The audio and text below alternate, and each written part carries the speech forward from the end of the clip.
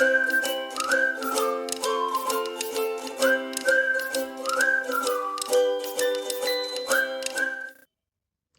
everyone, welcome to the tutorials of JavaScript ES6 or ECMAScript 6.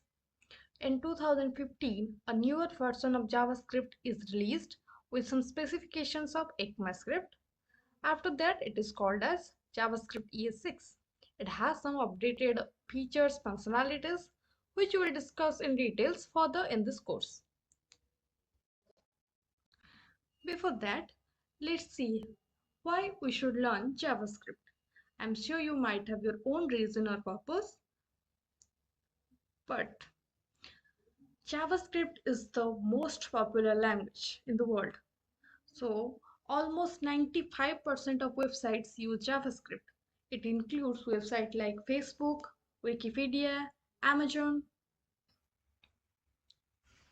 So if you are wondering to start your career in web development or front-end development, then JavaScript is the right choice for you because it has always been the most demanded skills in front-end development. Without JavaScript, it is very hard to make your real-time web pages dynamic and responsive. You want to know why? Just have a look on the features of JavaScript. It includes the web page animations, the pop-up ads, and many things that we must need in our web pages to make it look better, and complex functionalities like validating user input values, redirecting the web pages, ad tracking, web page animations, and sending data to server. Just for a real-time example, let's visit the site Amazon. You can see if I click on any option like gift ideas, we are still in the same tab and we are redirecting the page. We don't need to move to a new tab to go to a new page. And same as for the gift cards. Each gift card is linked to its own page. If we click on any gift card, we will be redirected to the gift cards page where you can buy the gift cards. So JavaScript is code, right? So these are the features of JavaScript.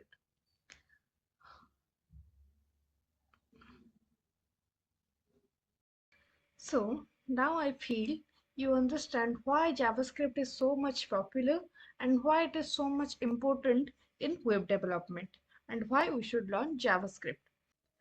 So let's just have a look what we are going to learn throughout this course.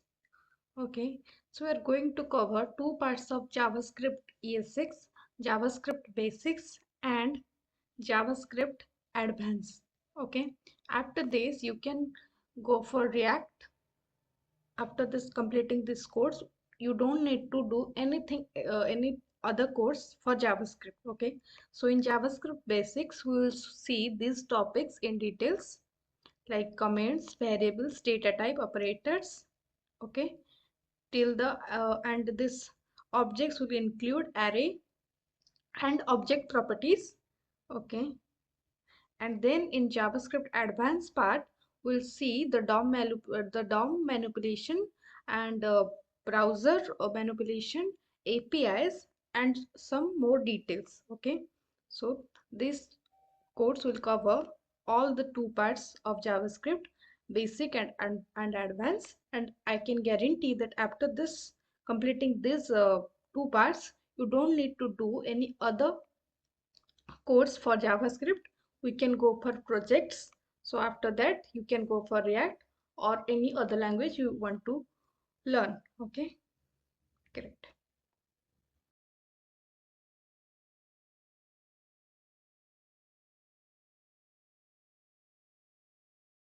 So now let's see what is JavaScript. So JavaScript is the dominant client-side scripting language of the web. The web means in the internet. JavaScript is the dominant client-side scripting language. What is client-side scripting language? Let's see what is scripting language first. JavaScript scripts are embedded in the HTML and interact with the DOM. The script of JavaScript is included in HTML itself and it is interact with the DOM. Let's see the example again. If I go to the Amazon site and I will inspect the element,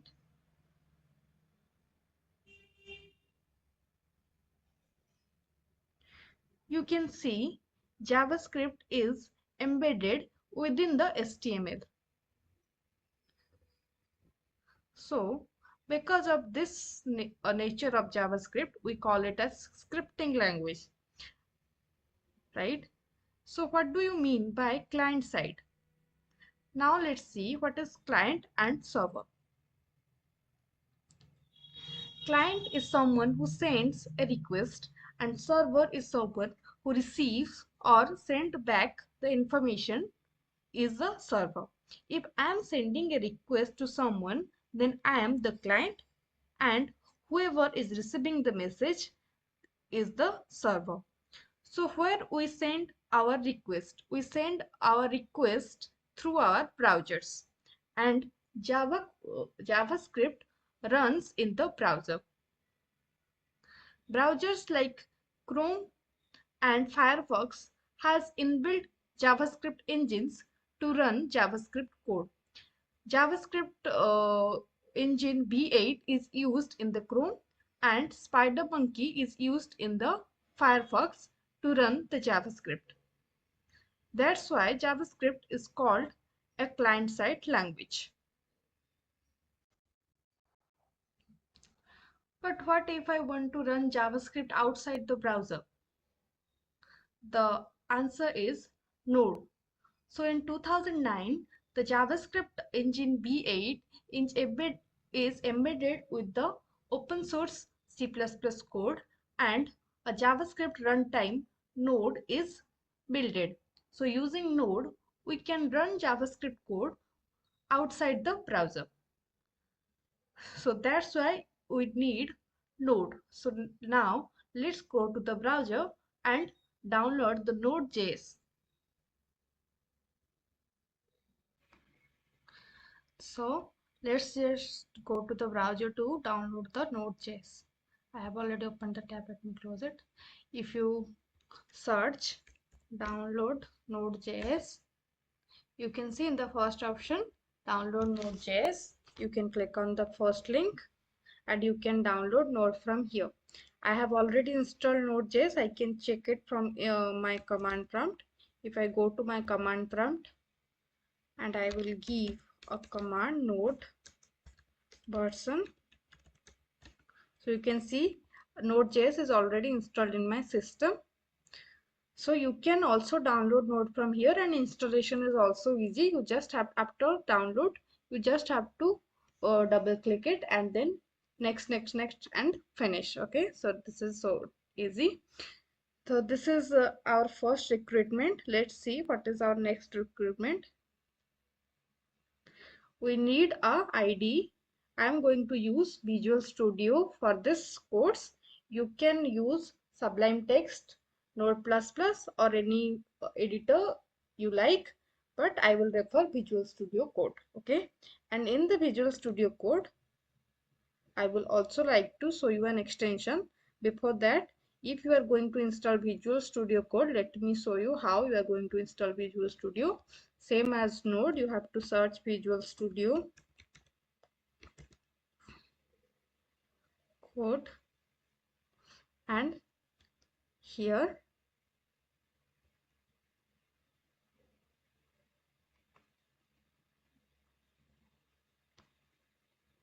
let me go to Visual Studio Code editor.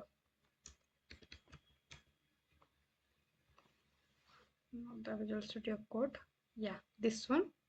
Here in from this link you can download the Visual Studio Code editor for your system. If you are a Windows user, you need to install this one. If you are a Mac user, you need to install this one, and for Linux you can use this. So in this way we are going to use Visual Studio Code editor. Okay, you can download it and install it from here. I have already installed Visual Studio Code editor. Let me quickly open it. Once you installed it, you can also open from the same way. Let me open a new window for your reference.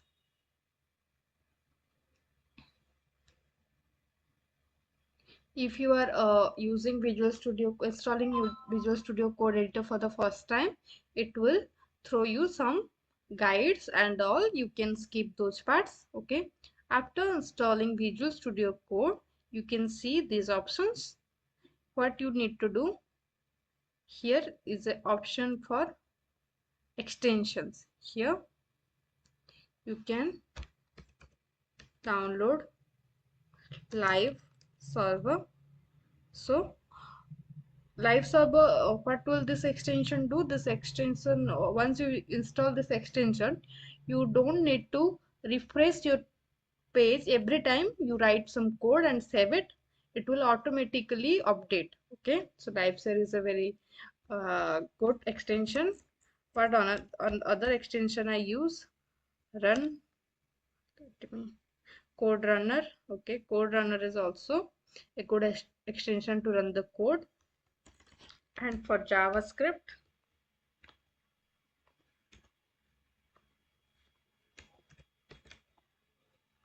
see, this is the JavaScript ES6 code snippets. This will help to format our JavaScript code. So you can install this one also. We can use this shortcuts.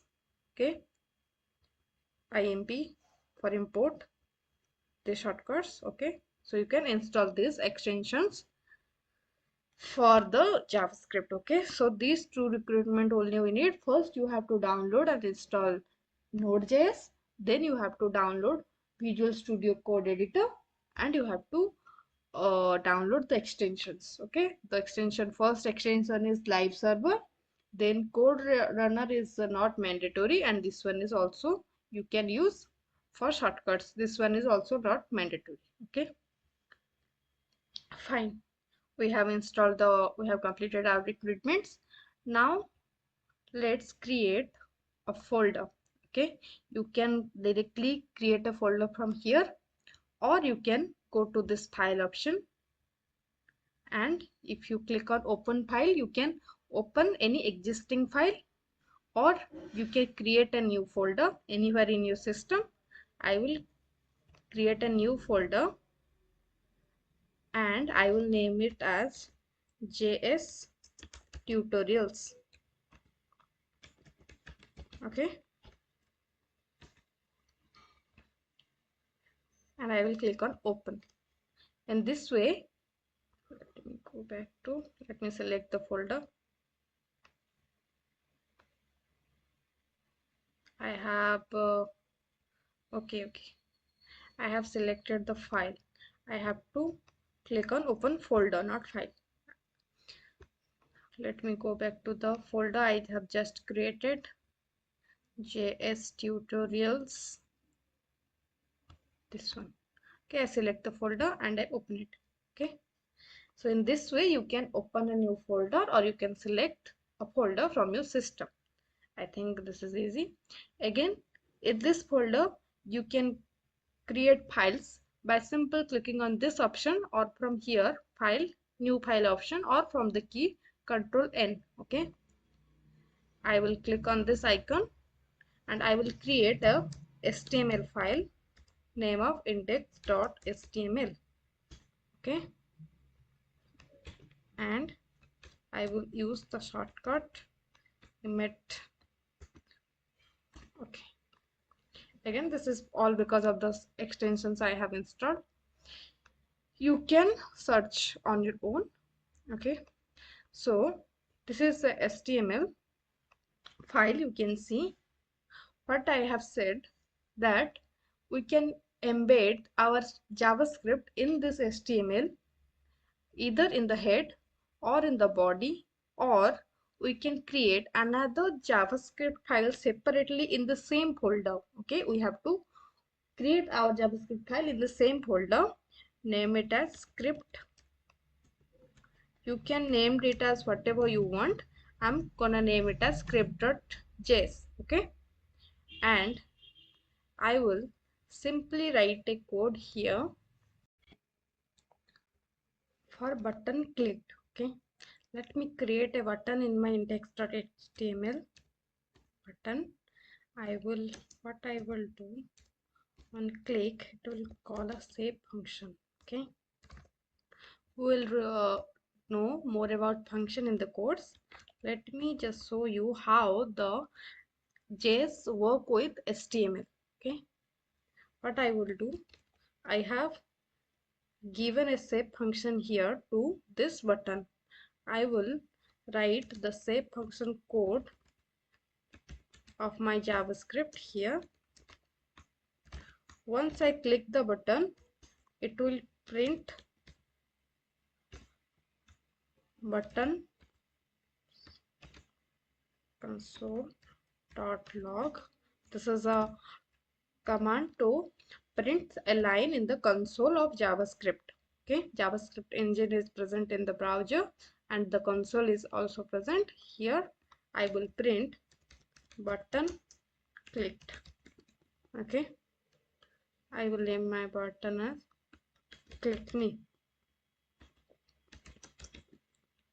Okay, now I have created a JavaScript file and a HTML file. How I can link my JavaScript to the HTML? I will link using script source tag. Okay, src not source, script.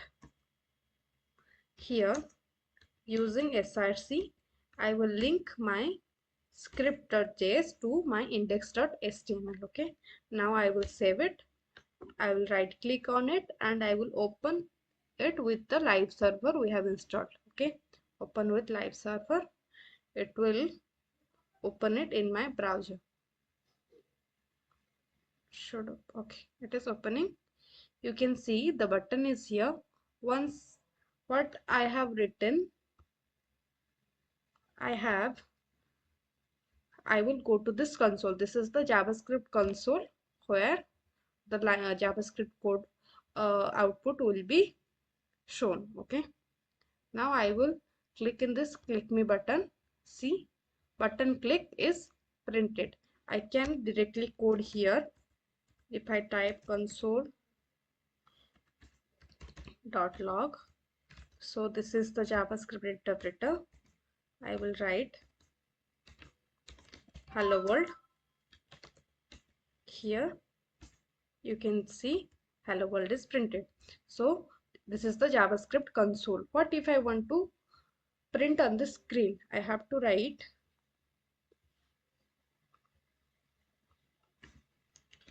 document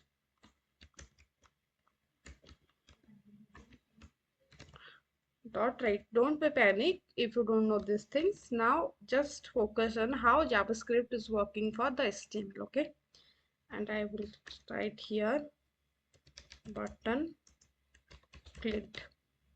Okay, I will save this. Every time remember to save your code.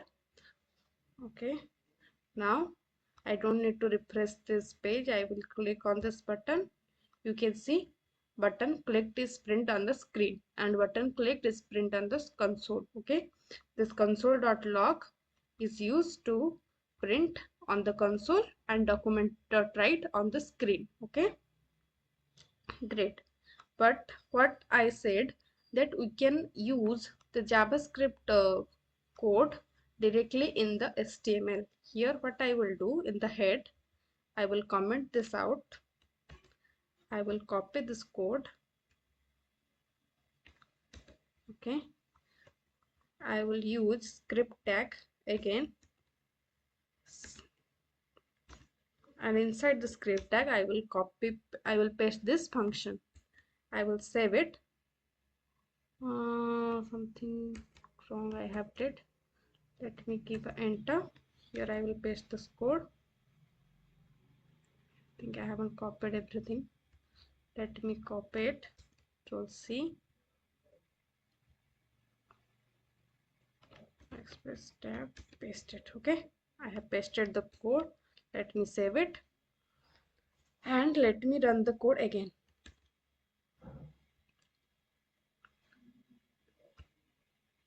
it is still working. Okay, so we can also directly use this code like this. Okay, if I copy this code or I cut this X and I will paste it below the body tag, I will save this, I will run it. You can see it is still working. So in this way you can use your JavaScript code.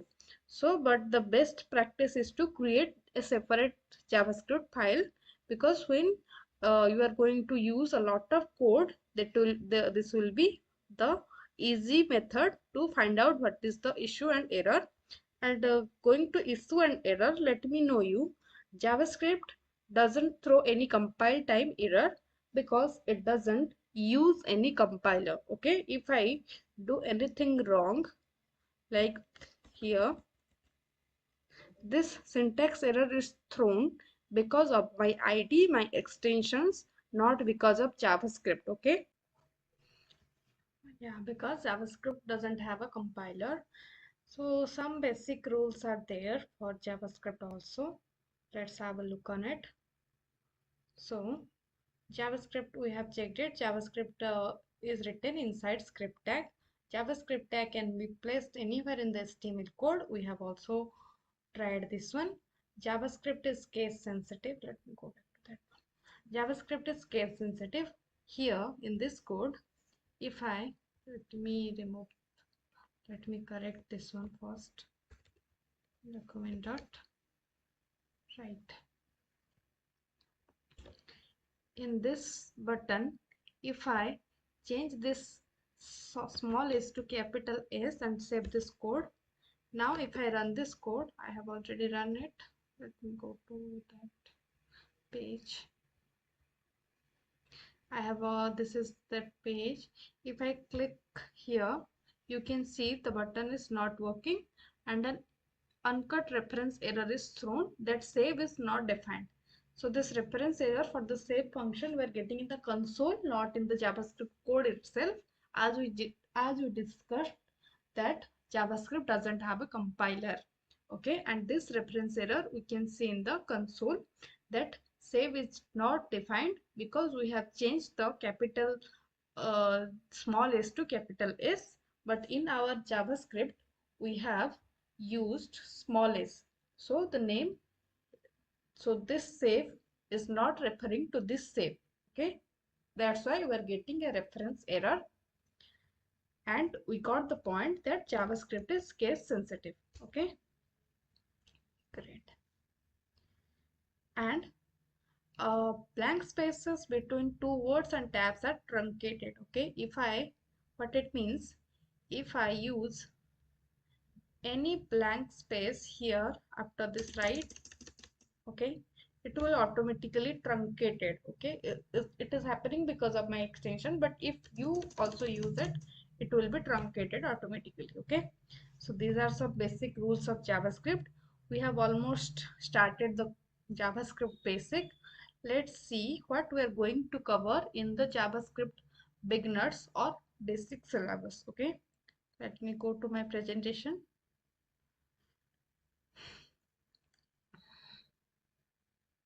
Okay, first we will see the comments, then variables, data type, operators.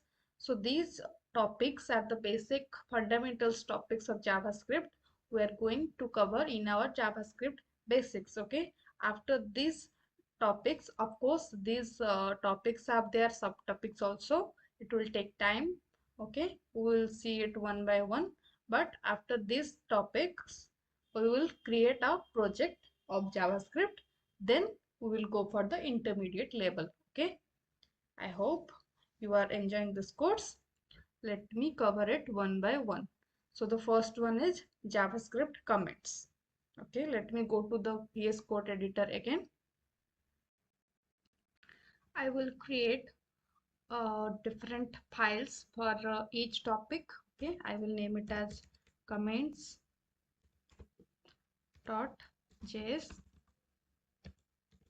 So when the comments are used for unused codes. Okay, comments are used for unused codes. Okay, and this is not only for JavaScript. In every language we use comments. Okay, comments like, let me copy this function code again. Let me give you example here only. Okay, see, you can see there are two lines, button clicked and the document.write button clicked. Okay, if I want that, I want this code but not for now. Okay, I want this code, so what I will do, I will comment it. Okay, I will comment it. So there are two types of comments. Let me add the notes as well. There are two types of comments: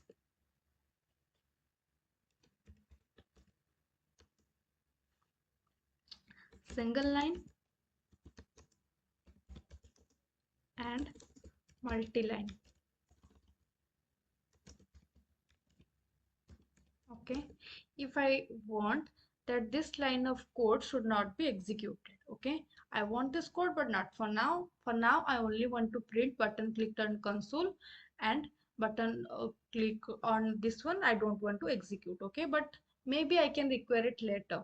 So for now I will comment out this code. Okay, how I will comment out? I will comment out this code using single line command, uh, single line commit, sorry, single line commit, that is double slash. Okay, let me give here double slash. Okay, this one is for single line. Okay, and what if I want to comment the whole function? I will use multiple line command, that is slash asterisk, then asterisk, and this one. Okay, after this if I write anything, it will be work.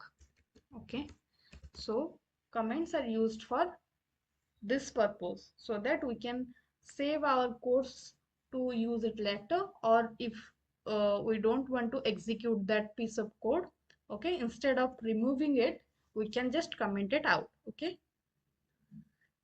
so in this way you can use comments for single line and for multiple lines. Okay,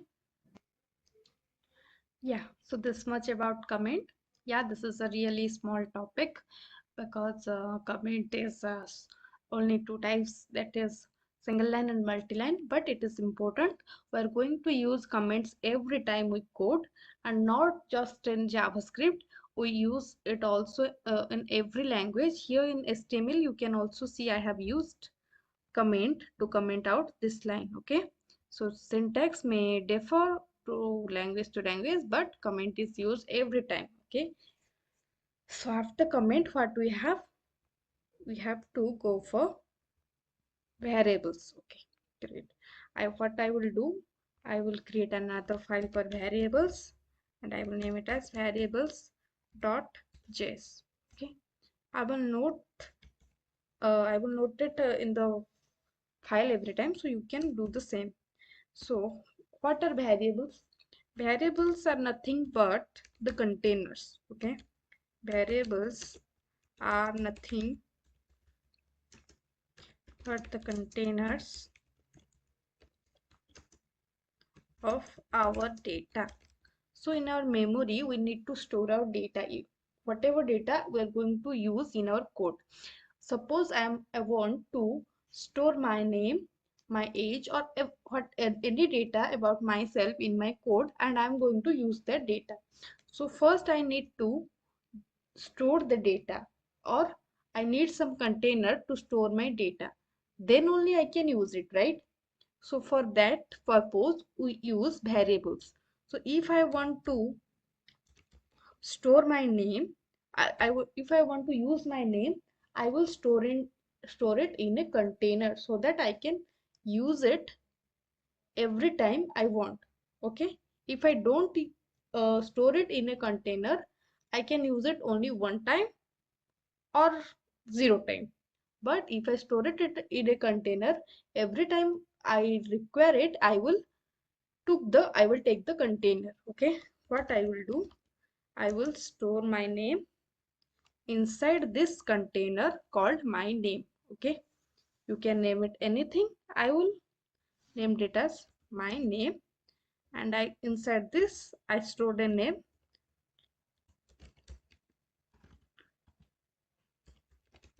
Okay, but how the code will know that this is a container? How the code will know? For that purpose, we need to declare the containers or the variables. Okay, declare the variables. So what is the rule? Before using the variables,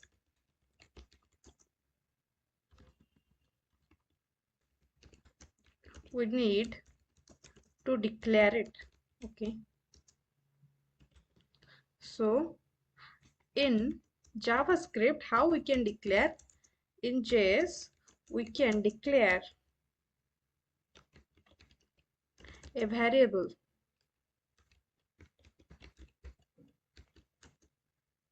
using three keywords. Okay, there are three keywords which we can use. They are let, var, and const. Okay, so using these three keywords we can declare a variable. Okay, I will let. Okay, I will use the keyword let.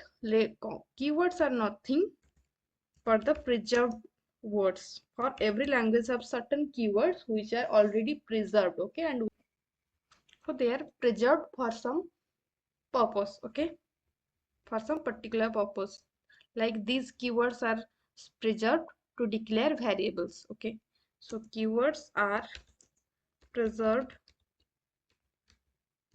keywords. Okay, I'm assuming that JavaScript is maybe your first language. Okay, if it is not, then it is also okay, but if it is not, you have also used different types of variables and data types in other language, so maybe it will be little easier for you.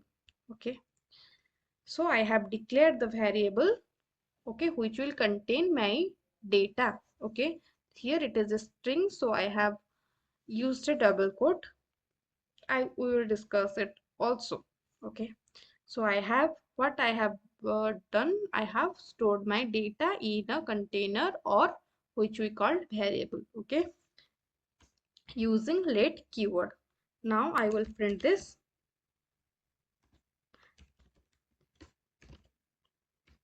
as my name. Okay, you can see, and every time we don't need to go to that browser console. Here in VS Code we have a terminal. Okay, we have installed an extension runner. Okay, here I will click on new terminal. Here we can print the console output. I will run this. See, this is printing my data. Okay, if you don't have this one, please, if you don't have this symbol, please install this extension runner. Okay, yeah, this code runner, this will give you this runner button. Okay, okay, so now I will declare another variable using var keyword,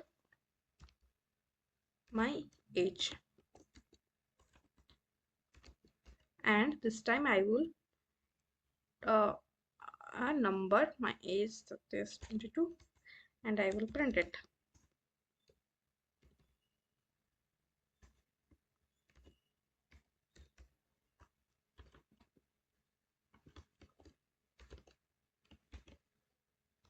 Okay, I will run it.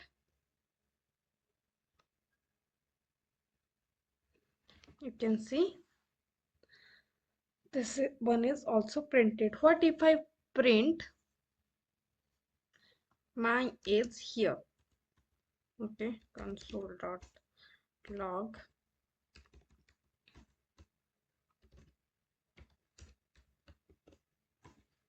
Yeah, if I run it, you can see I'm getting undefined. Okay, for this line it is, let me comment this one, this for this one it is printing 22, but we don't need this one now.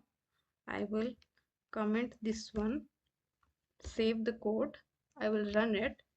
So you can see this console.log my age is getting an error. What error it is getting? Reference error. Okay, why it is getting the reference error? Because JavaScript code is interpreted line by line. Okay, here if we try to print this age, for the code age is not defined. Okay, the code doesn't know what is my age for. Okay, so that's why it is throwing an reference error. So if we want to print, then first we need to declare and then we need to assign the value, then we can print the age. Okay, I will remove this one.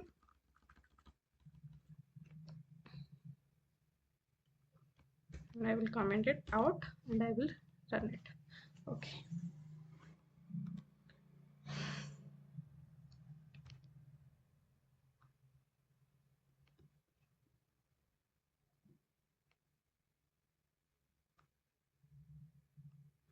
I haven't saved, I think.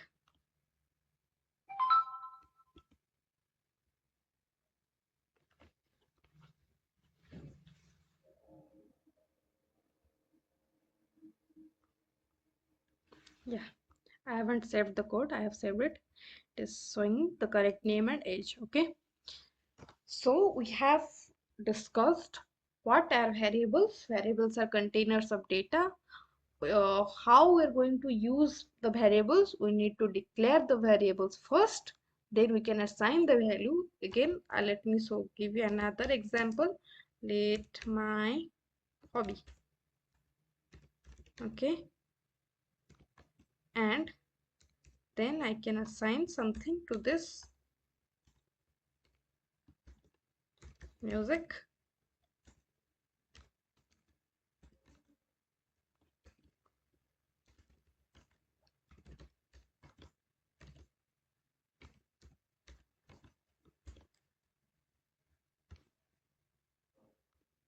You can see. So in this way also you can declare the variables and you can assign the values, then you can use that variables. Okay, we have discussed what is variables, how we can use it, and how we can declare it. We can declare it using three keywords: let, var, const. Now we'll see what is the difference between these three keywords. Okay,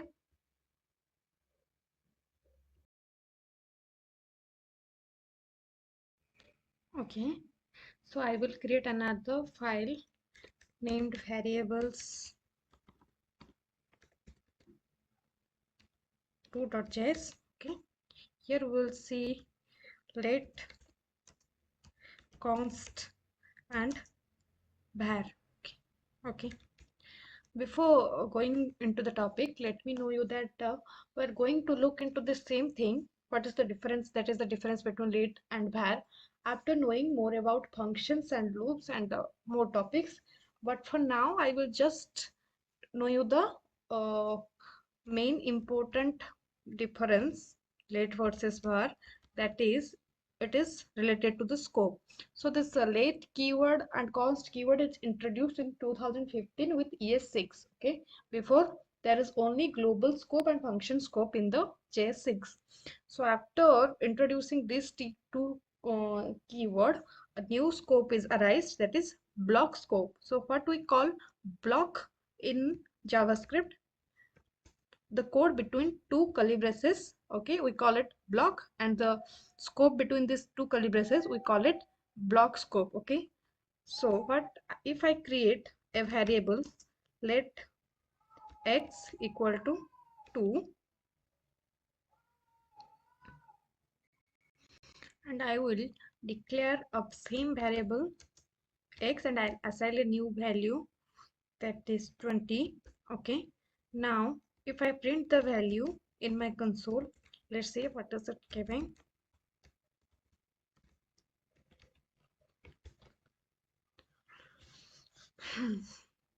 you can see it is assigning the value 2 instead of 20, because this variable is inside this scope, okay, inside this block scope. So that's why this value cannot access this one, because it is inside the block scope, okay. But what if I declare a variable with with var, okay. Let's var y equals to 5, and here var y equal to 50, okay. I will save it. I will print y now, okay.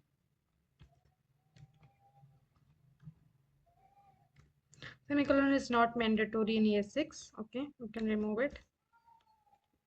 If I print y now, let's see what it is giving. It is giving 50, okay. So y is we can access this y from this block scope, but we can't access this x from this block scope, because it is declared with keyword let and it is declared with keyword var, and let work with block scope, but var has the function scope, okay.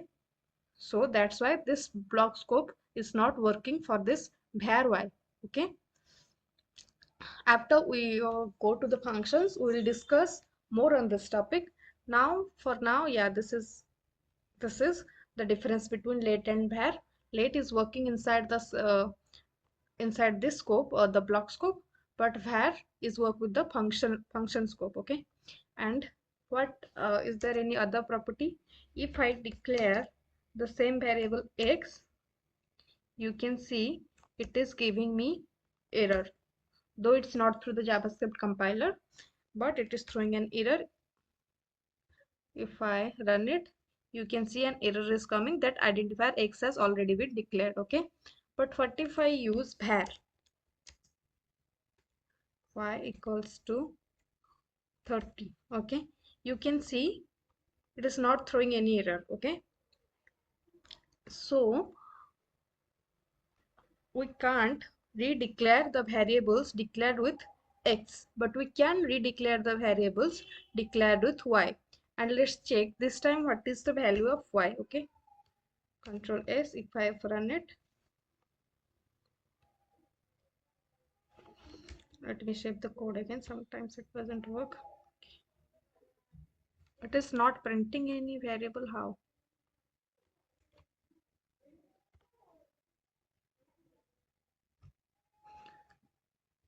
It should be, let me cut this one, variable y, this one, yes, and print it.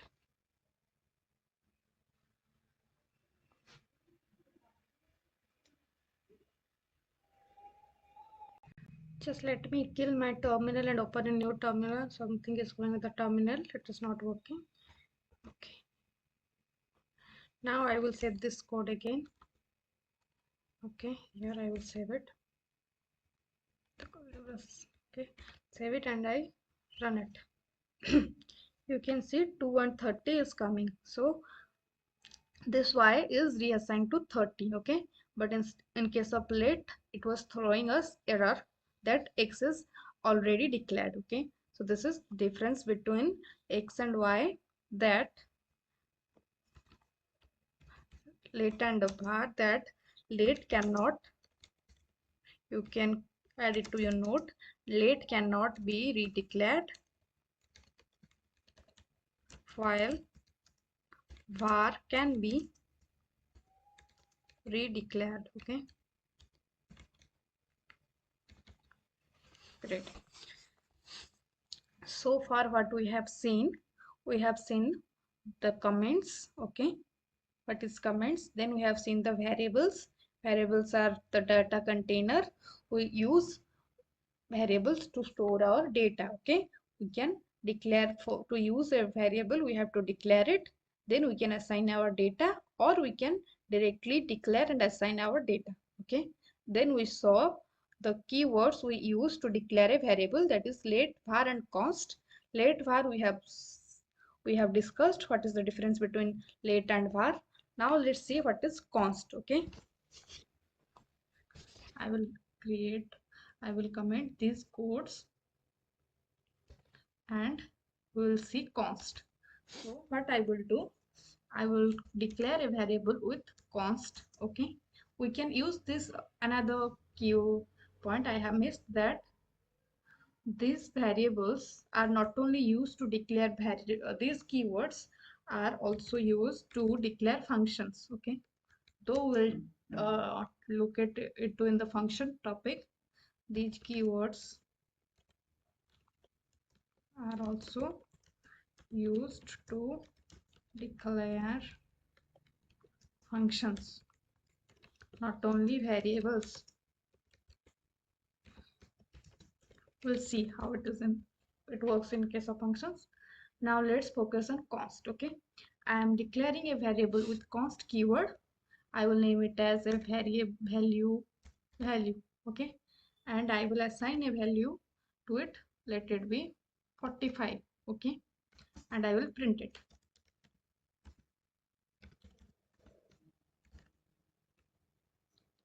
Value. I will save it. I will run it. 45 is printed.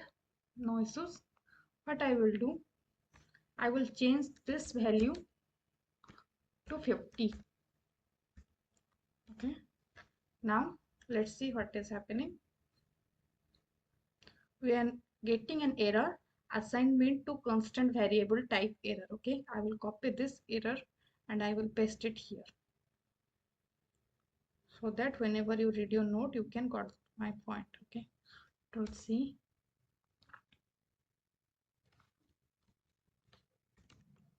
So in case of const, we can't reassign the value. Okay, if I use let or var, let me create examples for those. Let me create let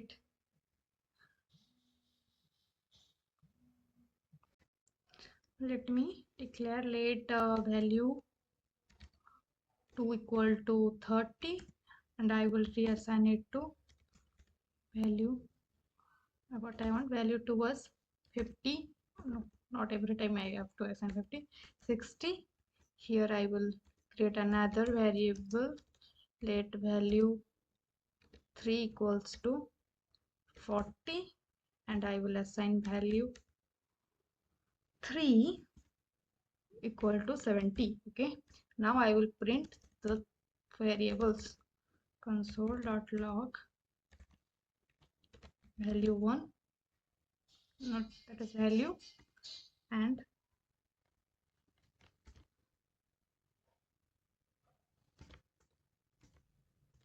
this one is value 2 and this one is value 3. Okay, now I will save it, and it is already throwing error, so we have to comment out. We know what error we're getting.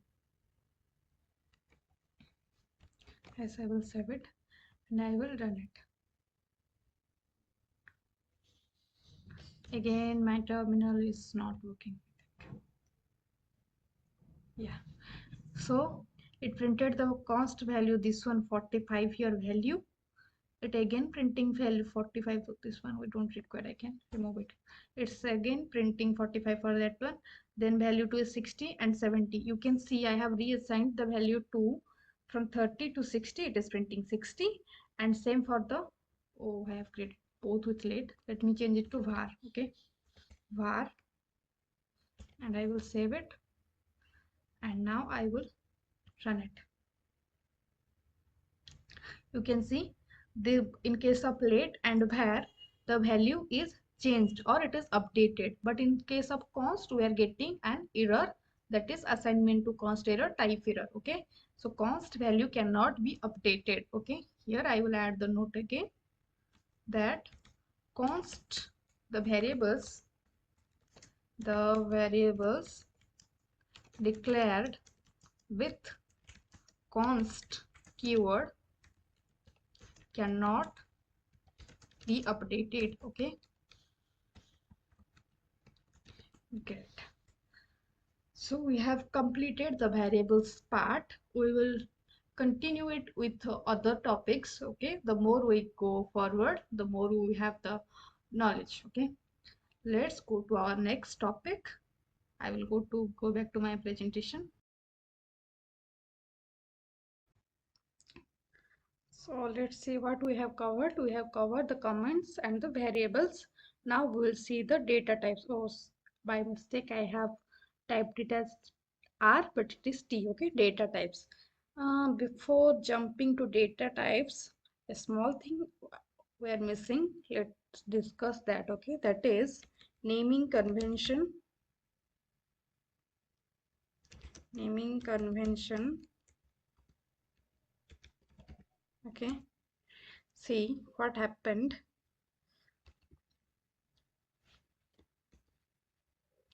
If I declare a variable with the name var 3 name equals to 78, you can see it is throwing me an error. Okay, if I print it,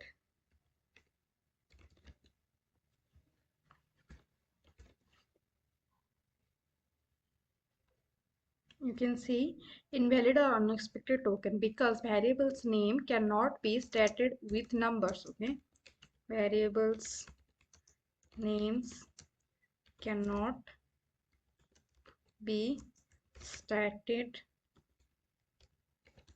with numbers. Okay, if you have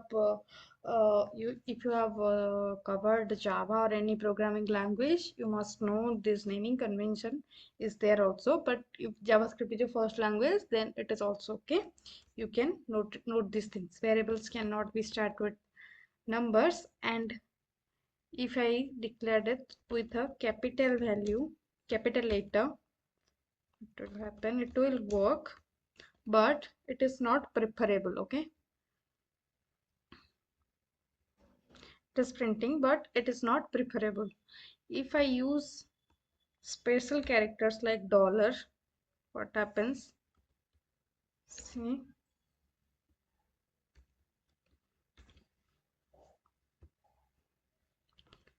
okay, we can't use numbers and special characters.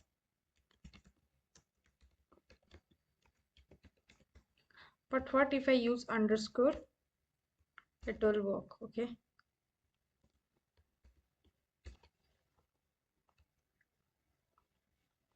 you can see it is working.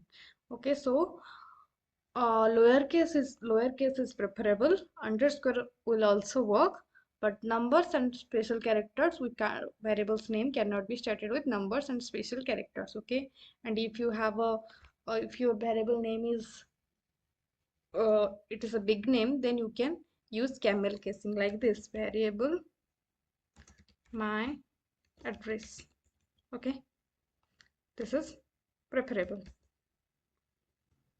Okay, this is preferable way. But variables names cannot be started with numbers and special characters. Okay, it should be character alphabets. Okay, like lowercase alphabet is preferable, and capital will also work, but lowercase is preferable. So these things I want to mention. Okay, that we called it naming convention. Okay, I will topic it as naming convention. Okay, now let's go back to our syllabus, that is data types. Please ignore this spelling error. I will create another file for data types, datatypes.js. Okay, so what are data types? We have shown the data in this variables.js. So data, what are data? Whatever we want to store, whatever information we want to use or store in our code, that is data. Okay, in a real time, if I'm storing a student name, if I'm using a student roll number, so these things are data. And for those to use this data, we are using variables. Okay, we are storing using variables. So Then what happens to data types? Why we require data types? See, I have already told you that variables are containers, okay? And every container can't contain every type of data. We can't store uh, a liquid in a plate, right? It will be less preferable, right? Let's see our presentation again. So we always use different types of containers to store different types of data, okay? We use glass or bottles for liquids and box for solids. In the same way, our data types works, okay? We use different types of data types to contain different types of data, okay? So it comes to the data, what type of data we need to store. Depending on that, we decide the data types for that, okay? If I want to store a name, it should be a string, right? It should be my name. I can't store it as a number. It should be a string of characters. So this data type should be string. Okay. So now let us discuss the types of data and how we can store it. Okay.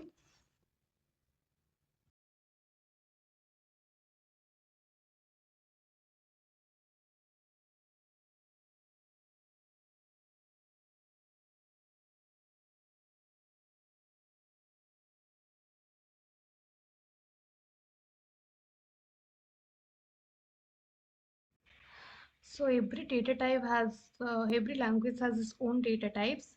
Let's see what are the data types in JavaScript. Okay, so JavaScript is called as a loosely typed language. Let's see why and how. Okay, so these are the data types in JavaScript. First one in the left side are primitive data types. I will add a note here.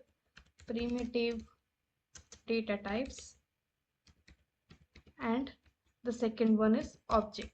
Okay, we will see this objects later. First we will see the primitive data types one by one in details. Okay, so the first one is boolean. Okay, so what boolean data types is?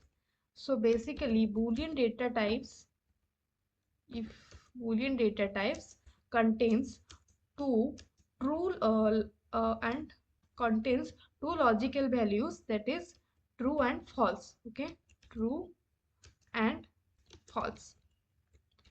So it has two logical values, true and false. Okay, if the condition, if the data condition of whatever value is, if it is true, then it will return a value true, otherwise it will return false. Okay, if I declare a variable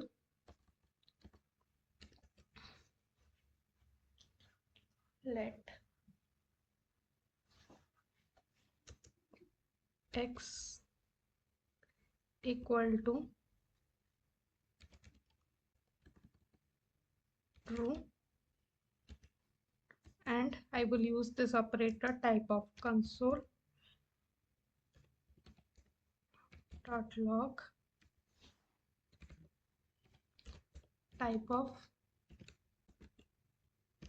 x. Okay, now I will print this. Type of is the operator. Oh, I forgot the parenthesis. Still it is working. So it is printing boolean. Okay, so it contains the boolean value of true. I will print it again. Console dot log x.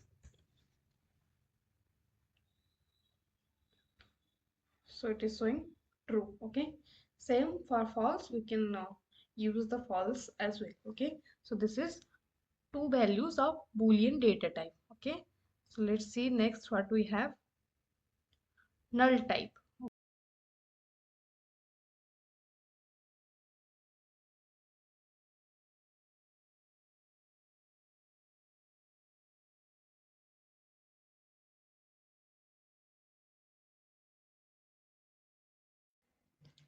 So null is used for an empty value. Okay, if I go to here, I will add null is a empty value. Okay, if I want to just declare a variable and I want to store it, but I don't want any value for now. Okay, I need a empty value variable. Sorry, I need an empty value variable which I can use later, or I need it empty. Okay, so in that case we can use null. Okay, null means empty, or we can call it as a falsy value. Okay, if we print the type of null, it will return us object. Okay, let me add the note. If for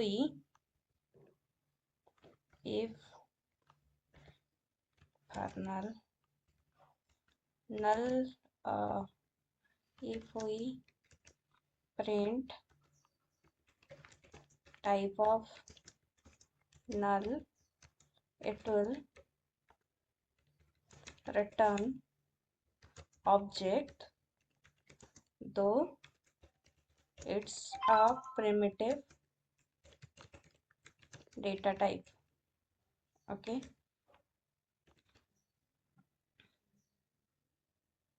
I can paste the same thing.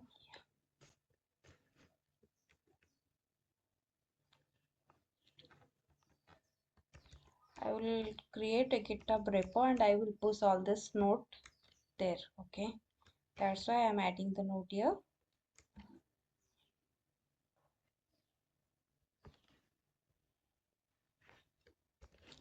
So let's see how we can print the type of the null. If I print console.log and type of value will be null. Okay,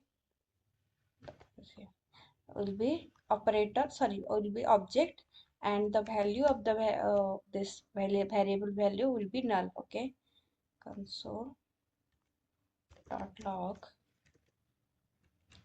value.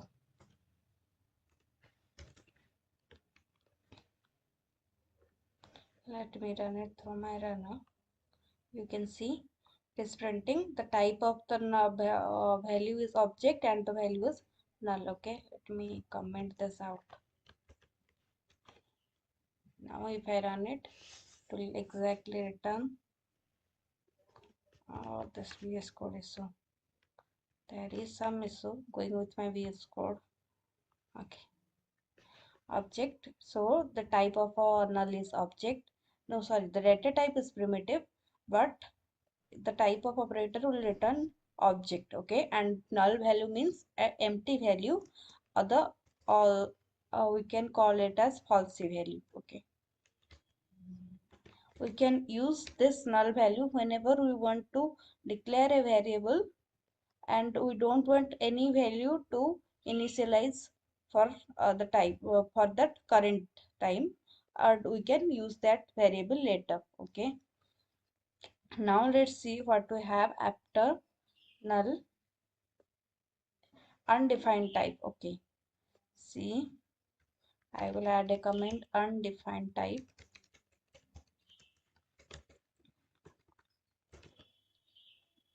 Okay, I will just declare a variable, let y, and I will print its value.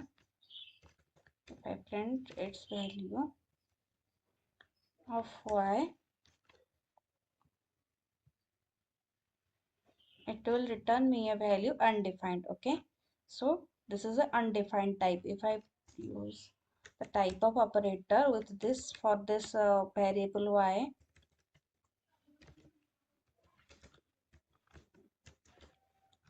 then it will also tell me that it is an undefined type. So what is undefined?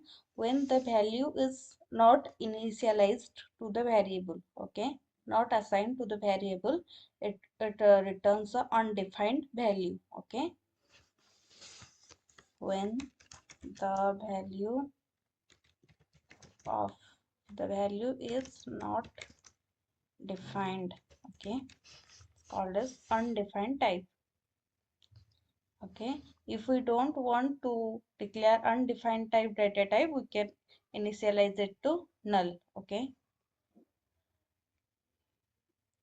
after undefined, we have number type. Okay,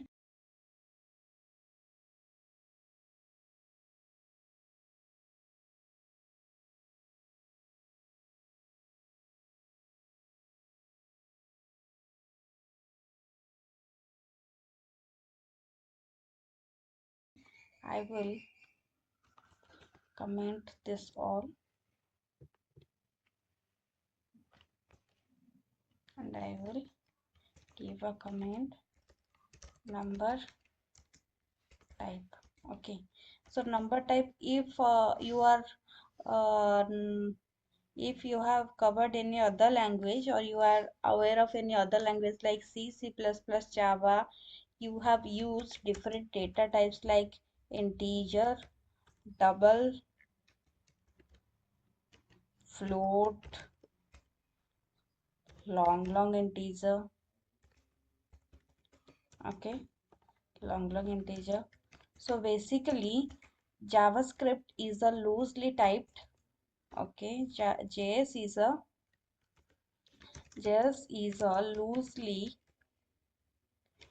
loosely typed language. Okay, because it doesn't language because it doesn't use this different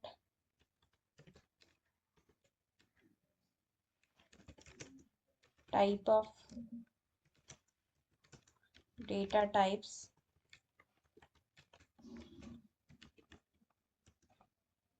for numbers. Okay, so other languages are a little bit more strict, okay, than JavaScript. Okay, we don't use these things, integer, double, float, for different types of numbers. All we want is number. Okay, number only. Okay, this data type is enough for all these data types till double. Okay, in other language, if we want to use a big number like this much, we use double. Okay, but in this JavaScript, number is enough to handle this much. Okay, so if I declare a variable of number length this much and I will print there its type, so you can see JavaScript is less strict than other language. Okay, on the reference of data type.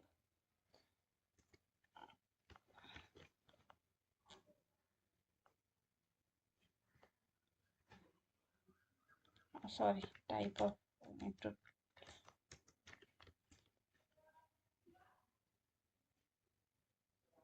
it's a number. Okay, and if I create another number, let it a, of decimal value 7.28.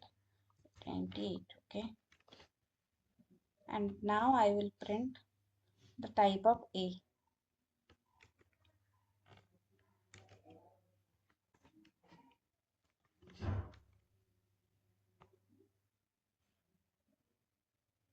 It is also a number. Okay, but if you have aware of any other language, if I use this, we mostly use float for this type of decimal numbers. Okay, float or double. Okay, so what I will show you now, negative number. Okay, an example of negative number. Console.log type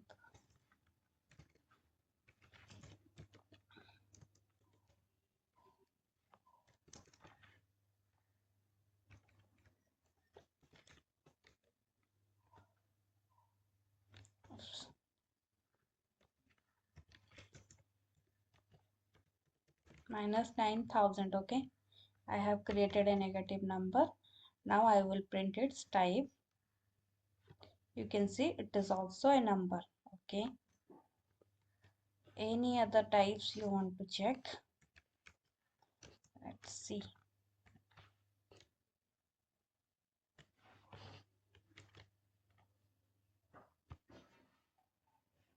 Okay, I haven't printed its type. Let's see what is the type of this big number.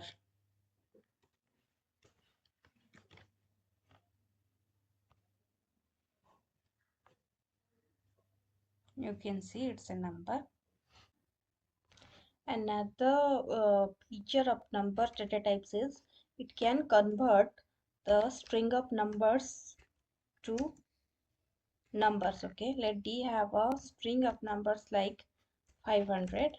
Okay, what I will do, I will let answer equal to number, and I will put the value of D, and I will print console dot log answer and console dot log type of answer. Save it and I will run it. You can see the answer here is 500 and its type is converted to number. Okay, hence this number function will convert your string of numbers to numbers. Okay, and it will directly return a number type during the return whenever the operator of numbers is used. Like if I want, let answer, I say let the answer 2. Okay, let's give it answer 2 is equal to D into 2, and I will print console dot log answer 2. Okay, you can see D is a string of 500, but when I do the operation multiplication, it will automatically convert this D of string 500 to number 500, and it returns a number. Okay, so these are the features of numbers. Yeah. Now let's see some of the methods of or on numbers. Okay, I will create a new file, numbers methods.js, and after that we will continue our data types. Okay, so here we have already seen a method numbers in the data types. You can see here this number method, this is nothing but a function or a method. This function is converting the string value to a number. In the same way, we can use a function to change a number to a string. Okay, let value equal to a number 7890. Okay, you can see it's a number. We can check its data type, console dot log type of value,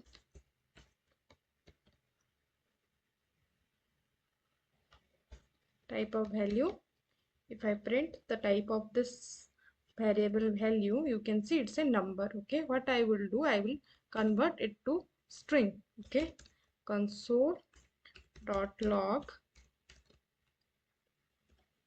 value dot toString. You can see it is automatically giving us the toString function. I will save it, and I will, no, we don't want to print this. We want to print the type of after converting it to toString. So what I will store it in a variable. Then let answer, let new value equal to value dot toString. I will save it. Then I will print and check what is the type of this new value. Okay, so .log type of new value, save it and run it. You can see first it was a number, then it is converted to string. Okay, so this is the toString function we use to convert a number to a string. Okay, there are other functions also. Check them one by one. After this toString, I will check fixed. Okay, let I have a decimal number. I will comment this one. Let value, I have a decimal number of 5.6789. Okay, what I will do, I will create another variable answer and let it be answer 3. We have used it, answer 3, and value dot fixed, sorry, not fixed, toFixed, I will say 1. Then I will do Control C, Control V. I will create another answer variable and I will, this time the parameter I will change to 2. Then again I will copy it, I will paste it, and this time I will change this one to 3. Okay, now console.log answer 3. Now console.log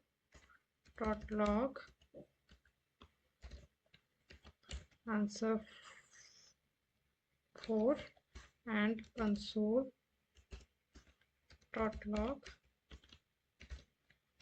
answer 5. Okay, I'll save it and I will run it.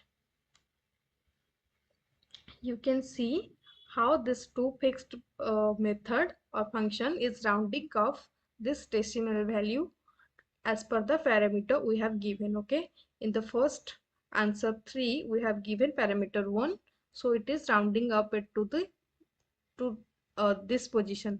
After decimal to 1 position it is rounding it up. Okay, then we have given the parameter 2, so it is rounding it up to second position. And how it is rounding up, if it is greater than 5 it will increase it, just like we round it in math, it will round it up in the same way. Okay, if I give it here 4 and I will run it, just for better understanding, let me just show you how we do in math. I will remove this decimal part. Okay, I will set it to zeroth position after decimal, so toFixed, and I will give it here 0. Okay, and I will print it here, console.log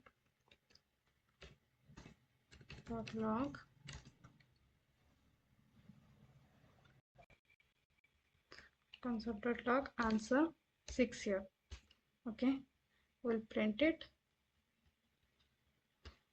You can see this 5.6449 is rounded up to 6. Okay, because this 0.6449 is greater than 5.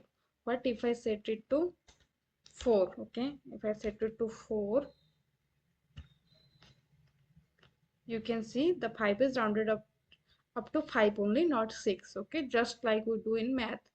Okay, I hope you understand this toFixed function in numbers. Okay, so now we will go to our next function in numbers, that is set precision. Okay, so I'll comment this.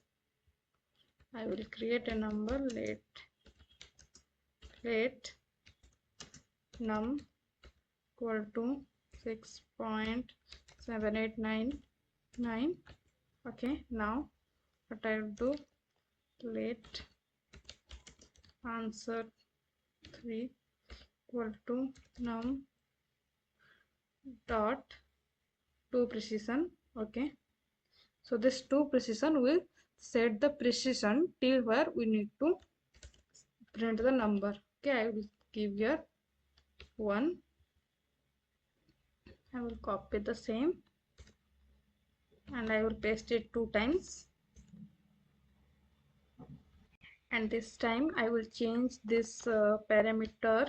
So answer will be 3 4 5, and this parameter I will change it to 2 then 3. Okay, now we'll print it.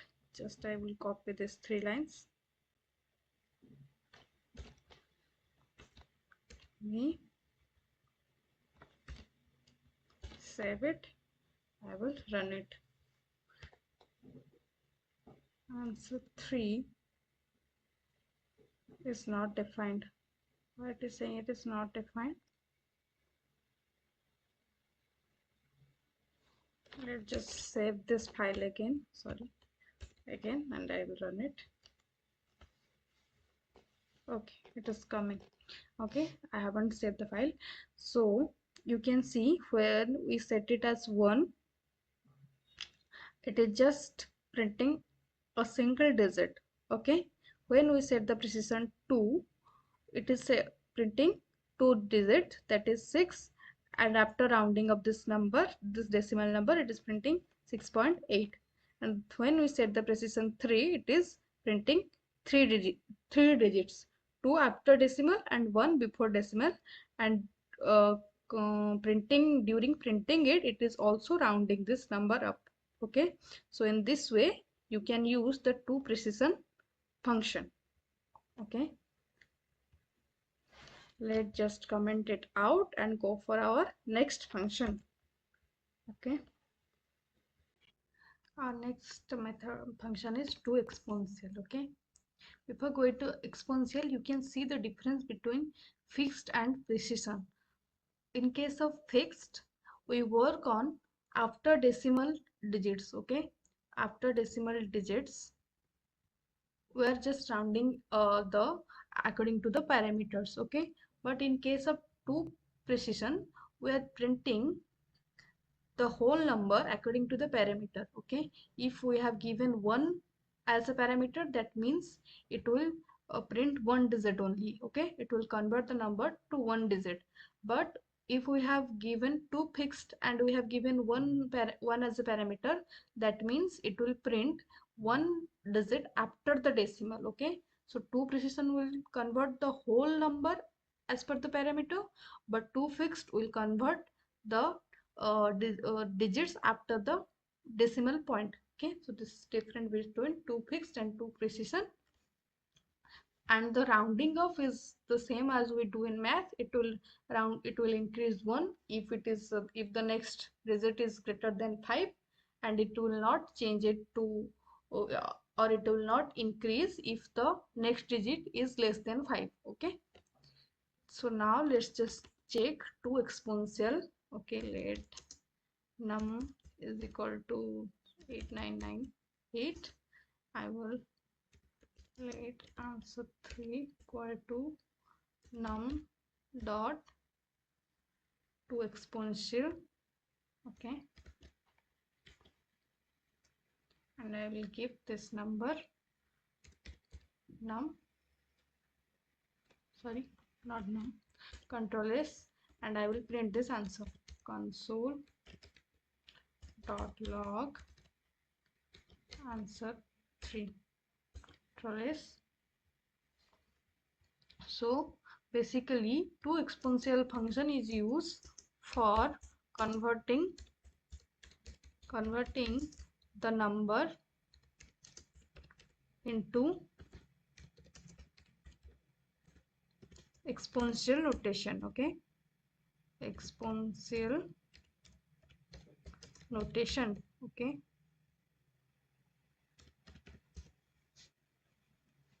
so this is the work of toExponential function. So our next function is toLocalString. Okay, I will comment this one.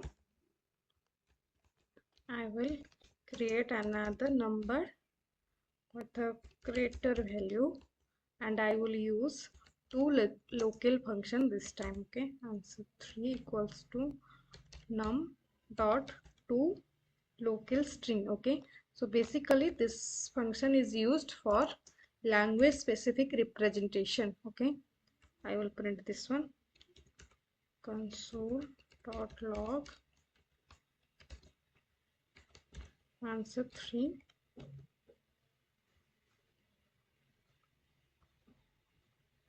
You can see how it is represented now, and this is also converted to string. Okay, so this is converted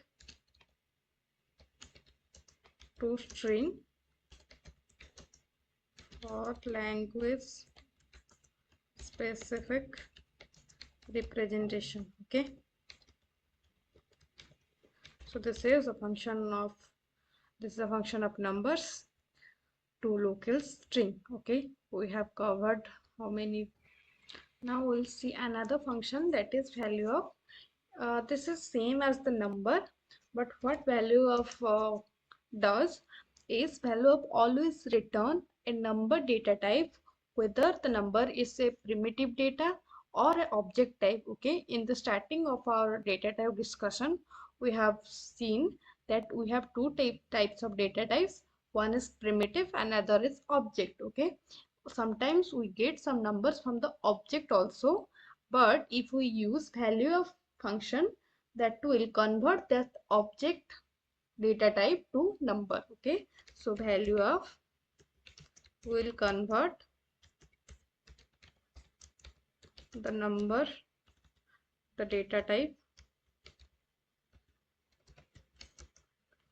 to number. Okay, we'll see more on it whenever we go more discussion, or whenever we go through the object data. Okay, for now I can see I can show you a simple example. Let num is any number, and if I print it with value of, it will simply return the number. Okay, console.log num.value of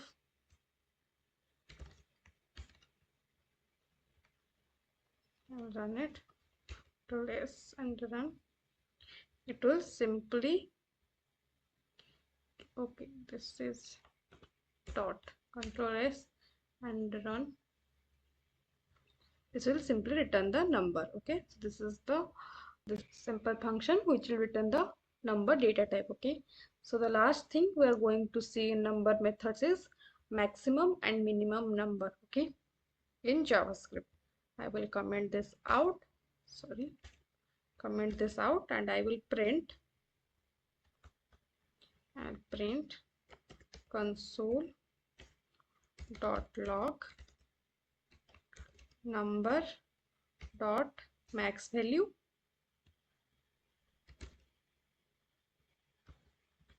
Control S, let me run it. You can see this is the maximum number in JavaScript. In the same way, I will print console.log number dot mean value. Control S. Okay, and I will run it. This is the minimum number in JavaScript. Okay, both are in exponential format. So these are some functions we generally use in numbers. There are some other more functions which we use, but that is not so much popular like this. Commonly we use these things. Whenever we face a requirement of those functions, we can also cover them. Okay, this much is enough for numbers. I hope you like it. So we'll go to our next topic, that is the next data type, big integer, after this numbers. Okay, so let's just continue. Now let's do some operation on this big number we have created in C. Okay, now let me comment this out. Okay, I will print console.log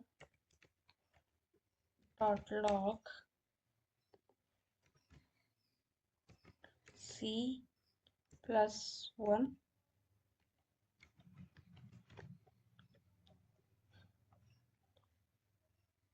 You can see it is not operating correctly, right? It is giving us an exponential number, and if I do the same operation more than one time,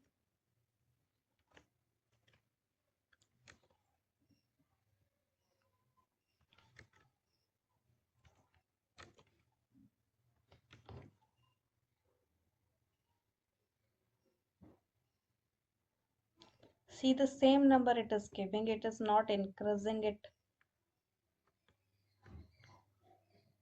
Plus 1 is already there, I will add plus 2. See, I have added plus 2, but it is giving the same exponential number. What I will do, I will add 3. It's still returning the same number. Okay, so exactly when we need to use this big integer? Yeah, obviously for numbers like this, big numbers. But let me go back to the numbers again. If I print console, let me store a variable let max equals to numbers, that is a number dot maxip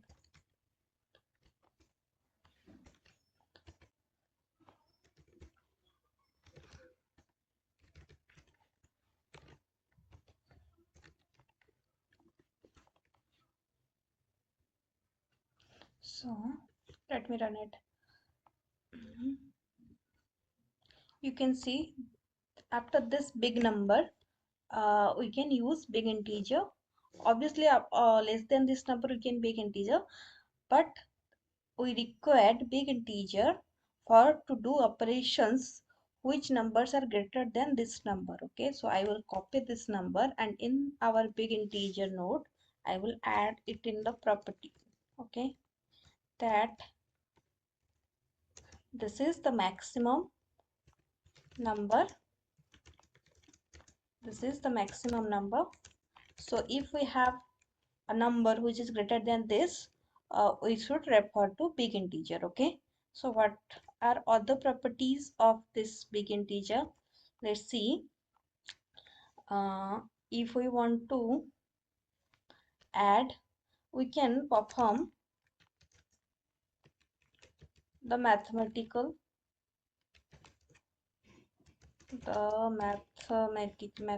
operations on the big integer type. Okay, the mathematical operations like addition, subtraction, multiplication. Okay, we can use this.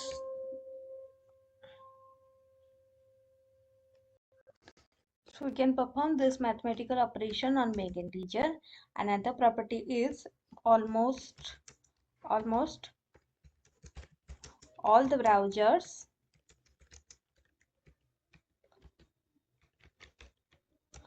except Internet Explorer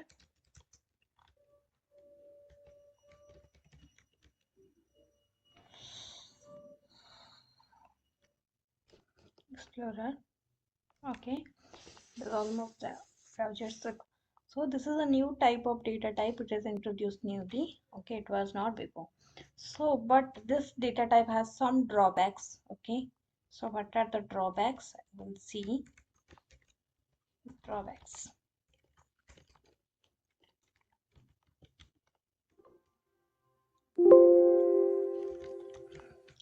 Okay, if I want to perform any operation with numbers and big integer, it won't it will throw an error. Okay, see, if I try console.log, if I try to add a big integer number with a simple number data type, what it will do, it will throw an error. You can see it is throwing an error, cannot mix big integer and other types. But in case of number, it will it will return the output by concatenating it. But in case of big integer, it will throw an error. Okay, so drawbacks is I can directly copy this and I can paste it. Okay, drawbacks number one. Another drawback is if we want to use the math library, it won't support. Okay, it won't support the math library, but number supports. Another drawback is if we want a fractional number, like if I do console.log 5n divided by 2n, let's see what it is returning. Okay, I have to comment out this error line.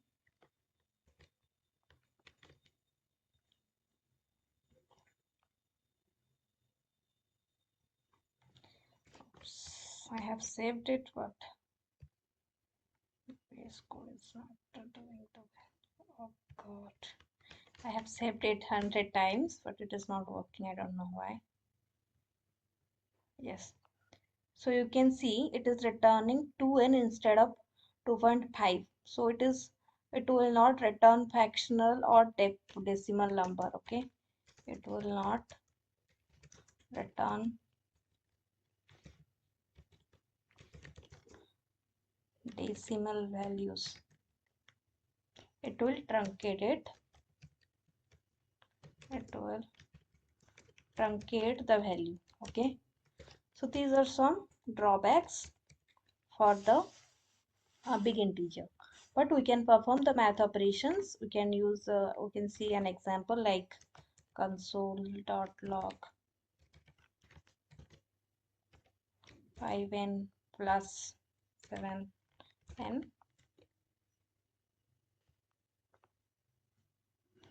It is coming. So these are some drawbacks. These are some properties of big integer.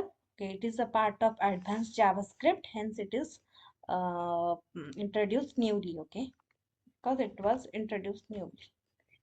So if someone asks you to explain the data types, must include big integer, since you are now aware of big integer. So let's see what we have after big integer. String. Okay, so as you can see, I'm increasing more. First I'm increasing with 1, then 2, then 3, but every time the number is same, right? So for big numbers, big numbers like this, JavaScript number data type is not performing well, so it is a drawback for number data type. Okay, so for this drawback, a new data type is introduced named as big integer. Okay, I will create another file for big integer, BigInt dot JS. Okay, so what will big integer will help us to operate with this big numbers. Okay, big integer. Okay, first how to declare a big integer data type. Let I'm creating a data b, a variable b with big data type. The first way is I can append a n. Okay, so in this way the type of this variable become big integer. If I print console.log, so this big integer is newly added. It was not there before, so it is a part of advanced JavaScript. Okay,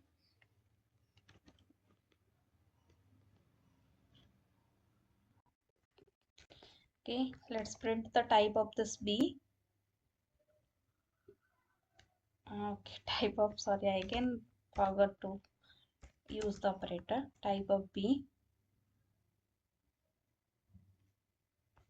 you can see it is a type of big integer. Okay, another way of declaring a data of big integer type is is equal to BigInt. Okay, with through this BigInt method we can declare a big integer of data. Okay, sorry.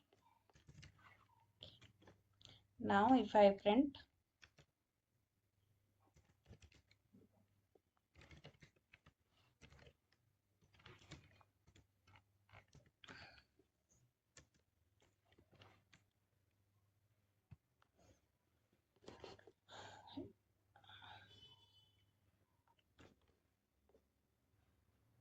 you can see it's a type of big integer.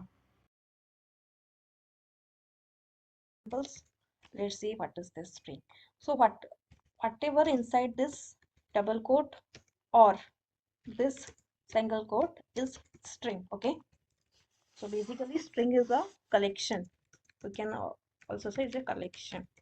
Okay, Now let's see some of the common methods we used in string. Okay, so string count is started from 0. Okay, yes, when I have not added this. String count is started from 0. So if I check the length of this string, it will be 0, 1, 2, 5 of characters of hello and 5 characters of world, plus the space is added, so it is 11. Okay, but the index is from 0 to 10. Okay, so string count is started from 0. The length should be 11, but the index of the last character is 10. Okay, because it is starting from 0 like array. So now I will print the length using the length method. Okay, console.log str.length. Okay, you can see it is returning 11. Okay, so another special methods we used in a string are slice, substring, and substring. So these three methods are similar, just there is some difference, we'll see. So first one is slice method. So what will slice method do? It will extract the part, or it will create a substring for the given index. Okay, first I will give one index, console.log. Let me first do the substring, use it. Okay, let answer equals to, I will use the slice function with str. Okay, str dot slice, and I will give an index 2. Okay, so as I have just I said, it is the index will start from 0, so the index of 2 will be, h will be 0, e will be 1, l will be 2. Okay, it will start from 2. So the slice method will extract the substring from this l. Okay, let's print it and see.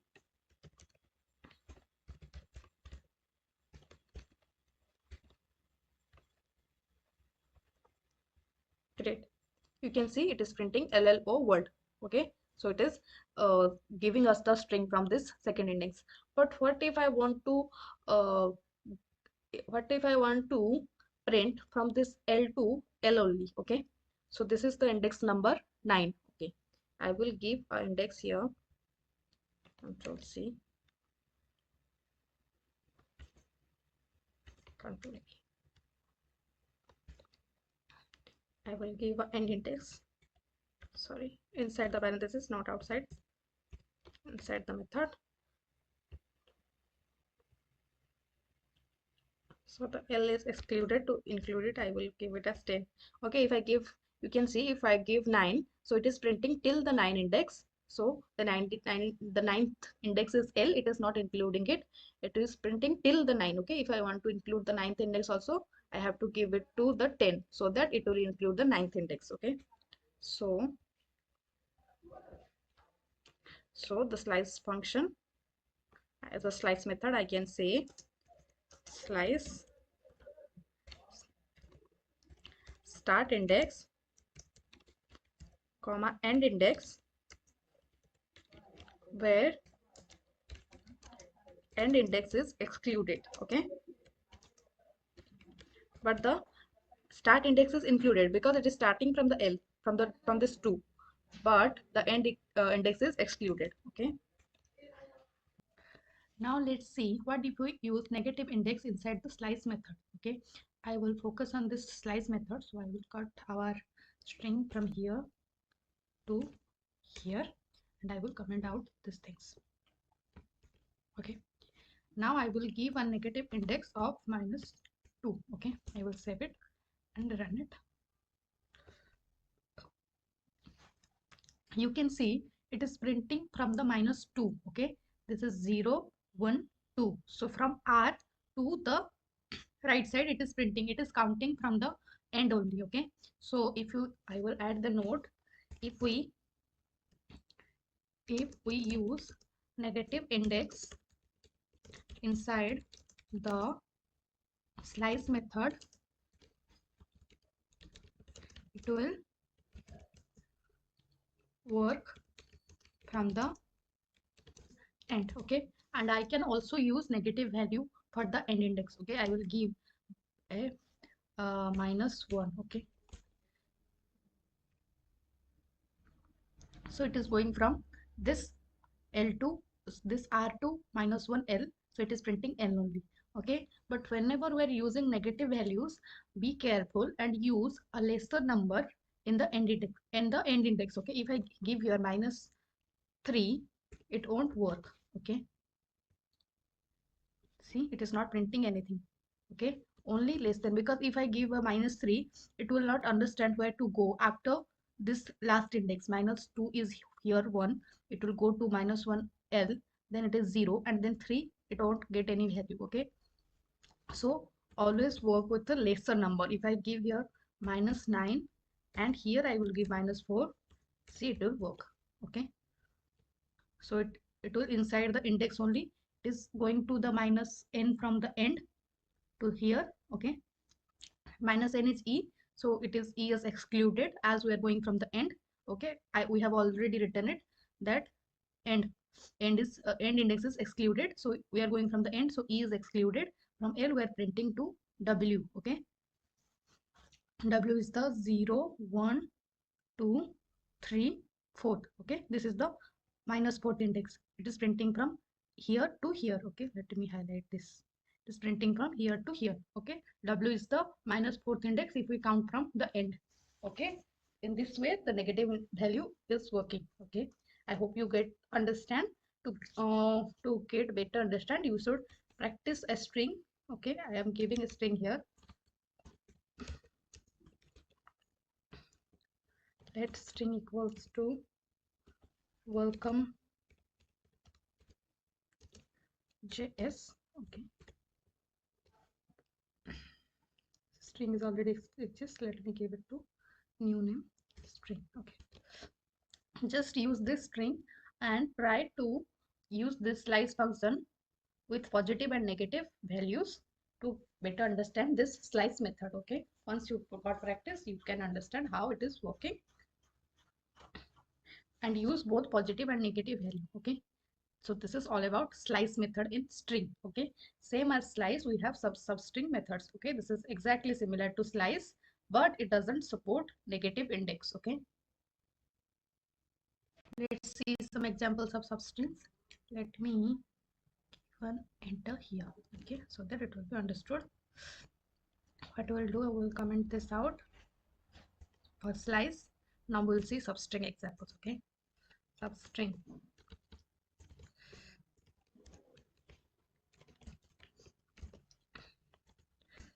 Let a new string. Our new string is hello.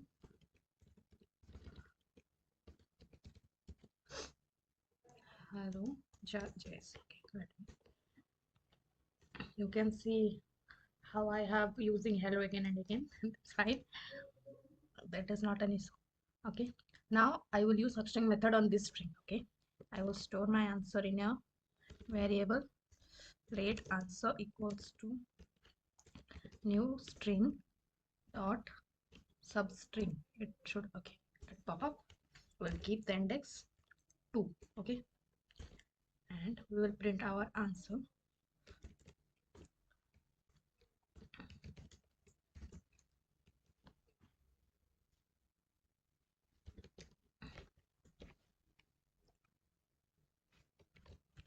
I will run the program to see what substring we are getting. See, again same. Here we have given the index 2, so it will go to h in 0, 1 in e, l in 2, 2 to the other 2 to the end of the string. Okay, this much. Okay, same as the slice method, just we have so. Okay, but what if I use a negative index -2? I will save it and I will run it. See, it is not it is not extracting any substring, right? So it doesn't support negative value. Okay, substring we can say it is similar to slice, but it doesn't support negative value. Okay, and I will comment this out to string another substring function. Okay, so slice substring and another substring substr, we call it substr method. Okay, it is also not sub, it is also same as the substring, but there is a little difference. Okay, let another string, again hello world. This time it is the default example statement hello world. Okay,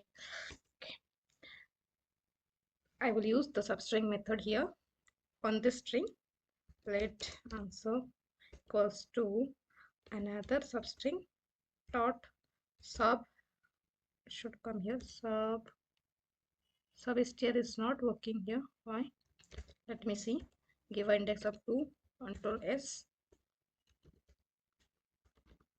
console dot log answer.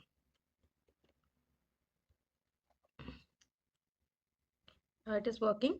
This is showing like, yeah, here you can see the definition. This line upon this string is because of some extension I have installed. Please ignore that. You can get a substring beginning at the specified location and having the specified length. Okay, so you can just copy and paste it. So what it mean by the specified length? In case of slice, it is going to it is going toward the steps we have specified in the end index. It means here when I have let me get an here when I was using the negative index, it is going till the index of -4. Okay, and when I was using a positive index 2 to 10, it was going till the index of 10. Okay, but in case of substr, it will count the number of steps it should go from 2 to the forward. Okay, I'll save it. Let me count and I will run it. You can see it is going from 2 to 5 steps. Here 2, it is 2, and to the 5 indexes 0, 1, 2, 3, 4, 5. If we have used slice, it should go to till this space. Okay, but we have given, in case of slice, the second index, the second value identifies the end index. Okay, in which index we need to stop. Okay, but in case of substr, the second value identifies the length of the substring we need to extract. Okay, just here if I give it as 3, let me give it as 3, so it means we need a substring of length 3 characters. Okay, let me print this. See, from the second index, that is 0, 1 to L to 3 characters substring we are getting. Okay, the length of this substring is 3. But in case of slice, if we use slice, it will go to till the third index. Let me do the same. Let me print an answer 1 where the another slice, and I will give the same value 2 and 3.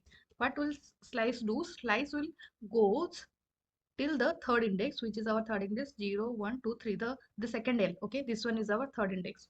Let me save it, and here I will print another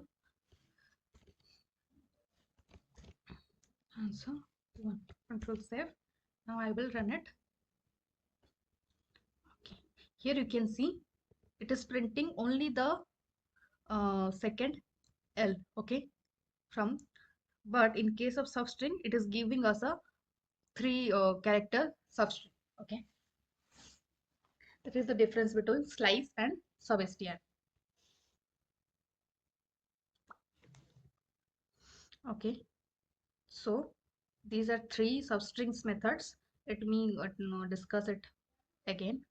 So the first one is slice. Okay, slice will print a substring from the index, from the starting index, from the parameter value to the end value. Okay, it will print a substring from the start index excluding the end index given in the parameter value. Okay, where the substring will not accept the negative value.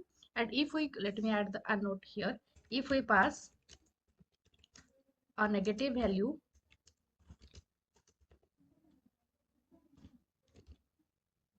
it will take it as 0. So from the 0th index it will print the whole string. Okay, if we pass any negative value it will take it as a 0. Okay, and in case of substr, the second value specifies the length. Okay, so this is the difference between slice, substring and substr. Okay, so these are some common methods for strings we have seen. There are in many other methods which you should explore, or we can explore. Just create a string like this, let str any. Okay, and if you give it str dot, you can see all the methods are listed here. Okay, you can explore them. We should, the to uppercase will change to all the characters to uppercase, and same as lowercase, it will change all the characters to the lowercase. Just like split will split the characters. Okay, you can see, right? And the value, okay, trim start, we can trim a string from the start, and also we can trim a string from the end. Okay, toString will change any data type to string. Okay, if we are using any number data type or any other data type, we can change it to string data type using toString. Okay, so search will help to search the value we have specified in the search method. Okay, well, I would like to explore one or more two methods. Then we will go for our next data type. Okay, concat will concat the strings. Let's see an example. charAt. See, if I use this charAt, and if I specify an index like 1, I'll print this. Okay, console dot log. Inside this, I will print this.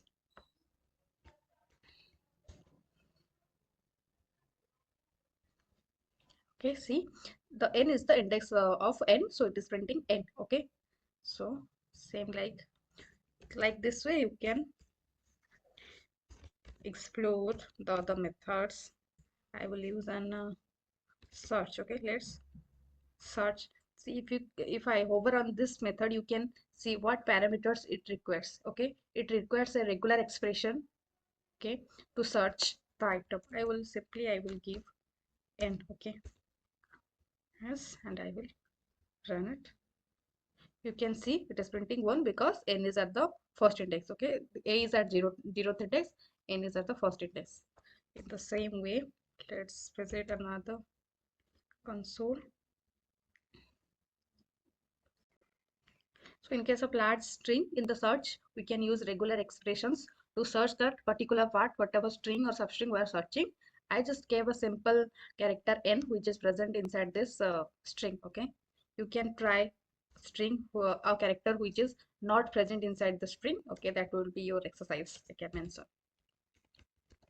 Okay, try a character outside the string. Okay, this will be, you can understand. Then another method we can see is split. Okay, what if I split? You split means it will separate. Okay, in common language split means separate. So if I use string dot split, it will split. You let me hover on it, it will, you can see a separator. It needs a separator. It can be a regular expression, number, or anything. I will use a separator n, and I will run it.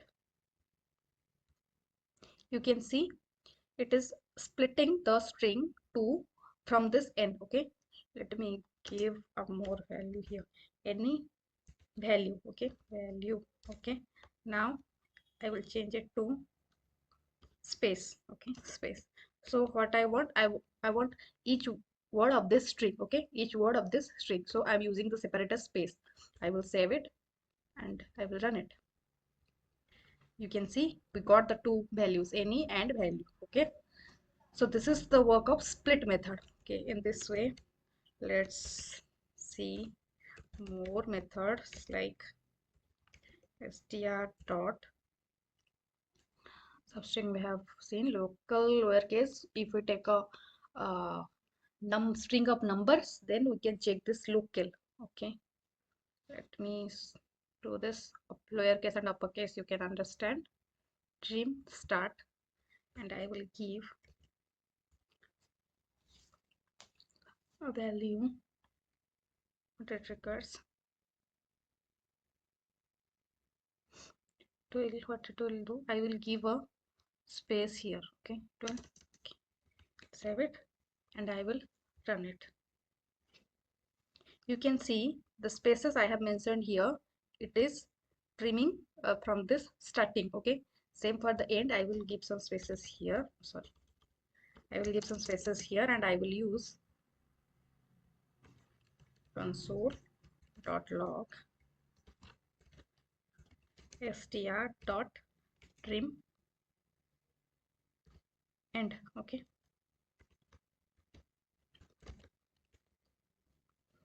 done it. You can see the specific in the second in the for this 37th line for the trim end method, the specified spaces of first this value is there. Okay, and it is clearing the values from the end. Okay, these spaces are present because the trim start will remove the spaces from the start, so it had removed the spaces from the starting and it is printing from the starting, but trim end will remove the spaces from the end. Okay, but if I want to remove spaces from both the side, I will use the simple trim method. Okay, console.log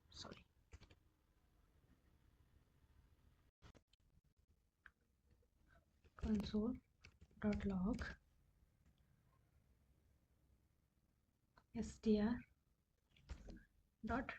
Okay, it will do, it will trim both the side. Great, you can see both the spaces had been trimmed. Okay, so these are trim function. Let's see more methods like, so now we'll see the method replace. Okay, using replace we can replace a character or a string from a string. Okay, let's see. Let str dot replace, I will replace the a from the string and I will replace it with c. Okay, I will save it. I will print the answer.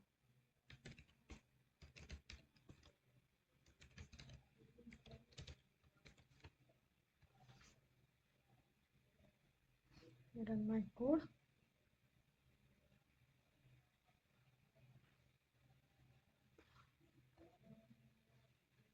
You can see the first occurrence of a is here in the first index, in the 0th index it is replaced with z. Okay, so this is the replace method.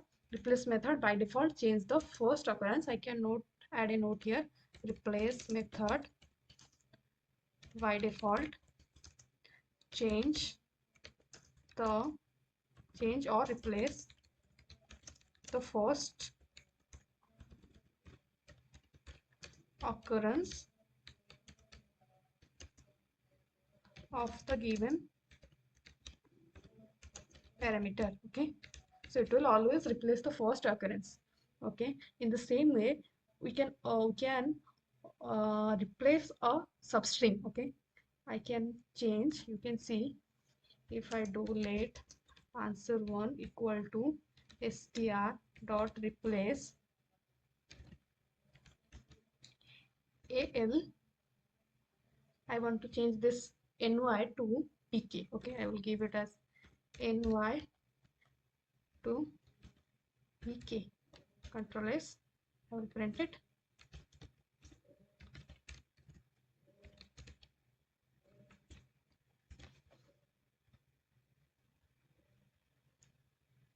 you can see this ny is changed with pk. Okay, if we want to change the every occurrence, then we need to use the regex or regular expressions, which we'll see later, because we haven't covered regex yet, but we can have a prior knowledge and some common used methods in some common used regular expressions in this replace method. Okay, just I will create another string. I will create another string, and the string, let me hello world,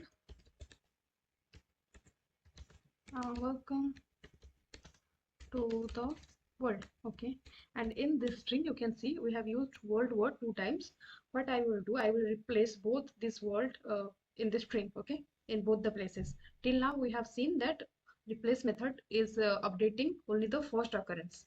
Okay, what I will do, I will use a global, I will use a regular expression g for global replace. Okay, let answer is str2 dot replace, sorry, dot replace this. This is the use of regular expression g for globally. It will change every word in this string. I will update with a name John. Okay, now we'll see the answer if it is replacing or not.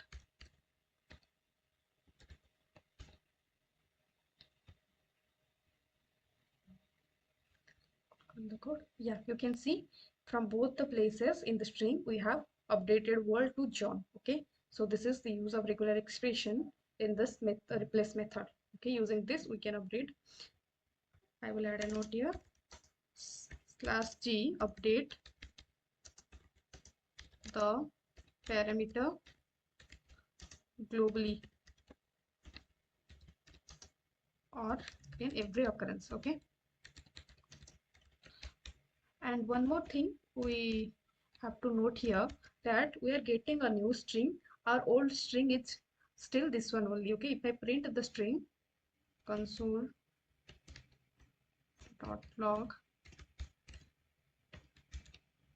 str2, you can see the old string is not changed. Okay, this is the world is still world here.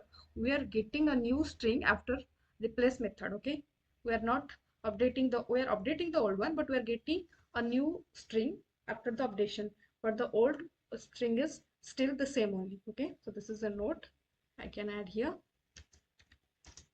We always get a new string after or from the replace method. The old remains same. Okay,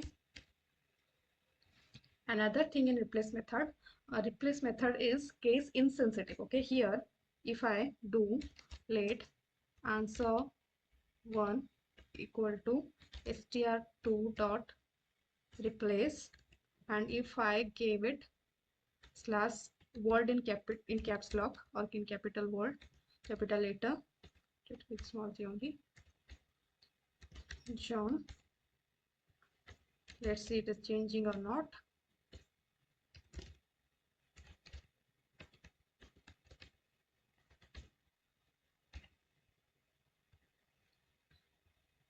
You can see this word is remains same in the new string also. It is not updated because I will add here replace is case insensitive.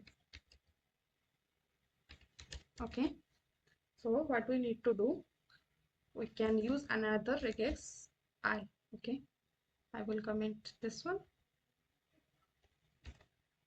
I will create another answer 2 equals to str2 dot replace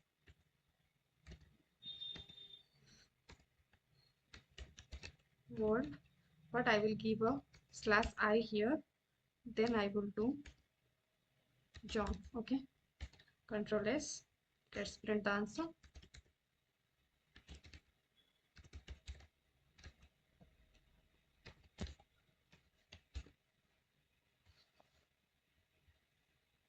You can see this time in the answer 2 it is replaced. Okay, this answer is printing this one, and then the string 2 our original string, and then this one. Using this regular expression I, we can make our string, we can make the replace method case sensitive. Okay, using /I we can make replace method case insensitive. Okay, I hope you got the point how we can use replace method and all these methods. There are many string methods, but these are the most string methods we use. So you can check other methods also in the same way. If you give a string dot, you can see index of, last index of. So even in this VS Code, if you hover on it, you will get the definition. Okay, you can explore, but these are some popular or most used methods in JavaScript. Okay, I hope you got understand, and if you do the practice, you will remember also. We will go for our next topic. So we have discussed these primitive data types. First is Boolean. Boolean contains two values, that is true and false. Okay, so these true and false are two logical values. We often use it during conditions. Okay, this is Boolean data type. Then null type is referred to an empty value. Okay, whenever we want to store an empty value, we can use null. Okay, and if we print the type of null, it will show us a object, but null is a primitive data type. Then undefined type, when we declare a variable and don't assign any value to the variable, it goes under undefined value. Okay, it means we have declared but that there is no value. Okay, that goes under undefined value. Then we see number type. In number type, we have saw the numbers we use in our code. It can be, and we can use many type of functions with numbers like toString, tolocal, valuof, toFixed. Okay, so that goes under number type. And big integer, to operate with big numbers, we have a new data type as part of advanced JavaScript, that is big integer type. Okay, then after big integer we have string type. String is also string type is for to store the string type of data, like the combination of characters, the alphabets, the characters, we have string type. And in string we have combination of all different data types like character, string, and numbers also. And we also have many functions to manipulate the string data and to update the string data, like replace, left trim, right trim, trim, uppercase, lowercase. Okay, all these functions of string also we covered. Then after, the last data type is symbol type. This is also again a part of advanced JavaScript. So symbol type is basically discovered to create or store a unique data in our code. Okay, so let's see it. What is symbol type? I will go to my VS Code again, and I will create symbol. We have written all the code here, so let's continue with this only. I will comment this, and I will create a new heading, that is symbol. Okay, so symbol is introduced to store a different to store a unique value. Okay, like IDs, roll numbers. But I can, I can differentiate it. Let have toString. String 1 we have hello, and in string 2 we have another same string hello. Okay, now I will create symbol data type some data. Okay, let sy1 equal to, how we create a symbol data type data. I will write symbol, and after symbol we will use parenthesis. Okay, though it's use parenthesis, it doesn't mean it's a function, it is a data type only. Okay, then we will create another symbol type data, symbol 2, that is symbol and parenthesis. Okay, this one is symbol 2. Okay, now we'll compare the strings and the symbol data. I will print console.log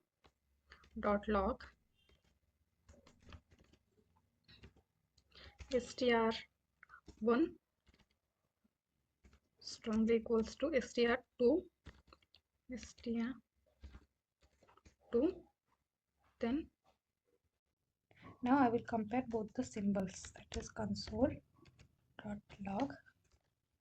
sy1 strictly equals to, so this strictly equals will compare this is the operator that used to compare values. Okay, string values or any values we can compare using this strictly equal to operators. Now I will save it and run it.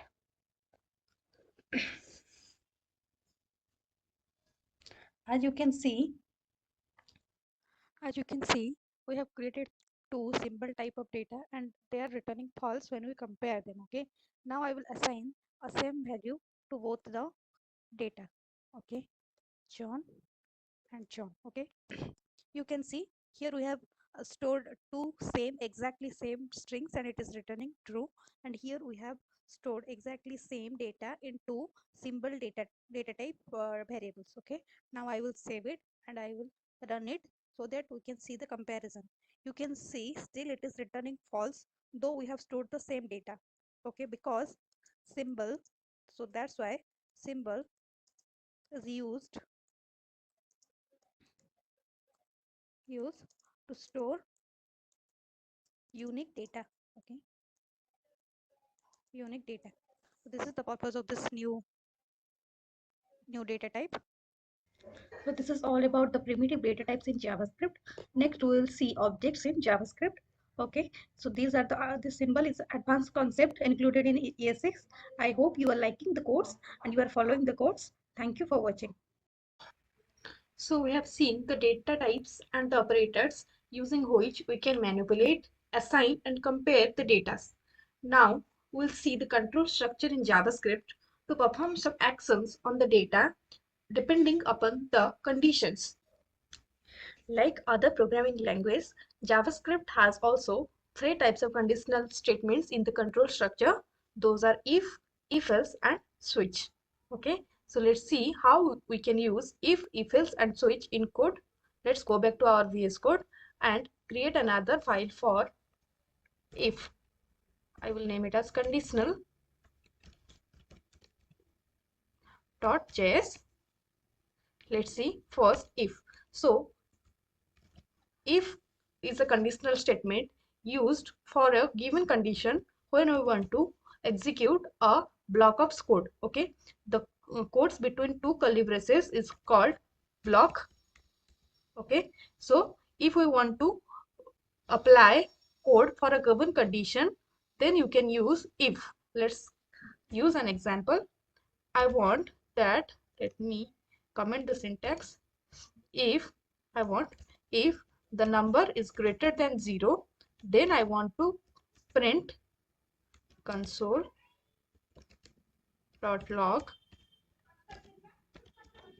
is positive. Okay,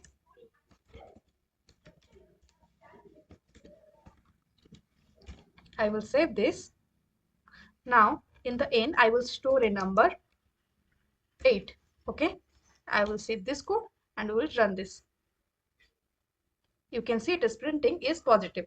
But if I give a negative number and I will run it, you can see nothing is printed. Okay, so in that case we can use a else if condition, then the code block. Then if you want to in the reverse condition to print anything, we can use else. Okay, in the else we have the reverse part of the code, whatever we want to print or whatever you want to execute if the if condition fails.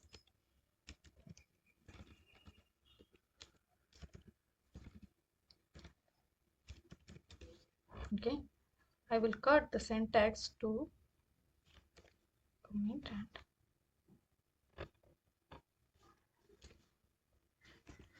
and here I will add the else part. Else console.log I will do negative. Okay, is negative. Now I will save the code and I will run it.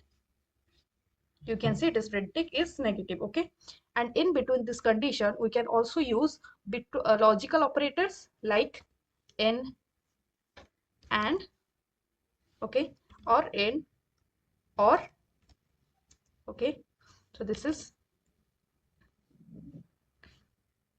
-2 or 0 will be true because -2 is a value, 0 is false, but -2 is true. That is why it will print is positive.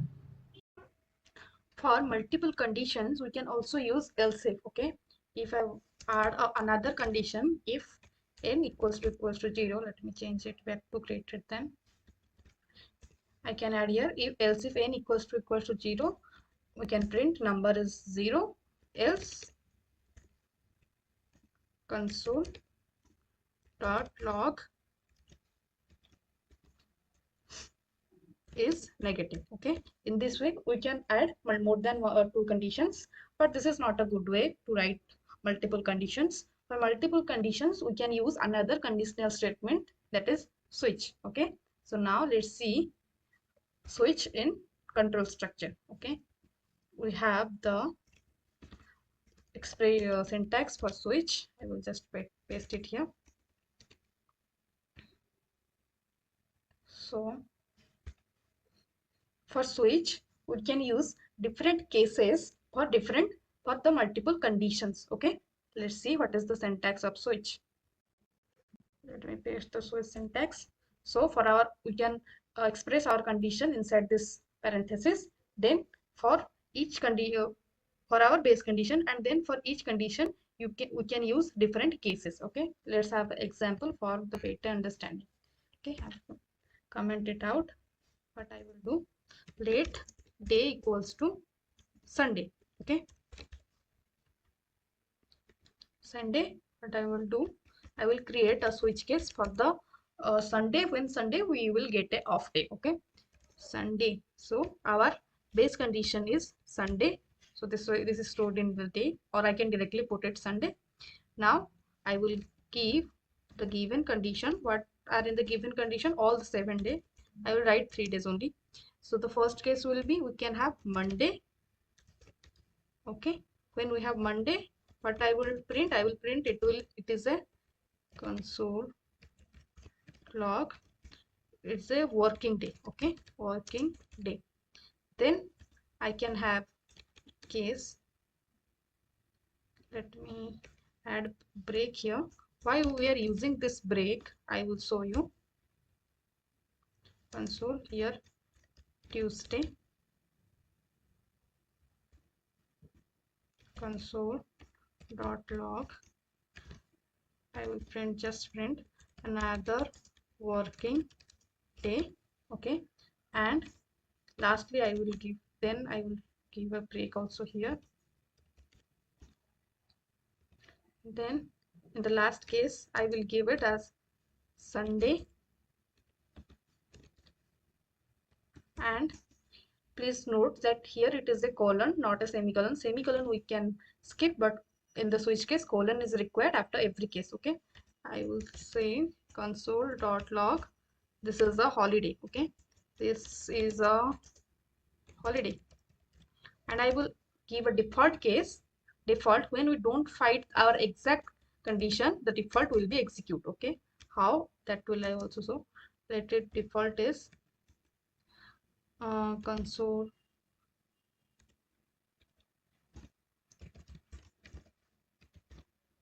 we don't have a Sunday in this month. Okay, so our switch case for Sunday is ready. Let me save it and run it. Okay, you can see why it is not printing anything. Again the terminal is so. You can see it is printing this is a holiday and we didn't have a Sunday in this month. Okay, first, why it is printing this is a holiday? Because our day is Sunday, it is matching with this case. Okay, that's why it is printing this is a holiday. Why it is printing we didn't have a Sunday in this month?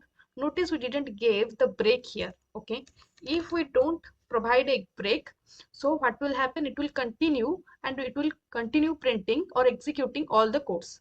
So that's why we are using break to stop the execution. Okay, it will break the execution whenever we will find our matching, whenever our code, our condition, our requirement condition is fulfilled, our code is executed, then just use a break to stop the switch case. Okay, it will break the loop. Okay, I will comment this out. You know why this comment is adding to the whole point. Let me just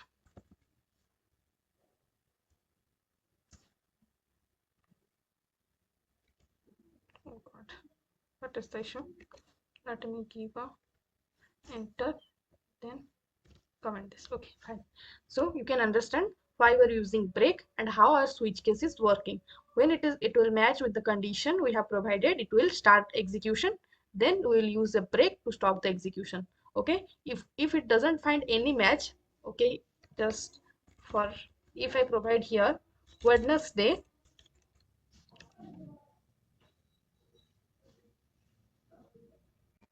if our given condition doesn't match with any case, it will execute the default code. Okay, let me save it and run it.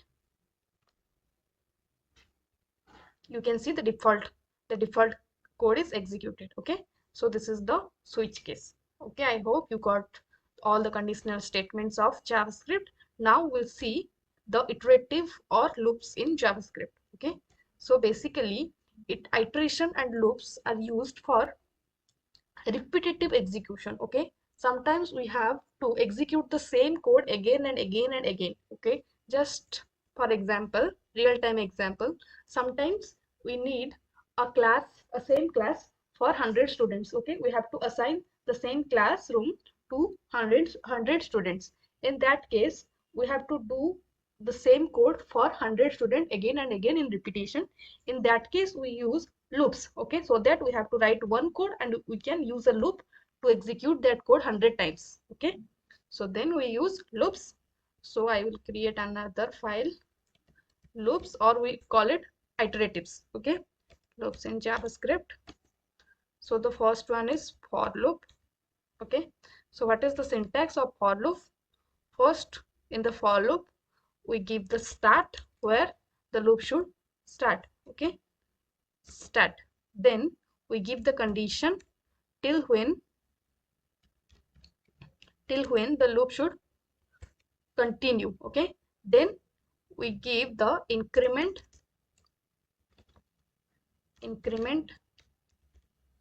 or decrement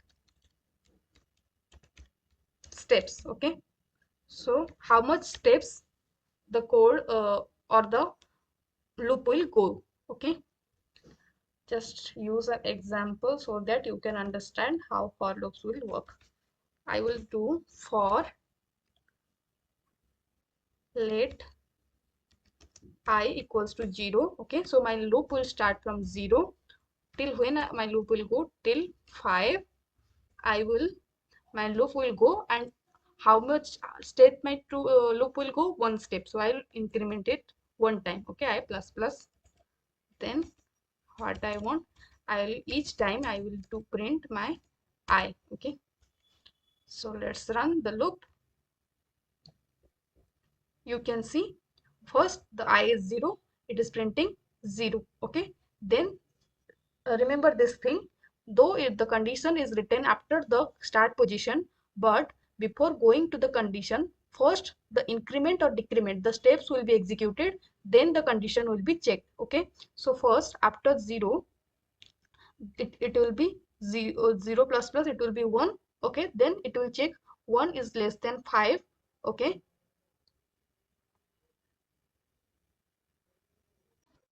and the loop will continue. Okay, then it will print I equals to 1, then it will be increment to I plus plus, that is 2. Again it will check the condition, 2 is less than 5, then the loop will continue. Okay, it will print 2, then I will be plus plus 3. In the same way it will print till 4. Okay, after 4 it will be increment to 4 plus plus, that is 5, and 5 is not less than 5, it is equals to 5. So that's why 5 will not print here. Okay, you can see till 4 it is printed, because when I is 4, it will be, then the first the steps will be executed, then the condition will check. 4 plus plus will be 5, and 5 is not less than 5. That's why till 4 it is printed. I hope you get the point. This is the for loop. We'll see more use of for loop in case of array and objects. And okay, so in case of iteration, let me add the comment here.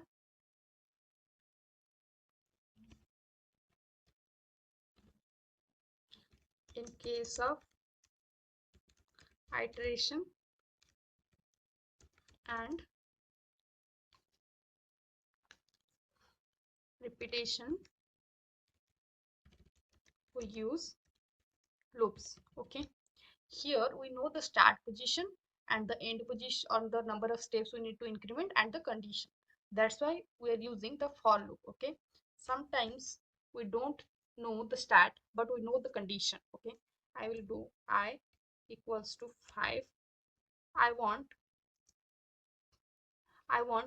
till when I is 5, the code I let me assign it to 0 to easy to understand.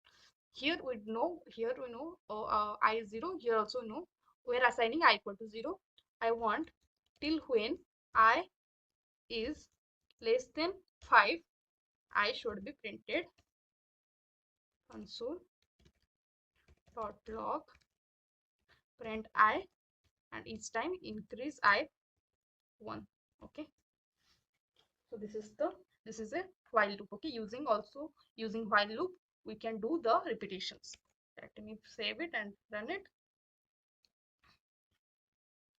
You can see it is working same as for loop. Okay, but there is a little bit just difference. Here we know the conditions before, here we are using the steps after. Okay, let me comment this one. This is the while loop in JavaScript. There is another iterative loop, do while. It is also similar to for and while. The only difference is first we execute the code, then we check the while condition. Okay, I less than 5. Here I also do the same thing.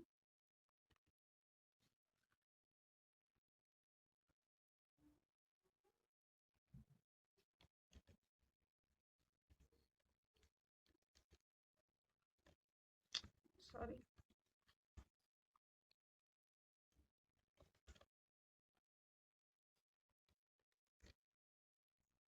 Let me comment.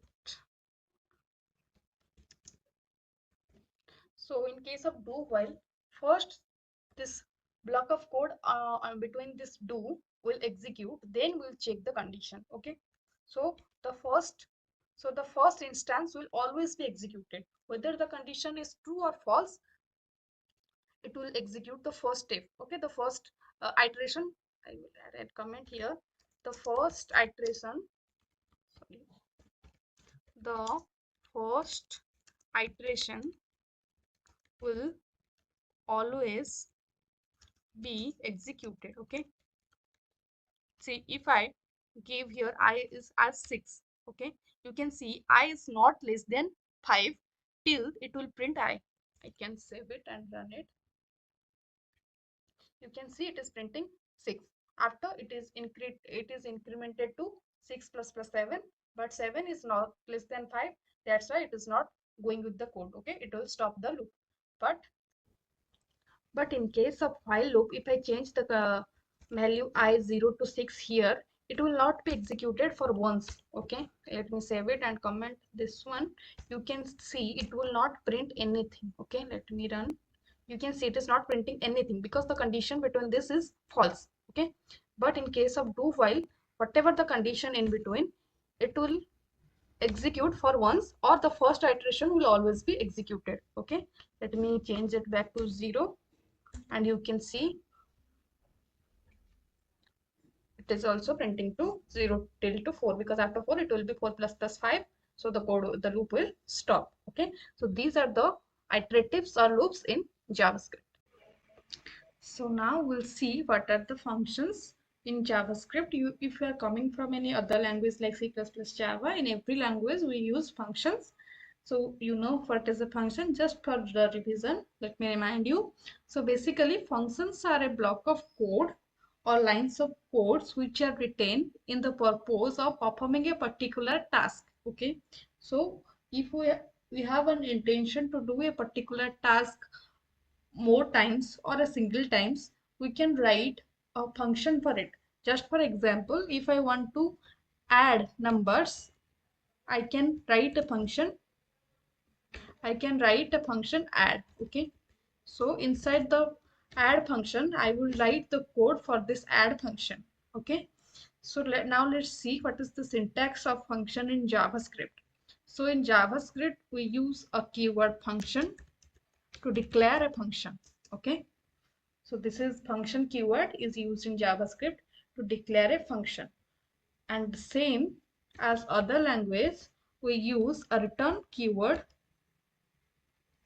to return a value from the function. Okay, return is not mandatory. If you want to return something, then only we can use return. And how we call a function?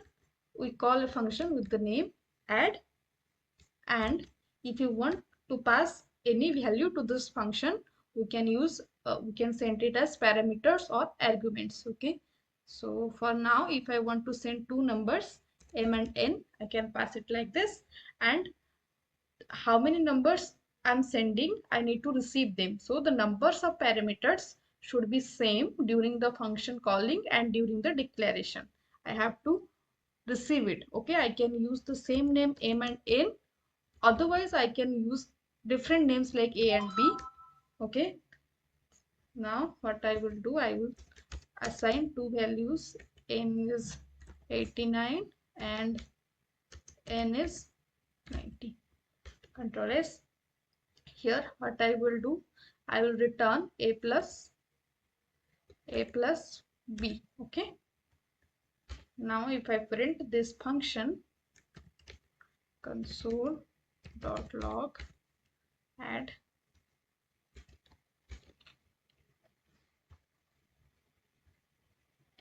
you can see we get the addition of these two numbers. Okay, so this is the basic example of function. Another thing is, if our function is not returning anything, let we have another function display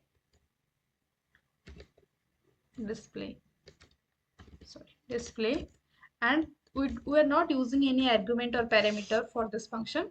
We are simply printing a message console.log print. Okay, print here. Okay, and I will call the, if I call the function display, what it will do, it will print this line, right? Control S, it will print the line.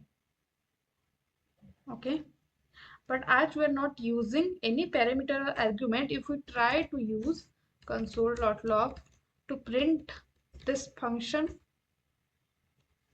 then it will, what it will do, it will, let me give the parenthesis,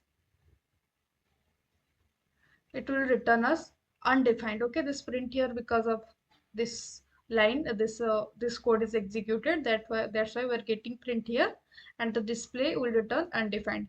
Only if we have a return here,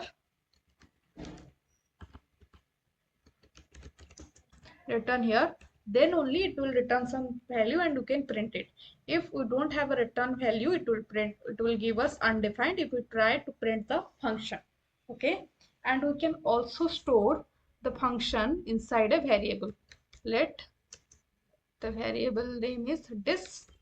We can also store this function inside this variable, and we can print dis. Control S. You can see this is called here, and this code is executed and it is returning 0. Okay, I hope you got the basic syntax of function and how we can pass the parameters in a function, and the number of parameters should be same during the function declaration and calling. Okay, these are the basic rules of functions, and this is a good practice to use var as function name like add, display, subtract. Okay, so that it would be more meaningful. Okay, and we use camel case like display screen. Okay, so these are some best practice for functions. Okay, function naming. Okay, function naming convention. These are some best practices we should follow. And what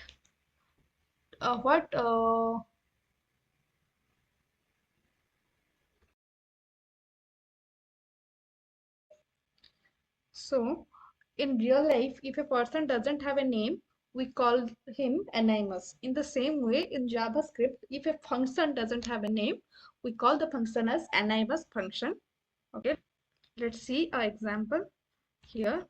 I will store the function in this variable. I will create a function and I won't provide it any name. Okay, you can see I'm not giving it any name, and I will print display,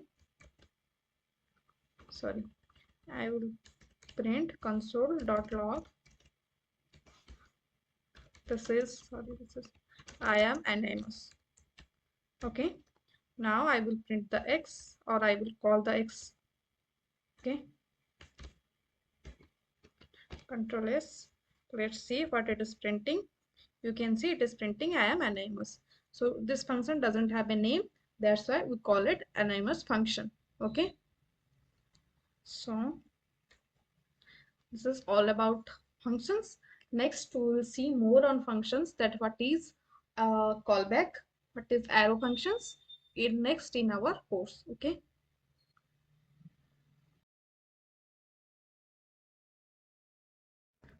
so let's go to our arrow.js and we'll see what is arrow functions. So arrow functions are nothing, same the functions we can, arrow function is a way of writing the functions so that the number of lines of code will be lesser. Okay, traditionally or currently, how we're writing the functions, we're using the function keyword, parenthesis, curly braces, and under this we're writing the code, and we're naming our function, like just for now I want a welcome function. Okay, just for example, welcome function, and in between this curly braces we're writing our block of code. Let's print a message, console.log, and we're printing our message here, welcome user. Okay, so we know we can write, this is the basic syntax of a function, and we also know we can assign this function to a variable. Let create a variable print, and I can assign this function to this variable, right?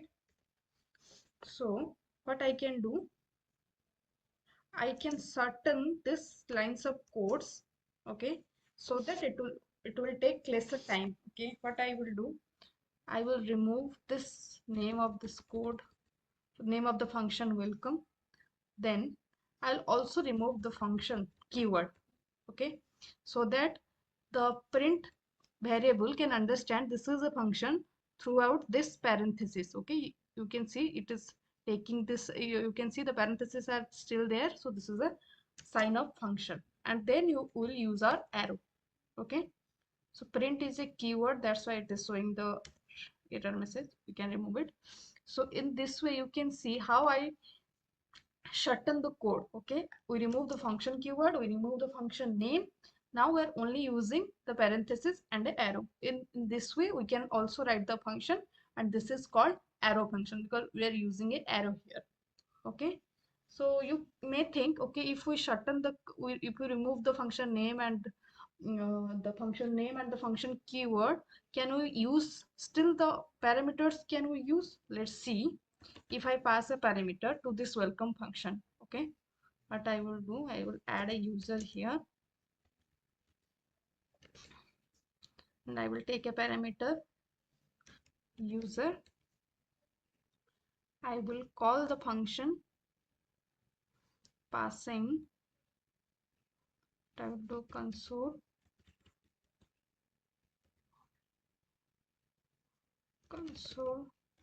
dot log print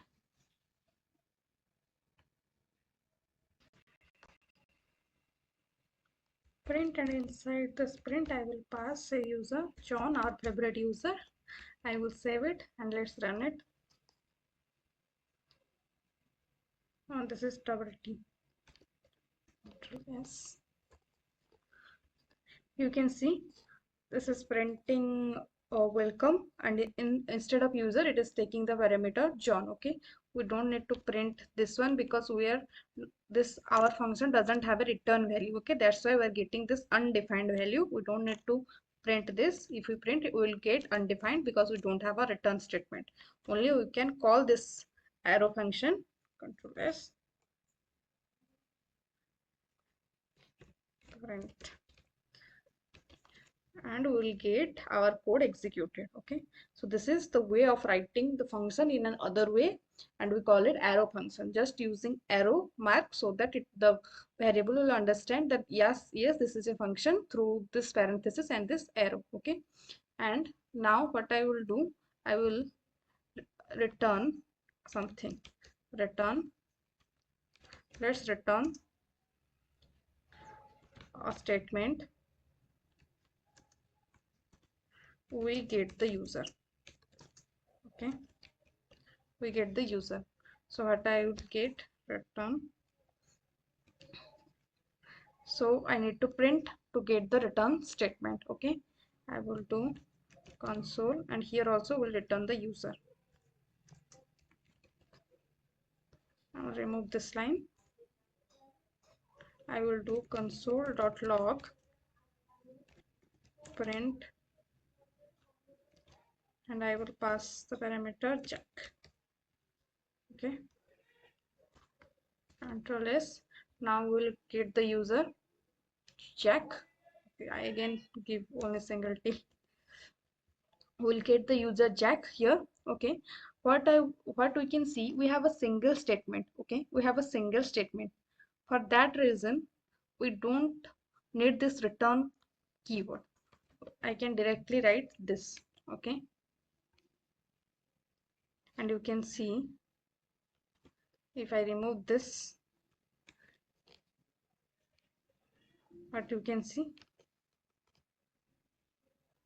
So let's see another arrow function example with having a return statement, so that we don't get this undefined value if we print that function. Okay, I'll create another function. Let it be sum. Okay, so what I take in sum, I will take two numbers a and b, and I will add them. Then we take the arrow, our arrow symbol, and in between the curly braces I will return a plus b. Easy, it's a simple function. What I need, then I will call this function console.log to print the return value. I will use console.log. Then I will call this sum function, and I will pass two value, 10 and 80. Okay, let's see. Yeah, so this is the print. First the print function is called, and welcome user John is printed. Then we are getting this return value a plus b from this sum function, that is 90. Okay, in this way you can write arrow functions. And we can also, if we have only single statement, here we're returning only a plus b, we don't need to use this return statement. Okay, we can directly write it, and we can I get error because of the curly braces. Okay, if we're writing only one single statement, we don't need the return statement as well as this curly braces. I can directly write it here. Okay, you can see. Now I will save it again and run it. We'll get the value. Okay, we're getting 90. So you can see how less code we are using to write the sum function. Okay, in the traditional way we require much keywords, then parentheses, then it's a long way. Okay, so this is the arrow function. It is a way of writing our code in less lines. Okay,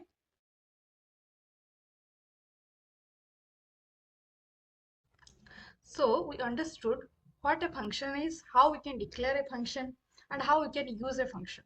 So now we can understand what is scope in JavaScript. You can remember during the variables I told you that how we are using late, var, and const, these three keywords, to declare the variables. And I also told that there is a difference between late and var. Var is function scoped, while late is block scoped. Now we'll understand scope in JavaScript in details. Let me go to the scope file. Scope. Okay.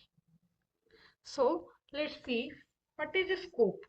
So scope defines the visibility of a variable, okay, where we can see the variables, or we can access the variables that is defined by scope. Okay, there are three types of scope in JavaScript.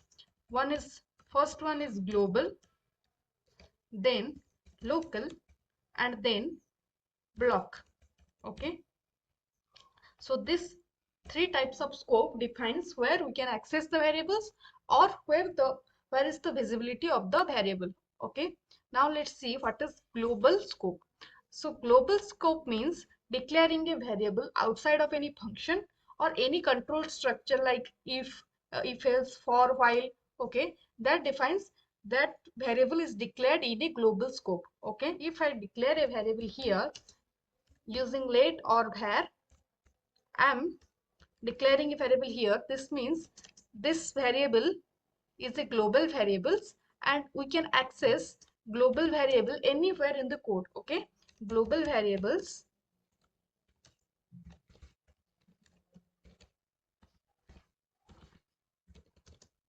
can be accessed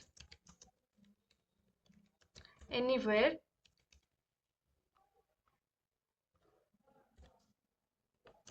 in the code. Okay, then what is local scope? If we declare a variable inside a function scope, let me name it scope, and let me name this variable global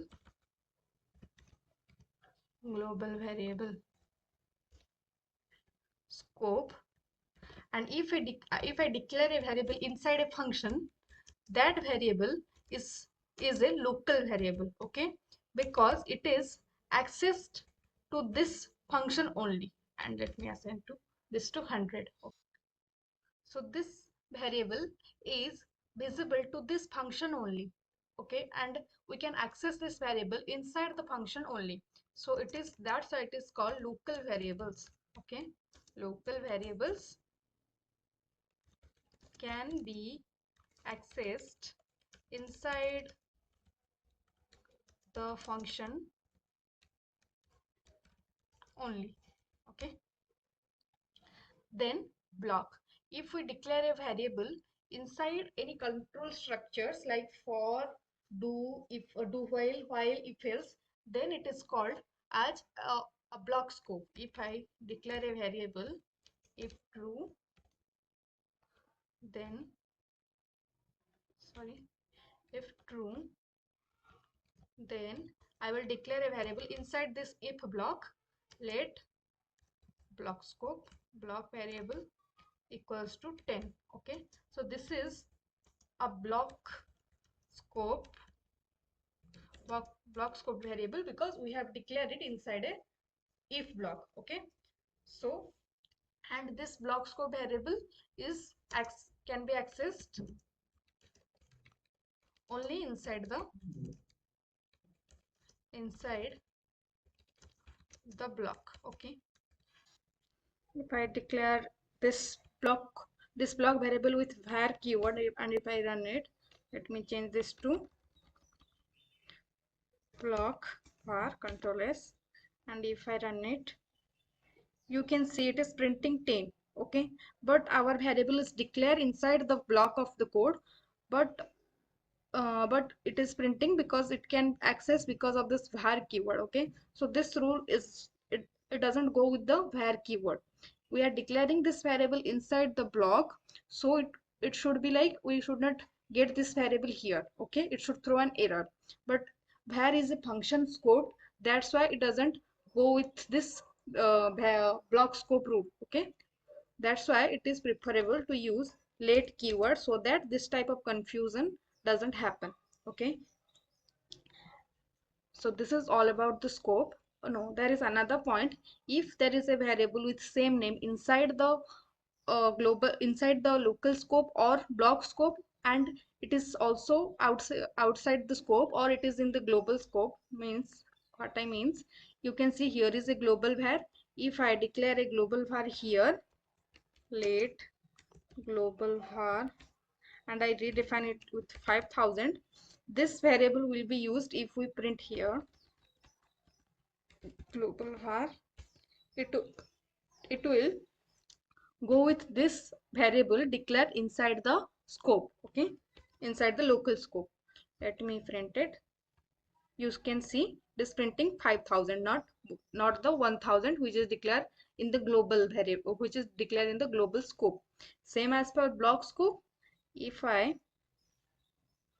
declare, if I print, if I create a variable, let block scope, block, sorry, what I named it, block variable, block var, and I assign a value of 2000 here. And if I print the block variable inside this block, console dot log block var, now if I print it, let me remove this one, you can see it will print what is the value inside this code block, that is 10. Okay, so if we use both the, if we declare the variable in the global variables as well as in the function or scope variable, it will go with the function and scope variables. Till now, we have seen how we can create an object using the literal notations. We can also create objects using class in JavaScript. Class is introduced in ECMAScript in 2015 for enhance of object-oriented programming. Okay, so now let's see how we can use class to create JavaScript objects and its properties. I will go to my VS Code and I will create a new file, class dot. We can create a class using the keyword class. Okay, and then we can give a name to the class. It is preferable to use real-time object name as class name because classes are used to implement the object-oriented programming in JavaScript. So we can use class names like student or college or employee, so that it should be more understanding that what we are, for which object we are creating the classes. Okay, so now what I can do, I will change this one to college.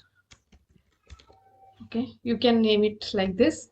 It should be also start from the small small case alphabet. Okay, now what I will do, in between the class we can create constructors.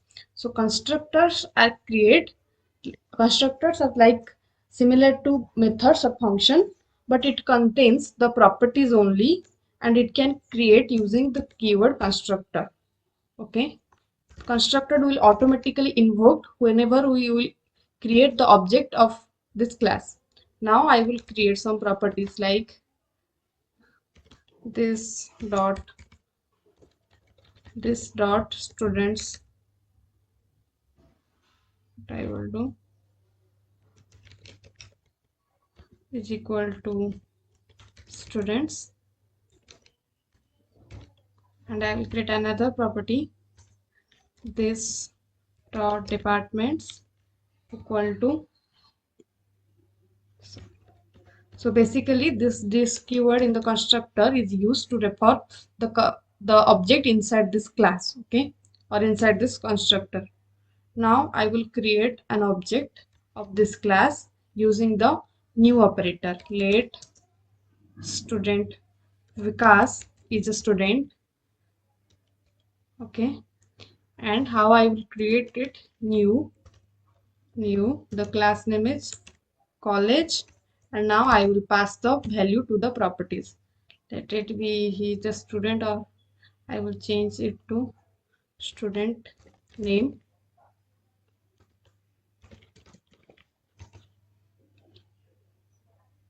I will give a ID instead of this name here, and will give him ID 303. So his name is Vikas and his department is, let it be science. Okay, Control S. Now I will print console.log. I will take parameter here student sorry, student name comma department. Okay, so constructor is like the methods we use, but it doesn't have a return type. Okay, we can manipulate the properties. Okay, and is missed. Now I will print this id late sorry id 303. Control S. Let's run it. You can see it is printing the properties without the value. Student name is undefined. Oh, okay, we have missed. We have this.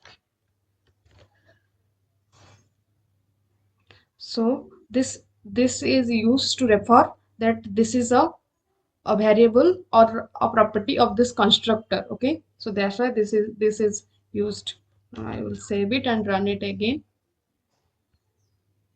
You can see now a college object is created with two properties, student name and department, and we can pass the value here through this new operator. We can create an object and we can pass the value to the properties. Okay, so in this way also we can create object using the class. Okay, now we'll see what is inheritance. Okay, so if you are already know inheritance in Java, then in JavaScript it is also similar. So inheritance means inheritance. Okay, it means inherit properties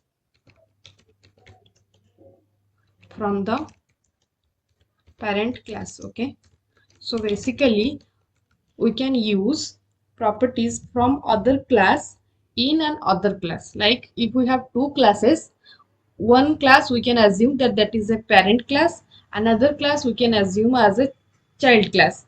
And okay, let's see it in a diagram. I have a class here. I'll take this one. Let's I have a class here and I have some properties inside this class. Okay, I have some properties inside this class. Then I have another class and I have some properties also here. But if this class want to use some properties of this class, okay, some properties of this class, then we can use inheritance. Okay, and this class is called as parent class and this is called as child class. Okay, and the technique to use these properties of this class in this class is called inheritance. Okay, inheriting some properties of parent class into a child class is called inheritance. Now let's see it in the example. Here only I will create another class student. Okay, and as we know, we want to inherit some properties of the college for the student, so we'll use a keyword extends. Okay, so using this keyword we can implement the inheritance.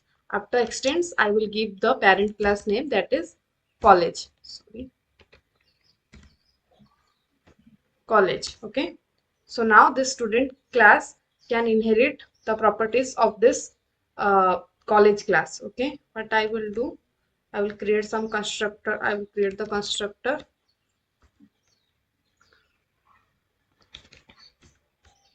and let it have some properties like student marks. Okay, marks is here, and also what is, okay, let it only mark here. I will assign the property to the constructor, this dot marks equal to marks. Okay, why it is throwing error, cannot be redeclared. Okay, we have used some student name here. I will give it a student one. Okay, mark. Now what I will do, I want to use these properties, the department and the name. Okay, here in this student class I want to use these two properties, the name and the department. So what I will do, I will use a keyword super and I will pass student name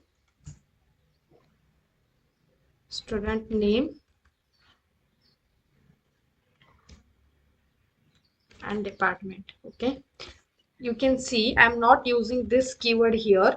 That means these two properties are not belongs to this constructors. Instead, only this mark, it is referred with this keyword. That means it belongs to this constructor. Okay, and using this super keyword, we can now inherit these two properties from this constructor. Okay, so what I will do, I will create a child class object. Let be what I will name it. I will name it let a student with ID 404.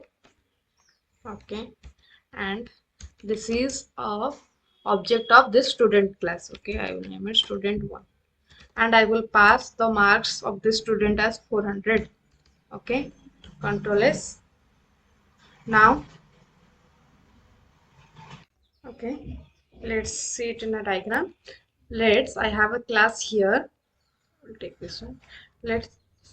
I have a class here, and I have some properties inside this class. Okay, I have some properties inside this class. Then I have another class, and I have some properties also here. But if this class want to use some properties of this class, okay, some properties of this class, then we can use inheritance. Okay, and this class is called as parent class, and this is called as child class. Okay, and the technique to use these properties of this class in this class is called inheritance. Okay, inheriting some properties of parent class into a child class is called inheritance. Now let's see it in the example. Here only I will create another class student. Okay, and as we know, we want to inherit some properties of the college for the student, so we'll use a keyword extends. Okay, so using this keyword we can implement the inheritance. After extends, I will give the parent class name, that is college.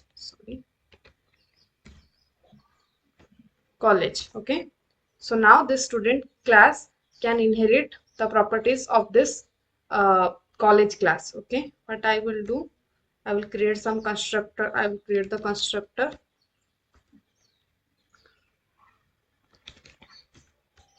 and let it have some properties like student marks. Okay, marks is here, and also what is, okay, let it only mark here. I will assign the property to the constructor, this dot marks equal to marks. Okay, why it is throwing error, cannot be redeclared. Okay, we have used some student name here. I will give it a student1. Okay, mark. Now what I will do, I want to use these properties, the department and the name. Okay, here in this student class, I want to use these two property, the name and the department. So what I will do, I will use a keyword super, and I will pass student name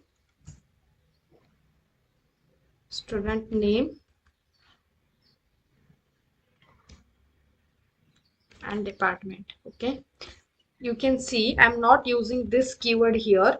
That means these two properties are not belongs to this constructors. Instead, only this mark, it is referred with this keyword. That means it belongs to this constructor. Okay, and using this super keyword, we can now inherit these two properties from this constructor. Okay, so what I will do, I will create a child class object. Let be what I will name it. I will name it let a student with ID 404. Okay, and this is a object of this student class. Okay, I will name it student1, and I will pass the marks of this student as 400. Now let's see our student object and its properties in the console. Okay. Before that, there is a issue with super keyword that it should always be used first in the first line of the constructor. Okay, this shall be used after the super, and we are using the student name and department, so we should also pass this student name and the department here so that we can use it inside this constructor. Okay. Now, okay, here I will add the comment. This not super should be always in the first line of the constructor or before this. Okay, means it should be before the this reference super should be used. Okay, now I will save the code and let's see. Let me increase the font. Okay, we can see it is showing undefined. Okay, we haven't passed value for this student name and department, that's why it is showing undefined. I will pass a name Samir and okay Samir, and I will give a department as commerce. Okay, COMMERCE, commerce. Okay, so we haven't passed any value, that's why it was showing undefined. Now I will save it and run it again. You can see student object is created with the student name comma student name. Did I give it in a wrong order? What I'm taking first, student name then department, student name then department, marks, student name. Okay, we have inside this we have to use the correct order, right? Student name then department then marks, so that it will be printed in correct order. Okay, you can see the name is Samir, department is commerce, and mark is 400. So in this way you can use class to create object, and also just like this property you can create methods inside the object. Okay, I will create a method here inside the parent class here, that it will be student details. Okay, as you know, object methods in we don't need the function keyword. Can write like this, details.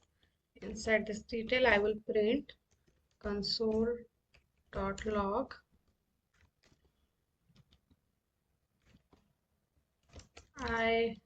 the student name is the student name is, then I will use this dot student name. Okay, then department is this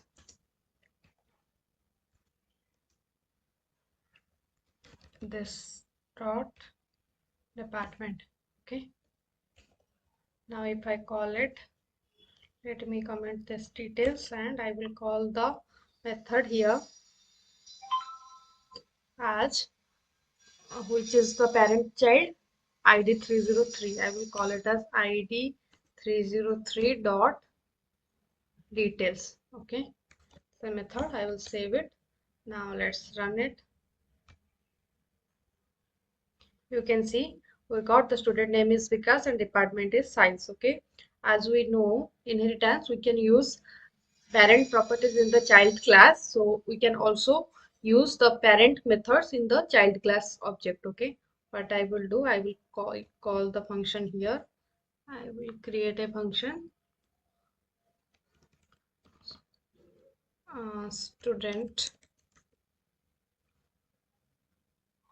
student data. Okay, I will call it, and inside this function I will use console dot this dot details. Okay, let's save it and run it. What I will do, I will comment this parent object, and now I will call the child child object method, and inside the child object method we have called our parent object method. Okay, I will use id 404, which is a child class object, and I will call the method student data. Control S and run. You can see we can this in this way we can use the child class object method for the for the parent class object method for the child class object. Okay, we can use this keyword.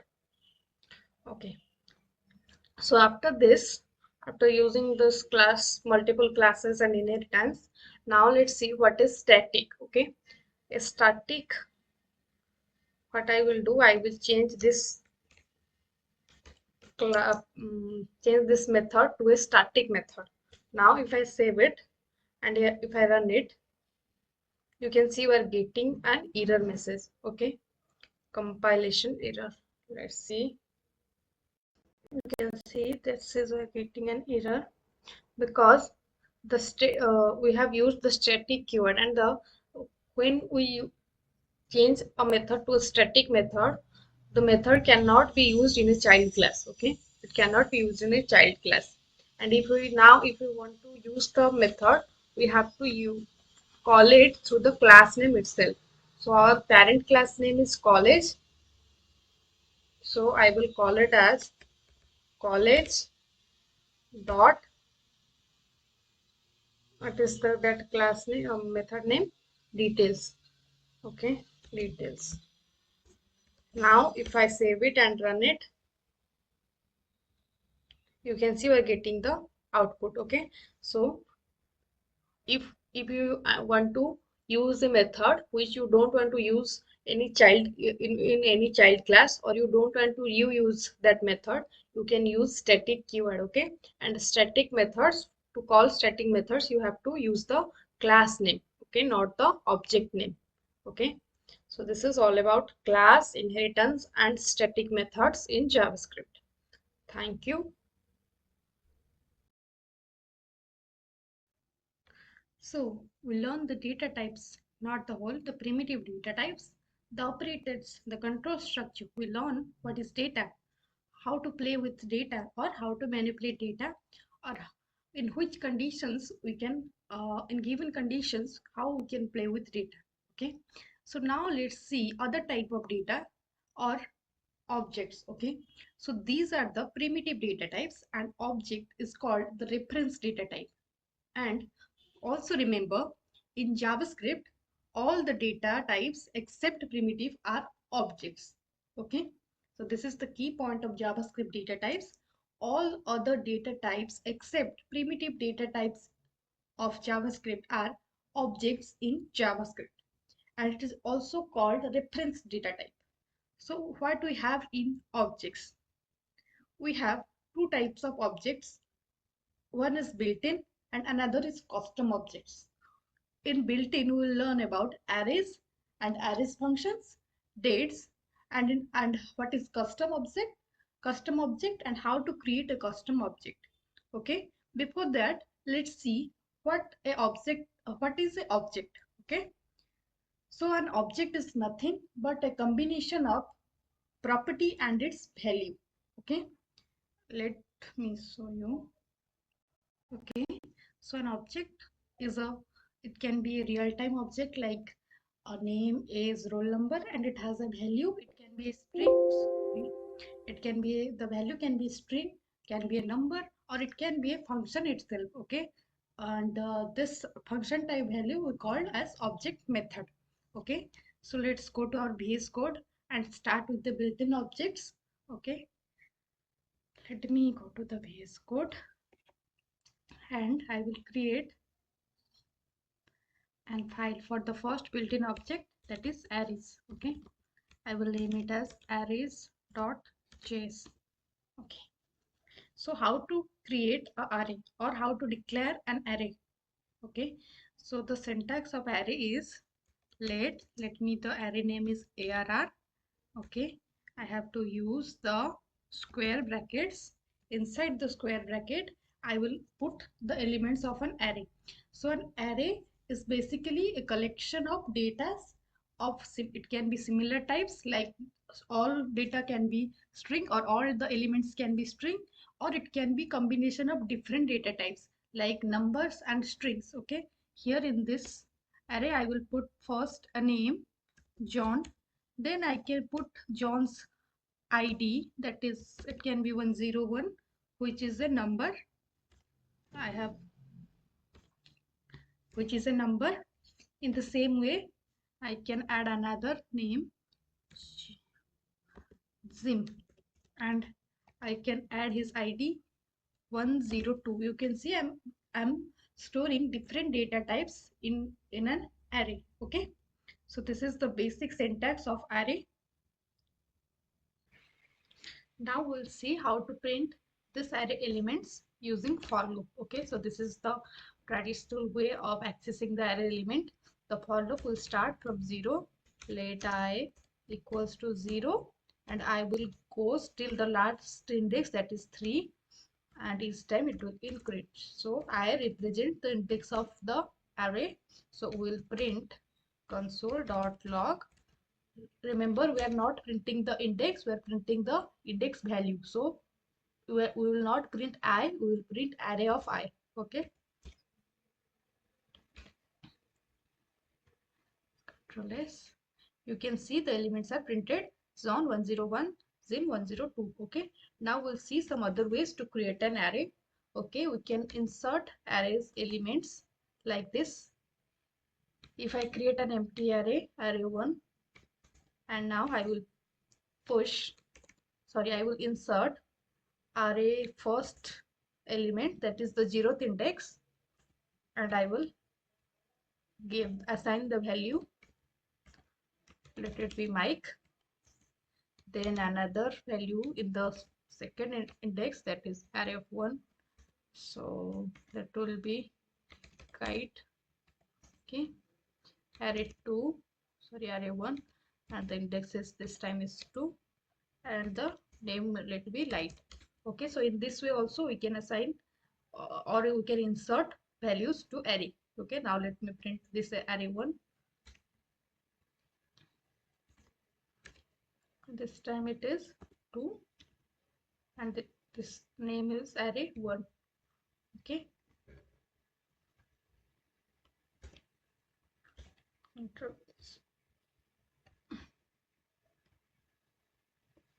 save it again. You can see all the elements is inserted, and we can also print it. Okay, so these are the two ways we can create array. Another way is using new keyword. Okay, using new keyword. So new is a keyword used to create an object, a specific object of a specific type. Okay, just I will use let array 3 equals to new array. Okay, so it will create a array 3 of array data type. Okay, using new keyword. Okay, and I will also give the values here, that is let it be some numbers this time: 100, 200, 300, and 400. Okay, now we'll print the array elements. I can either use the for loop, or I can directly print console.log array 3 and the 0th index. See, this time we have the length of the array is small, so we can print each value by using this console statement again and again. Okay, but the traditional way is to use the for loop. Okay, we can just use a for loop, and we can use print all the elements of the array. Okay, so these are some methods to create an array, insert elements to an array. Okay, and print the array elements. Now we'll see some functions or methods we use in array. So first is length of the array. Okay, how can we calculate length of an array, or we can get the length of an array using length method. Okay, I will just print console.log array3 dot length. Okay, you can see it automatically pops up. So length is a method using which we can get the length of an array. I will run this. Okay, sorry, length is a function. Sorry, length is a method because array is an object. So object using the function is called methods. So array is length is a method, not a function. So the parenthesis is not required. Okay, you can directly use this and you can see this is 4. Okay,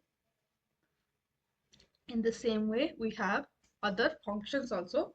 Length is a method we are using for array object, and other functions are there, not methods. Let's see what are the functions. Console, if I want to push an element to this array 3, or if I want to insert an element to this array 3, what I will do, array3 dot push. Okay, and I will give an element 500. Okay, now what will I do? I will print this array3 using for loop.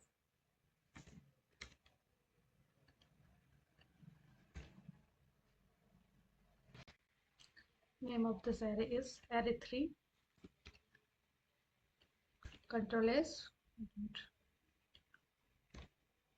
and here instead of 2 or whatever, we can just use less than equals to, sorry, less than array3 dot length. Okay, I will save it and I will run it. You can see how a 500 is inserted to this array3. So push function, you can see here parenthesis is used, so it is a function. Push function is used to push or insert an element to the end of the array. Okay, it will by default insert the element to the end. In the similar way, we can remove an element from the array. Okay, what I will do, I will just comment the first line here. Here I will use a function pop, array3 dot pop. Okay, sorry, pop, control S. Now let's print the array again. What you can see, 100 is there, 200 is there, 300 is there, but 400 is removed. Okay, so pop is a method or function used to remove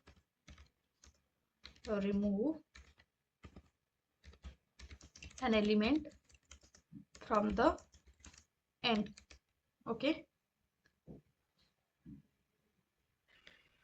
other functions we can use with array to remove elements is splice. Okay, I will comment this one. I will comment this pop function and I will use splice. Okay. So the other functions we can use to manipulate the array or to remove and add elements with array are array splicing and slicing. So we'll use two functions, splice and slice. Okay, let's see what is splice and slice. Okay, you haven't used it in any other language with array itself, array or string. Slice we have seen in the string, it is similar with array. Let's see splice. Okay, so I will do array3 dot splice. Okay, so it can take first parameter or two parameters. First parameter is where we want to remove the element. Okay, let's wonder, I want to remove this 200, so I will give it its index that is 1. From 1 I want to remove the element.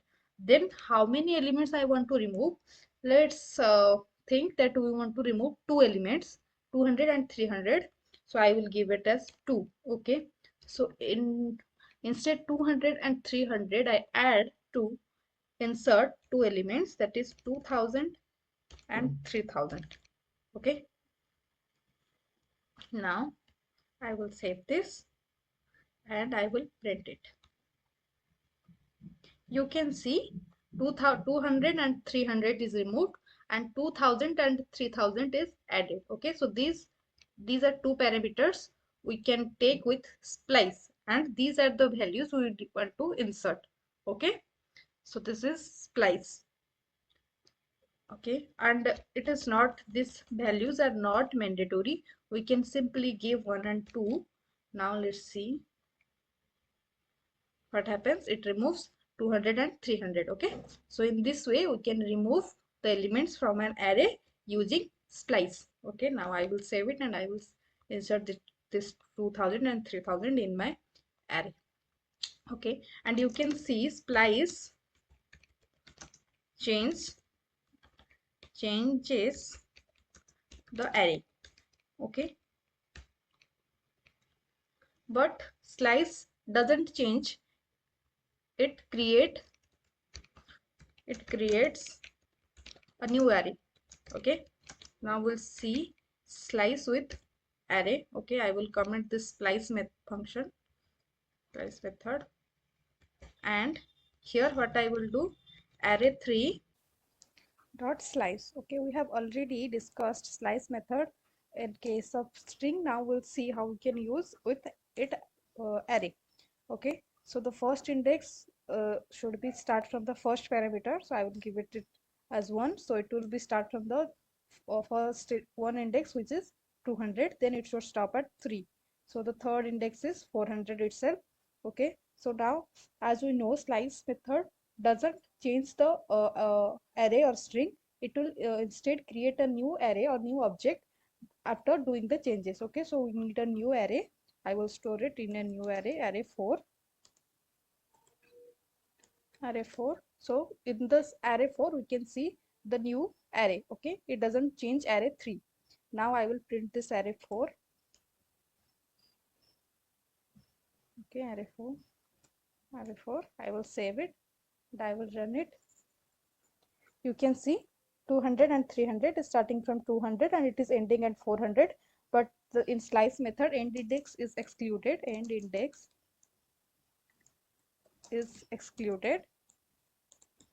So it is going till the 300. Okay, it is going till the 400, but it is taking only the 300 because 400 is excluded.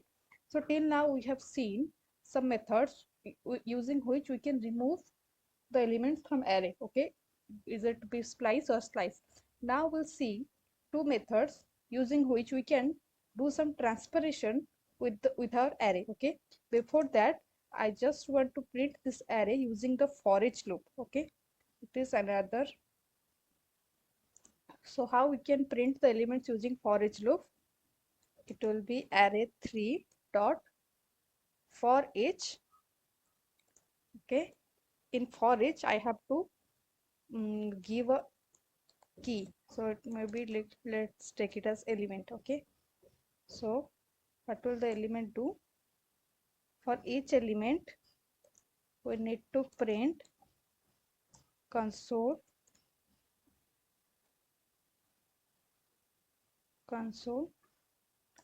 dot log element. So this element will iterate over all the elements of array4. Okay, now I will save it and I will run it. Let's see it is printing or not. You can see we have 100, 200, 300, 400, which is all the elements of array3. Let me cut this array from here to below. So using this forEach loop, we can iterate through all the elements of an array. Okay, so our next function is map. Okay, for which we are going to use this forEach loop. So what I will do, I will create another array, let map Okay, mapped array. So in this mapped array, I will show you how we can use the map function. Okay, I will do array3 dot map. Okay, don't think about this arrow function or callback anything. For now, just focus on how we can write a map function. Okay, so dot map array3. What I want, I will iterate through each the element. I will write it as ELE, and what I will do, if if the element is greater than 150, sorry, 150, then return the element. Okay, only those element will be taken. Okay, this element will iterate with each element of this array 3, and it will take the element which are greater than 150. Okay, now I will save it. Now I will print the mapped array. That is our for loop, or we can use a for each loop to print this mapped array. I will use mapped array dot forEach x, just print console dot log x. Okay, I will save it and I will run it. You can see, let me comment it out this, or you can see, so that this array 3 element will not be printed.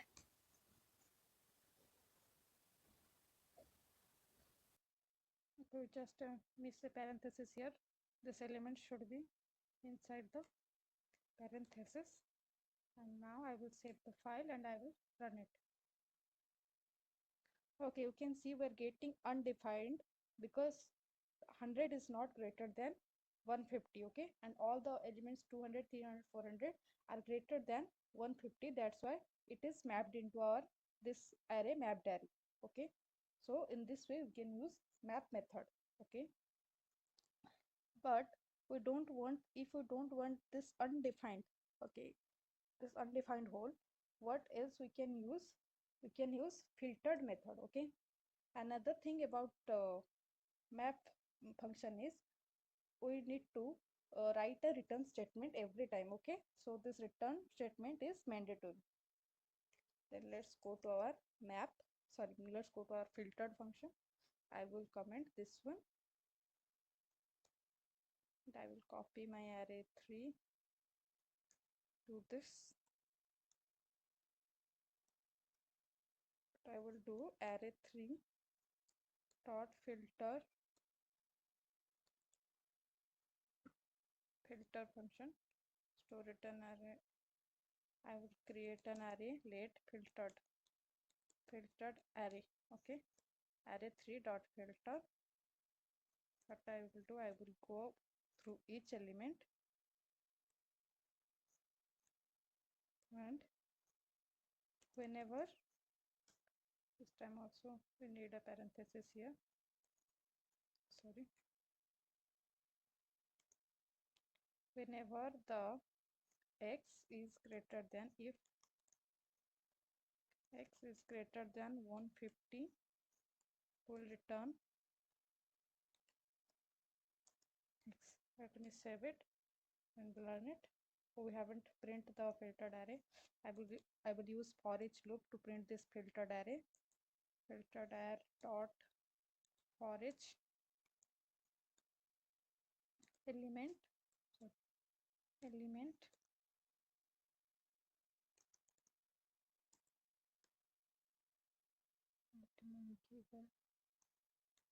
here, console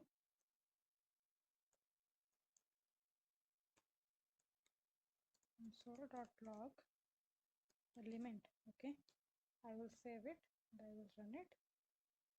You can see we were getting 200, 300 and 400 and not the undefined whole. Okay, so these are two functions using which we can do the transformation to our array, and we can't change the array, the existing array. We have to create new arrays. Okay, so these are two important functions in array.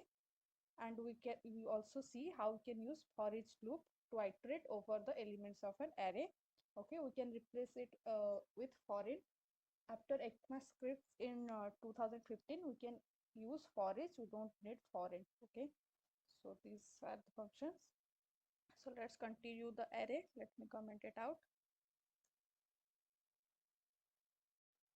Now we'll see how we can find an element in an array. Okay, I'll create another element, found.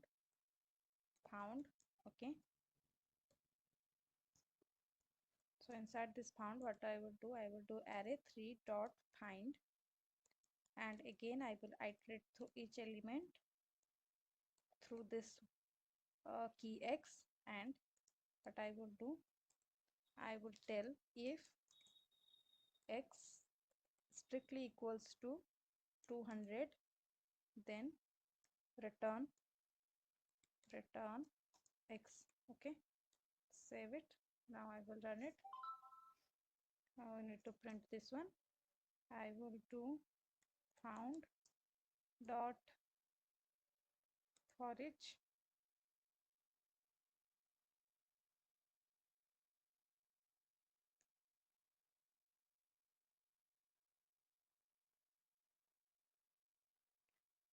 sorry, we don't require forEach because found is a single variable. It will only return a value of 200. Okay, so we can directly print it. It is not an array, so we don't require a forEach console. So now just I will print the element found, console dot log found. Okay, I will save it. I will run it. You can now we will see another function or method in the which is last method we are going to discuss. Okay, that is concat. Okay, let's think I have a array 5 which have the elements like alphabet of small alphabets. Okay, sorry, capital alphabet A, B, C, D. Okay, and array of small elements, array 6 total elements A, B, C,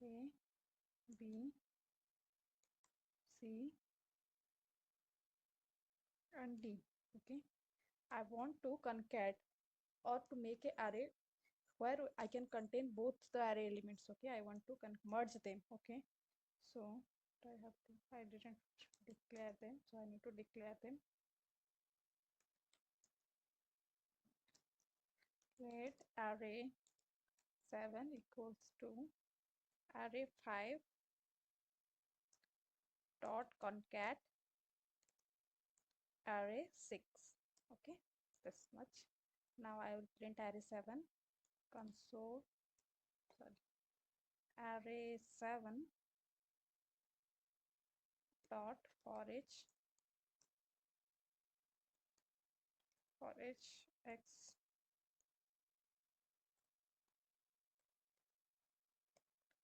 console dot log x. Okay, save it. Let's just run it and see. You can see all the elements are stored in array 7. So this is a concat. Okay, we have discussed so many methods of array as it is an object, and how we can iterate through for and forEach. Okay, there are also so many methods which you can explore like this. If you just create an array and if you give it a dot, you can see these are, you can fill, find index, flat map, index of keys. Okay, so these methods you can explore. Now we'll see another built-in object, dates. Okay, I will create another file for dates, date.js.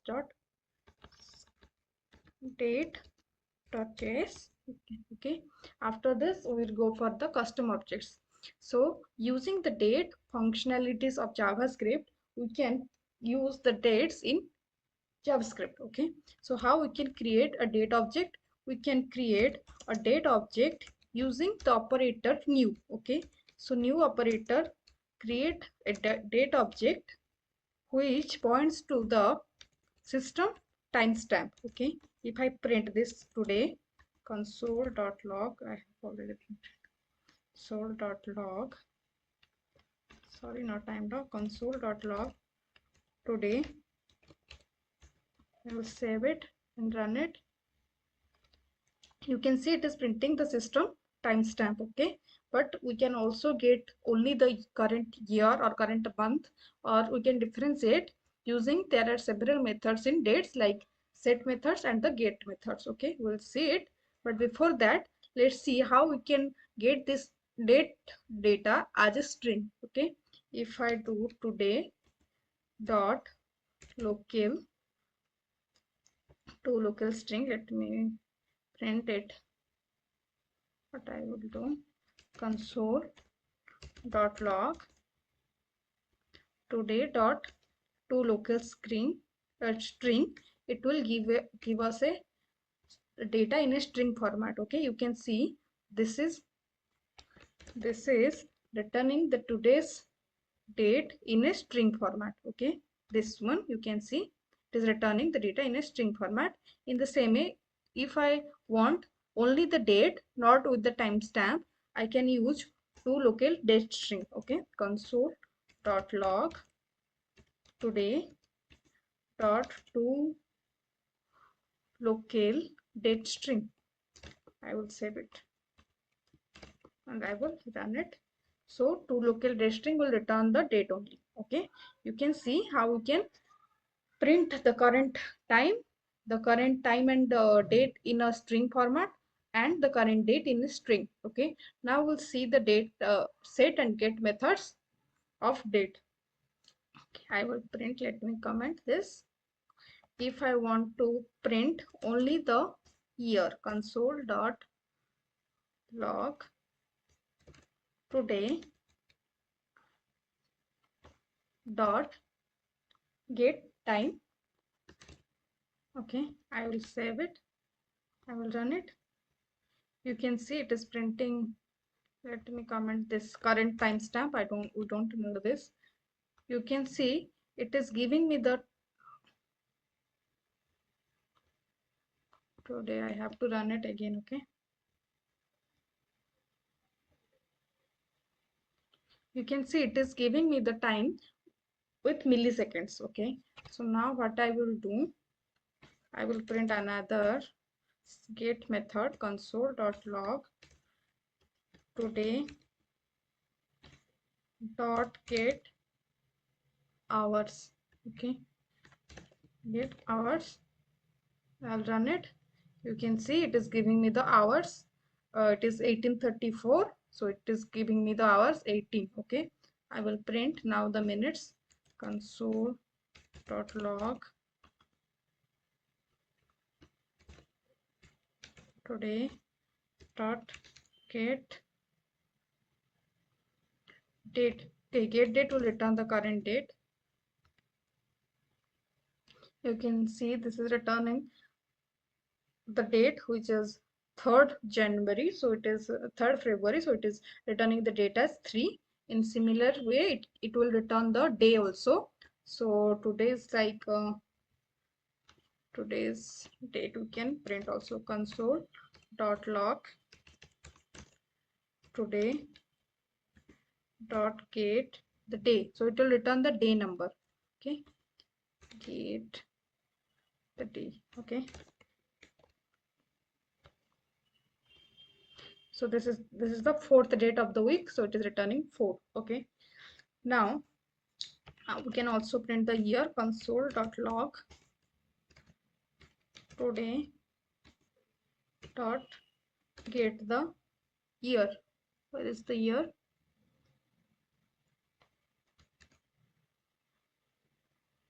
Get the full year. Okay, this will return the time with the the date with the year.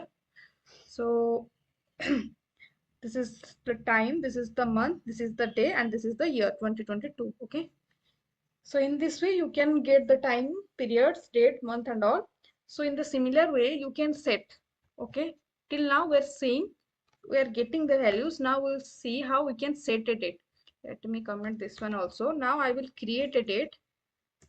Let day equals to new and date, and inside this parenthesis I will pass the year 2020 because I don't like it. 2020 Z10 and 05. Okay, only 5. Control S. Now I will print the day. Console.log day.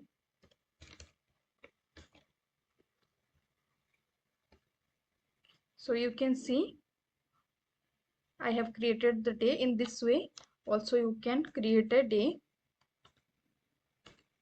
Control S. Okay, and also you can perform day dot set. Okay, set full year. I will change this 2020 to 2050. Okay, now I will print this.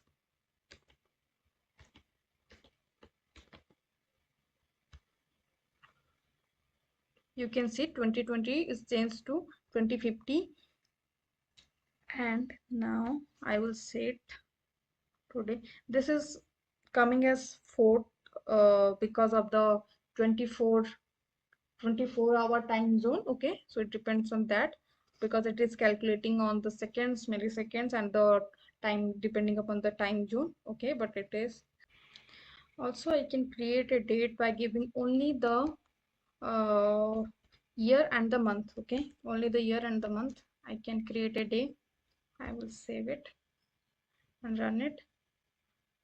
You can see it is by default it is taking at 01. Okay, but the year but at the 2020 and 10 it is taking from the parameter. Okay, so and now using this set full year it is changed to 2050. Okay, so like this, using this get and set methods you can play with the date objects.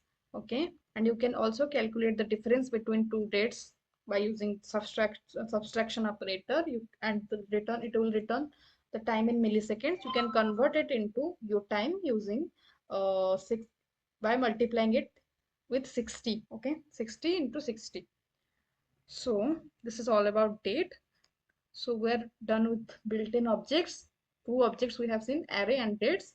Now we'll go for the custom object. Okay, so let's see what is a custom object, how we can create, how we can use. I hope you are enjoying the videos. Keep watching.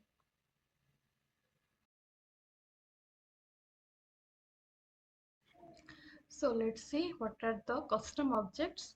Let me create a file custom.js. So apart from the built-in objects, we can create our own objects. Providing the property and the values. Okay, those are called custom objects. So now let's see how we can create the custom objects or the syntax of custom object. We can create a empty custom object using curly braces. I will name it as empty and I will give a curly braces. Okay, so this is an empty custom object which name is empty. We can print it using the console statement, console.log empty. If I run it, I can print it. Okay, you can see it is an empty object. In the same way, we can create custom objects providing some properties and its values. Okay, I will comment this, and this time I will create let sec object is equal to, first I will give a property, let it be name, and then I will assign a value to it. Let it be John, and between the properties we will use comma, not semicolon. Okay, this is a mistake most of the people do. They use semicolon, but it's a comma, not a semicolon. Okay, and we don't need colon in the property names. Okay, I can remove it. Yes, name. Then I will give a ID to John. Let it be 303. Let the age of John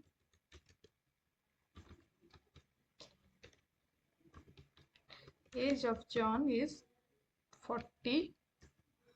Then his address is a nation of England. Okay, let it be. In this way we can create properties and values of a custom object. If I want to print the object, I can directly print it. Okay, obj control S, and I will print it. You can see all the key value with the key value pair it is printed. Or we can use the, you can see the values are printed with the property key, name, ID and age. If I want to print only the values, I can use the object class console.log, and I will use a function values, okay, which is a function of object class. I will use object dot values of our custom object. I will save it. I will run it. You can see only the values are printed. Okay, so in this way we can print all the values of object. Okay, if we want to print a particular property, so we can use two methods for that. Okay, if we want to print only the name, or we can if we want to access only the name or only the ID, we can use two methods, that is dot notation and bracket notation. Let me comment these things. Now let's first see what is a dot notation.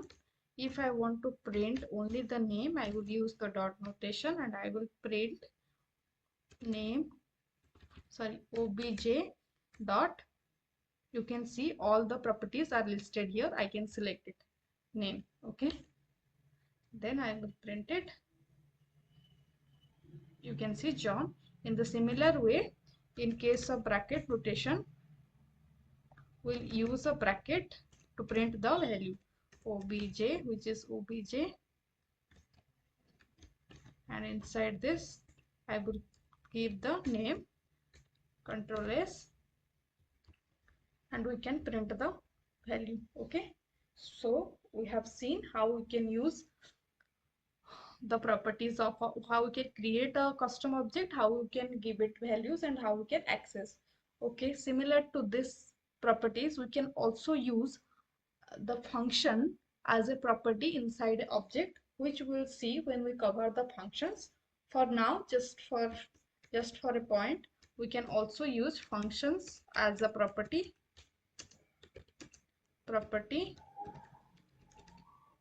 which we call method. Okay, this is all about objects.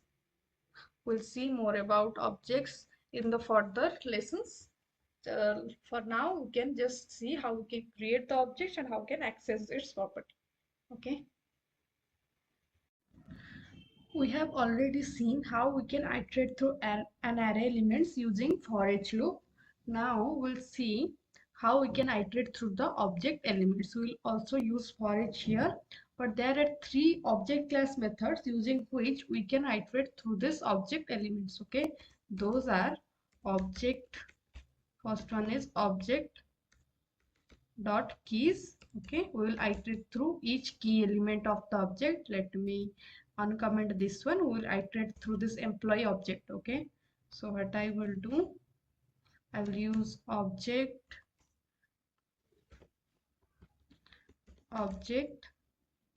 dot keys method, and in this key which I will pass this employee as an object, and through this keys method this employee object will return an array of employee. Okay, so it is returning an array of employee, so that we can use the forEach loop here. Okay, I will do element,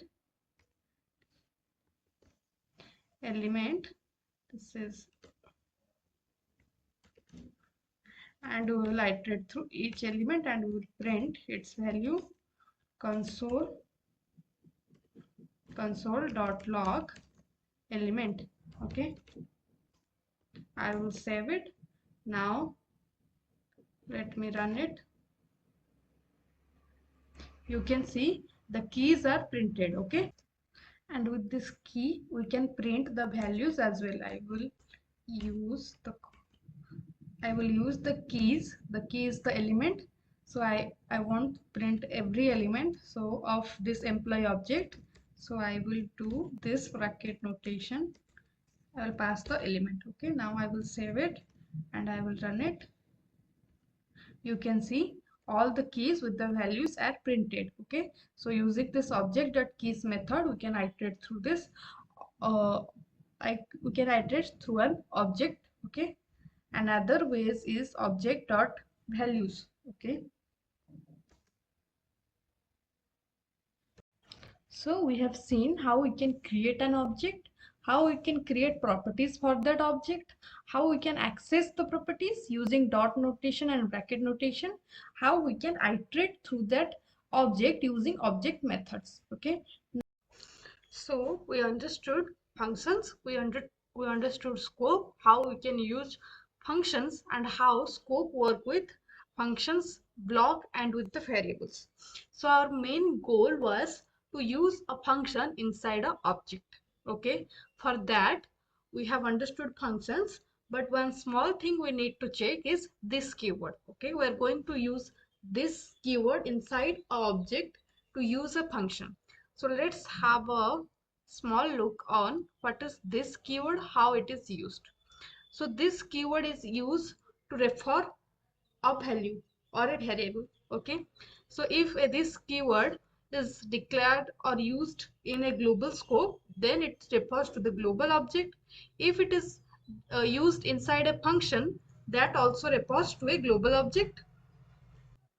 In a function which is in strict mode, a strict mode is an expression which is used to make our code cleaner. Okay, it will avoid some errors, like if we are using a variables which is not declared. Okay, so JavaScript doesn't throw an error for this. So if you use strict mode, you can make your code more cleaner. Okay, and it is accepted by all the browser except Internet Explorer 9 and its below. Okay, so in a function with strict mode, this is undefined.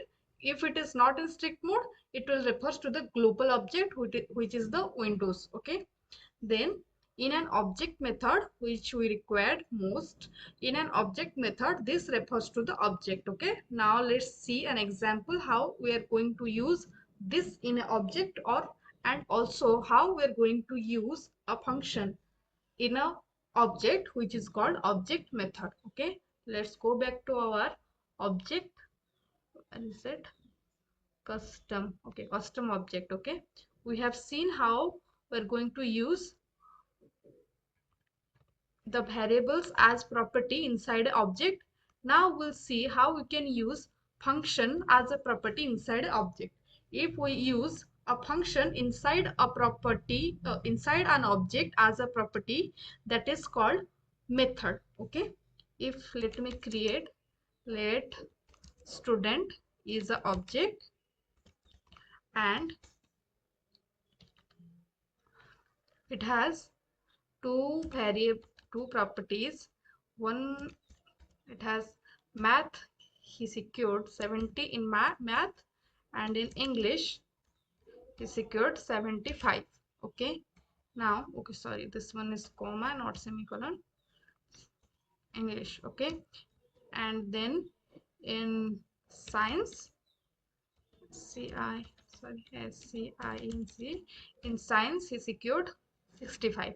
Okay, so I want the total mark of the student inside this.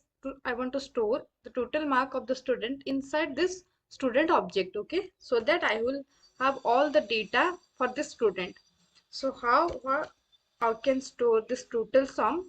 I will calculate the sum of his mark inside a function. Okay, I will create a function and I will calculate the sum.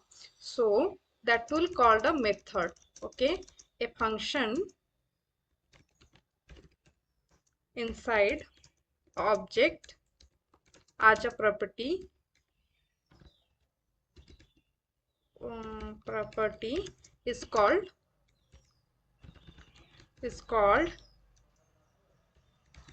object method. Okay, and what I will do, how I will create it, it is just its syntax is same as function and the property of the other property of the object. I will first give it a name. Let me give it a name total marks. Okay, then what I will do, I will create an Anymous function. We have already discussed what an Anymous function is, a function which doesn't have a name. Okay, so in this Anymous function, I will create a variable with let total, which is equal to this dot math plus this dot English plus this dot science. Okay, why we are using this keyword? So that if we have variables with same name, math, English, science, outside of this object, we can refer to these variables. Okay, let me copy this, control C and control V here. It will be math equals to, let me create it, let math equal to 90, let English equal to 80, and let science equal to 50. Okay, if I don't use this keyword, the math, English and science will refer to this one. Okay, if I want to calculate this values of the student, okay, this score of the student, I have to use this keyword so that it will refer to these values. Okay, that's why we are using this keyword. Okay, now we have calculated the total. I will return or print. Okay, I will return the total. Okay, now how I can get this property, the function or the method of the student? I will use the syntax same as to print this math value. We have already seen dot notation and bracket notation. We use the object name, which what is here, student, and then we use a dot notation, student dot math or English or whatever property we want to print, we can use this dot notation and same as the bracket. So here also we can use the same thing, dot notation, console.log. I will use the dot notation student dot total marks. Okay, now just save it and I will run it. You can see it is giving me the total marks 70 plus 75, which is 145. 145 plus 65 is 202 and 210. Okay, let me remove this. If I remove this keyword, it will refer to the global object. Okay, so what will happen?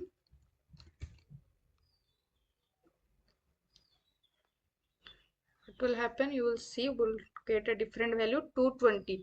If I add this number 90 into 80, 170 plus 50, it will be 220. Correct? Yeah. So that's why we need this keyword to refer the object inside the object. This and this. Okay, we understood how we can use a function inside the object, and what we call it, we call it object method. Okay, and how we are using this keyword, we are using this keyword to refer the object properties. Okay, great.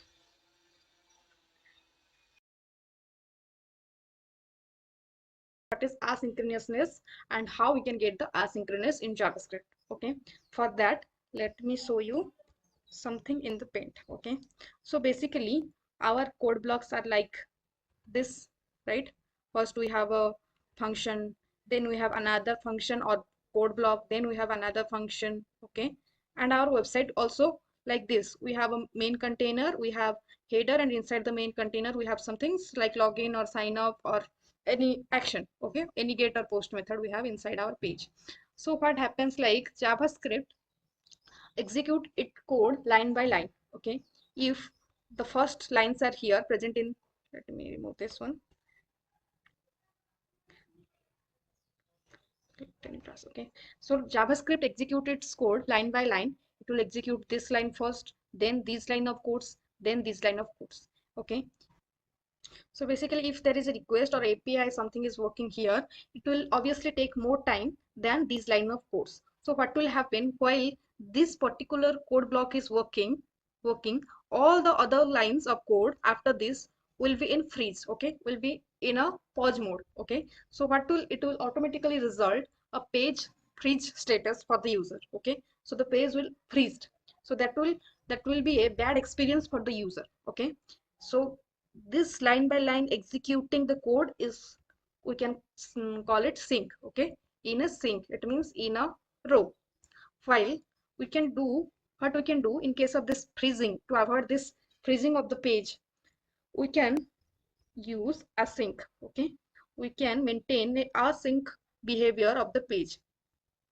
Okay, how we can maintain this async behavior of the page, we will assign some time to this particular code block. Okay, to perform its task, and we will say while it is doing this task, you have this time you can execute, and this will, what will, we will move to this line of these lines of codes. Okay, so the time is assigned to this task, it will update in that period of time, it will update its task, and these line of code start executing. Okay, after assigning the time period to it.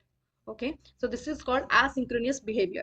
And how we can achieve this asynchronous behavior, so there is some concept and techniques we are going to use in JavaScript to maintain this asynchronousness behavior of JavaScript. Let's see what are those. So these are the techniques we are going to use to maintain the asynchronous behavior of the page. Function callback, then asynchronous functions, promises, async and await. We'll see them one by one. Okay, so let's go to our VS Code and see what is function callback first. Okay, and why function callback is often used, and this is also used to maintain the asynchronous behavior of the function or the JavaScript.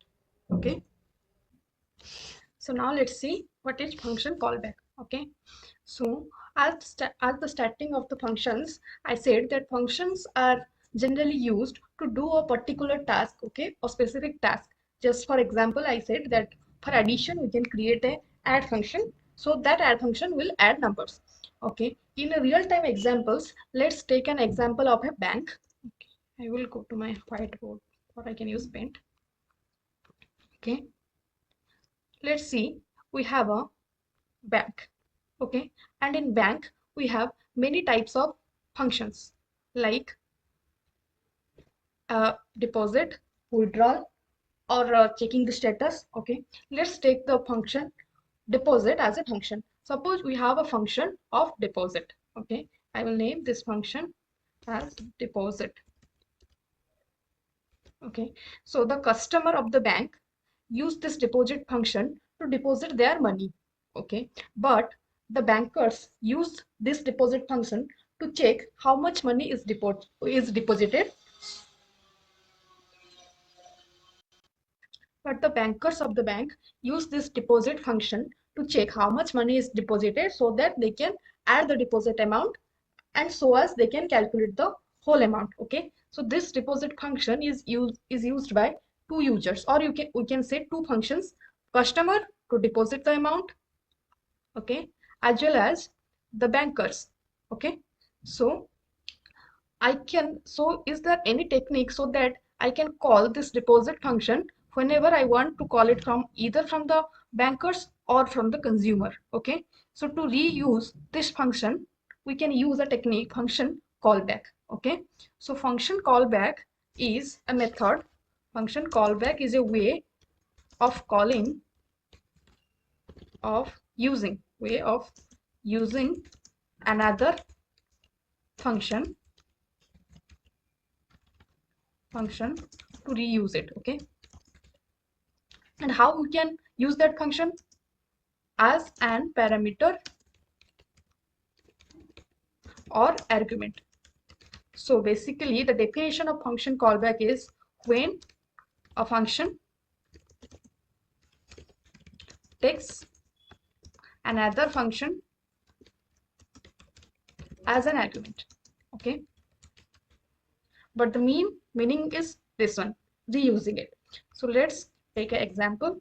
I will create a function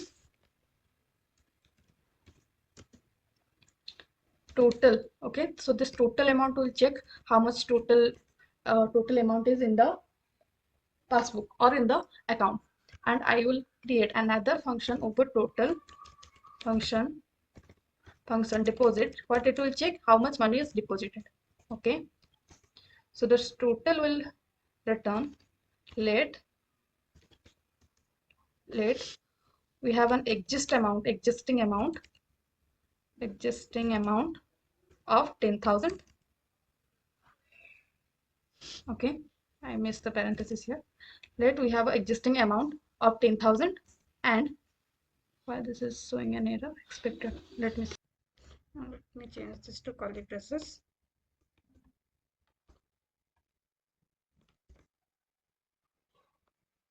Okay, so what I need in this function total, I need the deposited amount and the existing amount to calculate the total amount. Okay, so what I would do, I will call this function total. I will call this function deposit. I will return a value, return let deposit equals to 1000, and this deposit, I will return this deposit here, return deposit. Okay, here you are, return deposit. I will call this total function total, and in this total I will pass the deposit. Here I will take a parameter dep. Okay, total will be let console.log total amount is existing amount plus the deposit we are receiving. Okay, now I will save it, I will run it. What is happening? Total amount is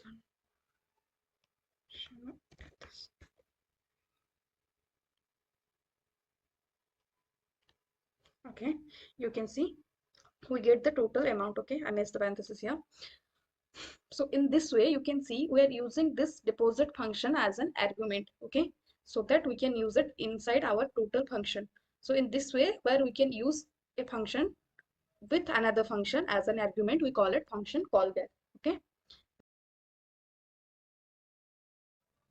as we already know, JavaScript is an interpreted language, so it executes its code line by line. Okay, if we have two functions and in one function we are requesting browser or server request, or we are sending a server request from the browser, it may take time, and during that time our page will freeze because it will execute the code line by line. Okay, so and that may causes a bad user experience. To avoid that, we use asynchronous functions in JavaScript.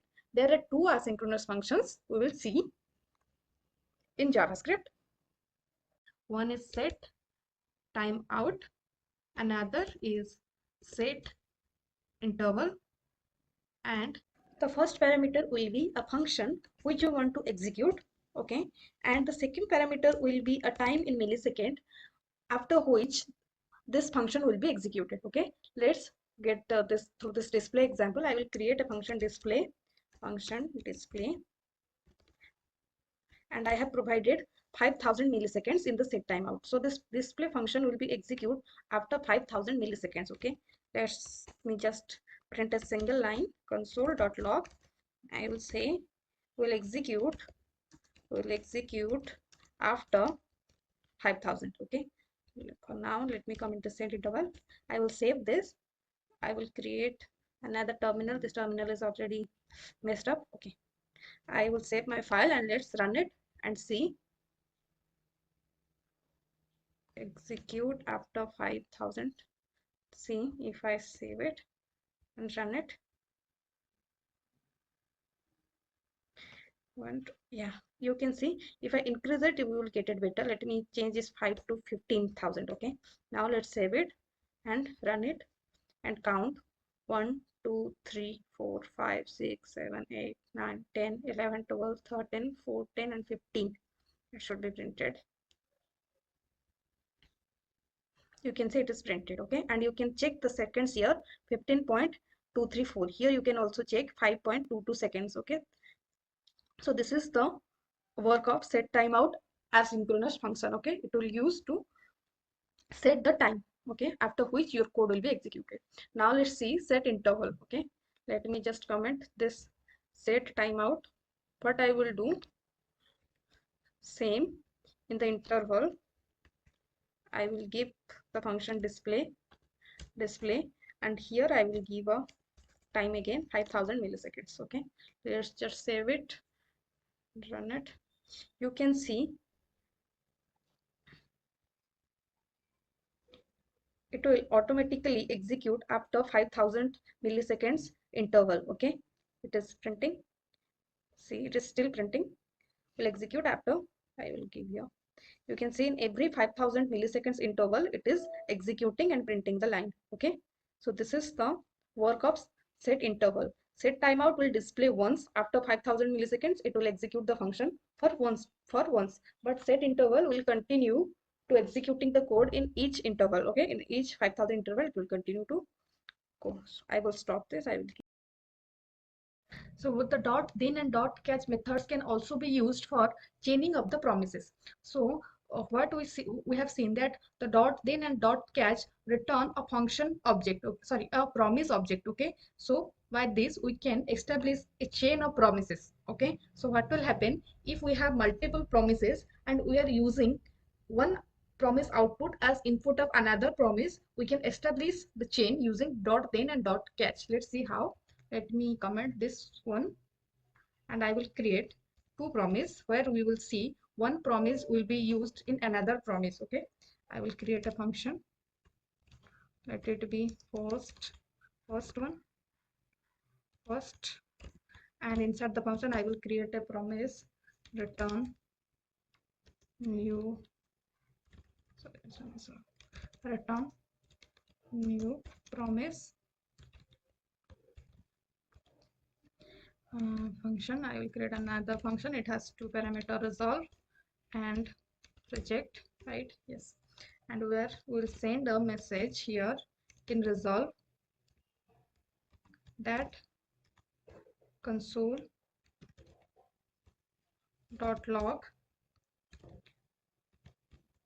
I am the first promise. Okay, I am the first promise. Okay, or I can do some syntax error. This should be here. Okay, then what I will do, I will create another promise second, sorry, function second snd, and inside the function I have the second promise return new promise. Inside this new second promise I will take another Anymous function resolve and reject. Okay, but my second function will use the first function as parameter to use this first promise. Okay, so I will take first. Now what I will do, I will use dot then and dot catch to do the chaining. Okay, to do the chaining, but I have done some mistake.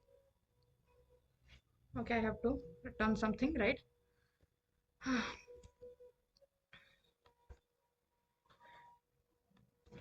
What I will print, I will do resolve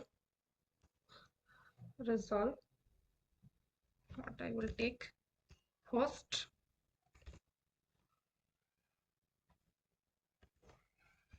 it will call the first parameter plus I will add a statement that I am the second promise. Second promise. Okay, now what I will do, I will use dot then and dot catch. First function will be called dot then. If once the first function is executed, we'll get the promise. Let it be first response. Okay, once we got this, what I will do, I will return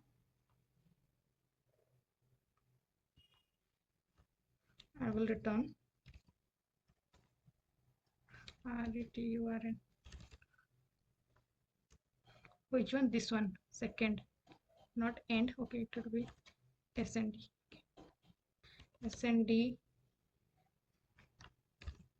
and I will pass the first response. Okay, so what I'm doing, I'm sending this response through this parameter to the second promise. Okay, using, then what I will do, I will call the second function, that is SND. Okay, SND, sorry, not SND, function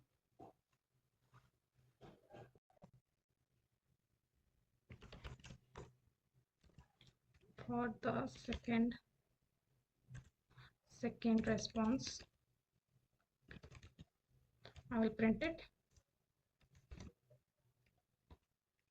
console.log second response, Ctrl S.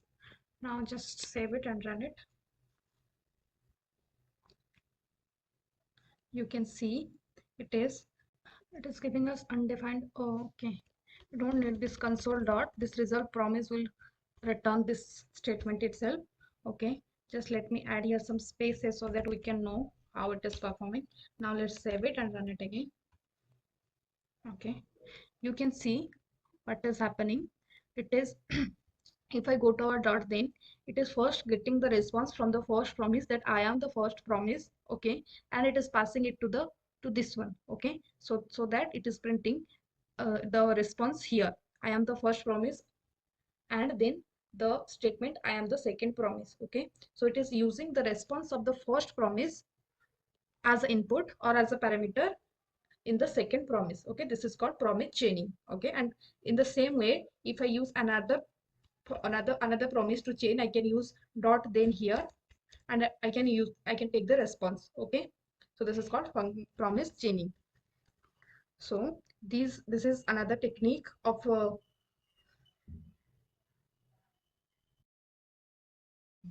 we have alternate options for this dot then and dot catch. In case of chaining of promises, we can use async and await in case of this promise chaining of this promises. Okay, we also may have dot finally statements. Okay, if you want to print some final statement, we can use dot finally like this, dot finally function. Let me call the function, so function, and inside the function, what I will do,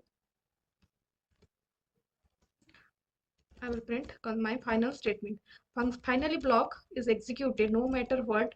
If resolve is passed, it will be executed. If reject is passed, then it will also be executed. So finally is executed no matter what. No matter what, finally will always executed. Okay. Control S. If I run it, you can see it. The finally statement is printed. Okay, so it will be executed. Now let's see how we can use async and await instead of this dot then and dot catch. Okay, so I will comment this things out. Okay, so to create a async function, we need the keyword async before the function. Okay, now I will name the function, I can name it result. Okay, result, I can name it. You can name it whatever you want. In this result, what I will do, I will call the first function, let first is a variable, and I will call this first function for the our first promise. Okay, as we know, dot then and dot catch returns a promise object. Okay, so get this promise object here in this async function. We'll use a keyword await. Okay, so what it will do, it will say the first method will return a promise and wait till the promise is resolved. Okay, so for that reason we'll use this await keyword, and this await keyword can only be used inside the async functions. I will add the comment here. Await keyword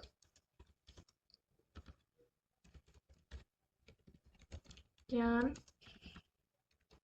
only be used inside await async functions. Okay, now what I will do, I will call the second one second and await second, and in the second I will pass the first response or first promise response we are getting. Okay, now what I will do, I will print the second console.log second one, control S, and now I will call this result. Okay, control S, and let's run it. You can see we are getting the output. This one, the first is passed as a parameter and we're getting the output. I am the first promise, then I am the second promise. Okay, so in this way, instead of dot then and dot catch, we can use async and await, which is a simpler syntax than dot then and dot catch. Okay, I hope you got my point. And in this way, using the asynchronous function, using the promises, using async and await, we can make the code asynchronous code. Okay, so that the page will not be freezed in any situation. Okay, so these are some techniques to maintain the asynchronous behavior of JavaScript. Okay, thank you for watching and keep watching. I hope you are liking the video.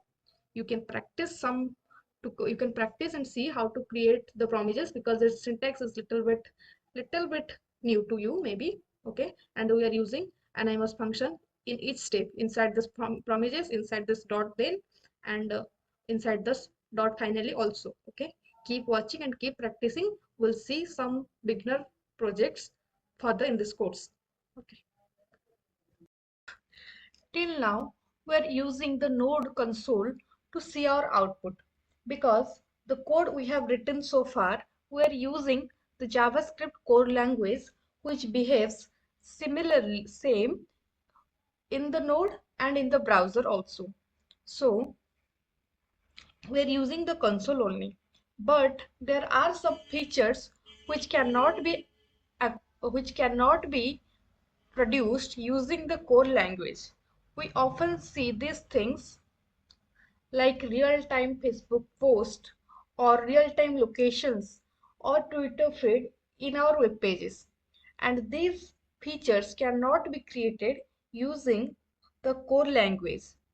Okay, so for these features, these companies provide APIs to maintain the privacy. They don't provide their source code or access to their code. Instead, they provide an interface or intermediate to interact with their features. Okay, and that intermediate or interface is called API. API stands for Application Programming Interface.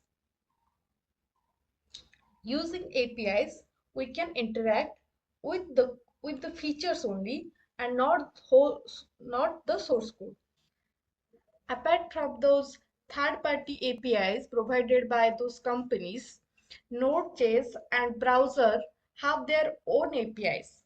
The APIs provided by the browser to JS are called Web API. Web APIs allows us to interact with the browser through our JS code. In fact, the console.log we're using from the starting to print in our console is also a web API.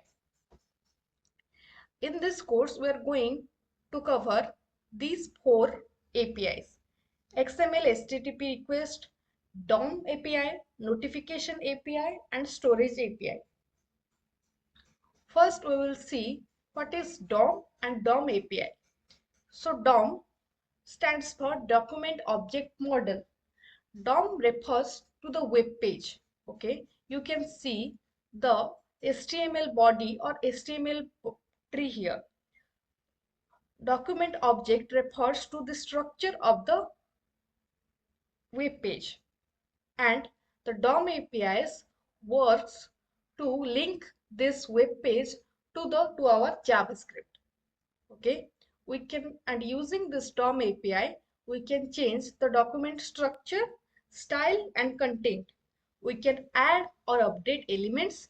We can attach event handlers to make it functional, and they got executed when event is triggered.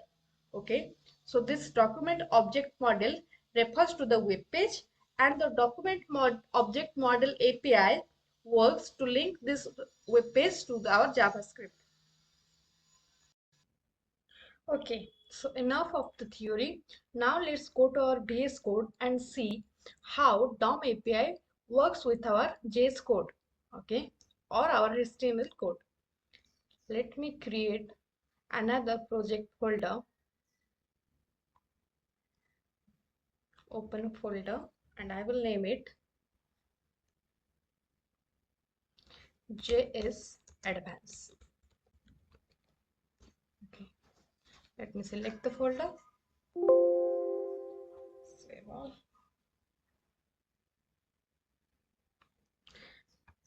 I will create our HTML file first.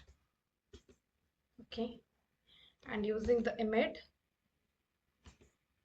I will create the, it is not working, yeah.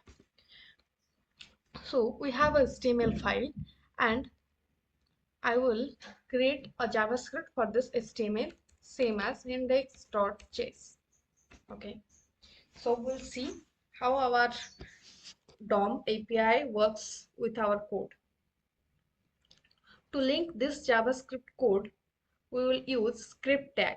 Okay, we already discussed, but before that let me print something here so that we can know our JavaScript file is working.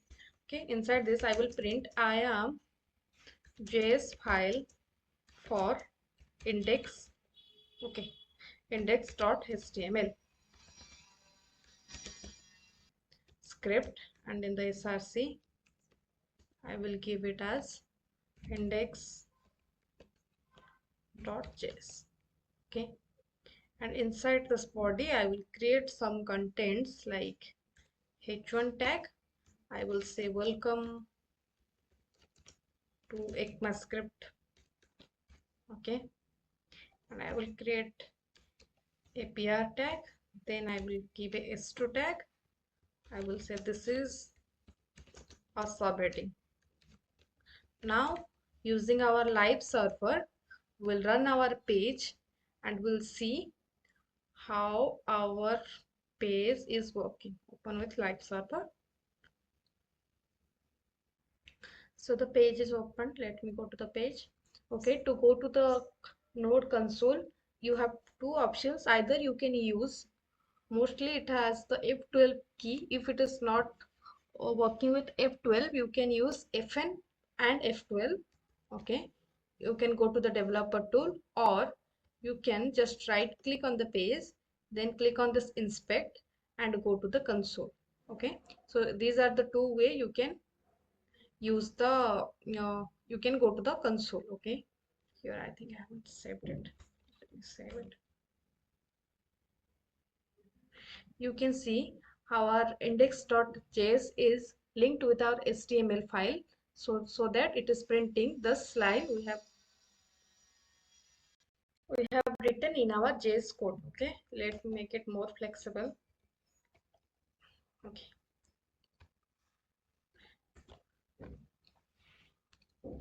so in this way you can link your JS. Now let's see how this DOM is working. Okay, what I will do, I will create an element a global object that is called document. Okay, console.log. So as DOM represent document object model, so document is a global object which represents DOM. Now you can see DOM is created, and if I click on this DOM icon, you can see the this is a lot of code written here. That is represent the whole page. If I go to the full screen mode, now you can see if I hover on it, let me hover. This is a hover on option. If you turn on it, it will work like this. Let's see. Let me go to the page. If I select option that reveal in elements panel, you can see it is highlighting the whole page. Okay, that means the document object model is work with the whole web page structure, and we can embed our JavaScript inside that web page HTML structure or HTML tree. Okay, now let's go back to the code and print some embed some code in this HTML body. We can embed the JavaScript code using the script tag, right?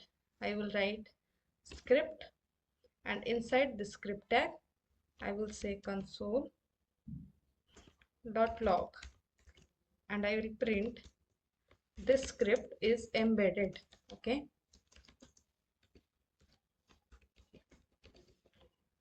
let's save it, and you can see it is printed here. So in this way we can embed our code.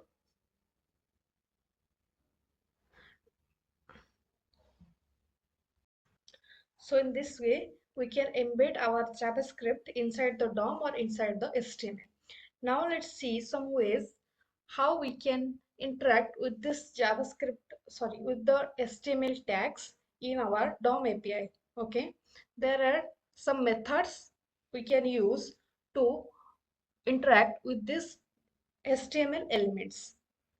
Okay, so the three methods we use to interact with the with the HTML elements are document.getElement by ID, document.getElements by tag name, and document.getElements by class name. Okay, so ID return a single element because ID is given to a unique ID is used for unique identity, so it returns a single element or a single value, where the tag name and class name returns arrays. Okay, because it returns collections, so it returns arrays. Okay, now in our code, if I use in our index.js, if I write console.log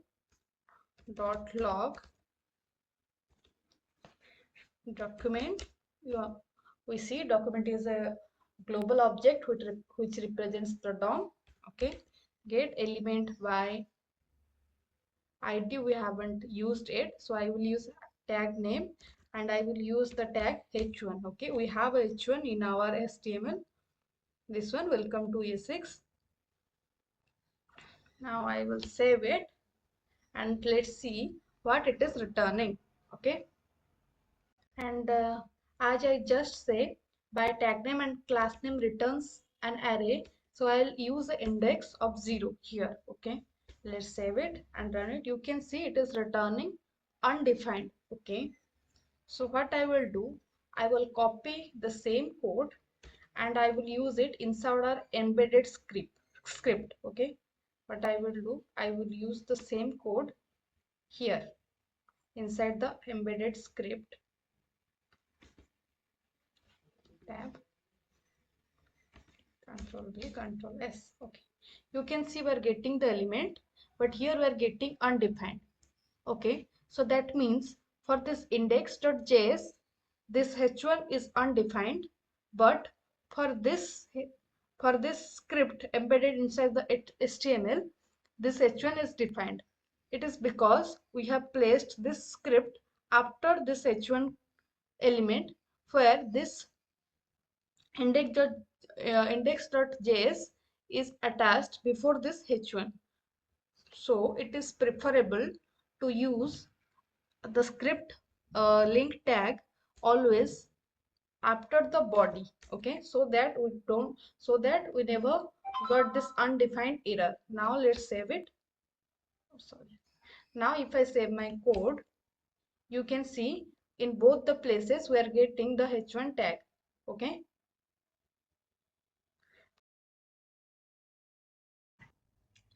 now let's learn another useful feature of web API, that is event. Okay, we often perform many actions on our web pages like clicking a button, changing the size of our web page, like resizing it, minimizing or maximizing it, and getting some alerts, getting some error messages, submitting a form. Okay, all the actions we perform on our web pages are happened through events. Okay, so events are used to perform some actions on the web page. Here you can see we are using a event on click. Okay, whenever we are clicking the button, this change function is performed. So this change we called as event handlers, and this on click is called event. Okay, and this event is a global object, and whenever we perform the same time of events in the, I think I have missed the div here. And whenever we use this type of events, same on the parent elements and in the child elements, what happens whenever we invoke the event on the child element, the parent event is implicitly invoked, and that is called bubbling of events. Okay, let's understand it with a diagram. Okay, you already come across HTML and you are aware of HTML. So what we have in a website, let it be our website. Okay, and inside a website, how our HTML is structured, this is our HTML tag. Okay, so this is our HTML tag. Then inside the HTML tag we have first the head. Okay, then we have the body. Okay, and inside the body, let me put head, inside the body we have divs, right? Let me create some divs. We have divs like this. We have h1 tags, right? I can name this is, I will give it as head. This is the body, this is the divs. Okay, div, and this is a h1 tag. Okay, so inside a div we also create some child divs, right? Let me go back to this one. We also create some child divs. So this is a basic structure of HTML, and what I also call it a DOM tree or HTML tree. Okay, so what happens when we have child divs inside the parent divs, and we assign some uh, DOM functions like on click, it will automatically trigger it parent div. Okay, just go back to the HTML and let me create a div. First div. Okay, and inside the div I will paste this button, Control X. So this is a div, and we have a button inside the div. Inside this div I will create another div, so that will be a child div. Okay, div, and I will give it a ID child div. Okay, and I will give a ID to this parent div.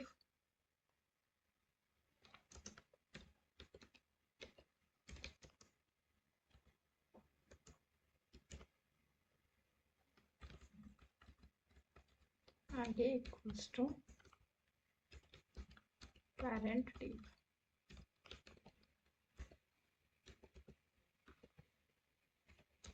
and let the style color is red, and here I will also add a style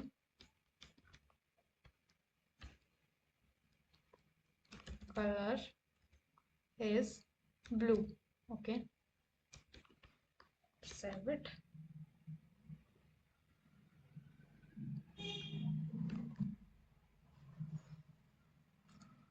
I'll create a button inside this child div now.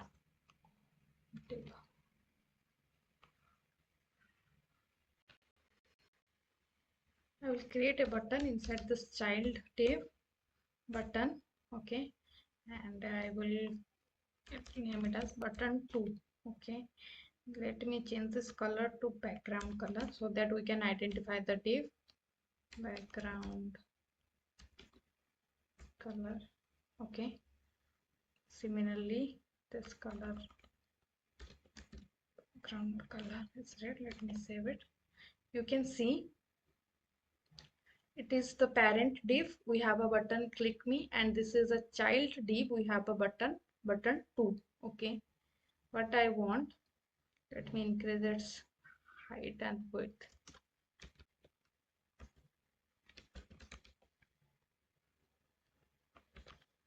Pixel.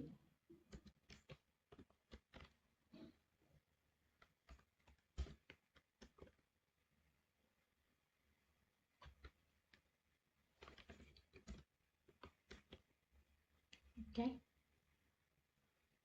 and width also 70 pixel.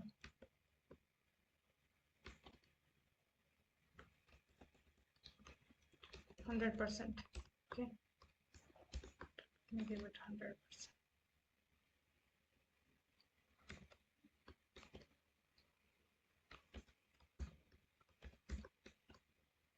Okay, so now what will happen, I will assign a same function on click to both the buttons. On click. Okay, unclick, and I will assign a function. What function we have created? Change, right? Change. Here I will assign another function, button click function.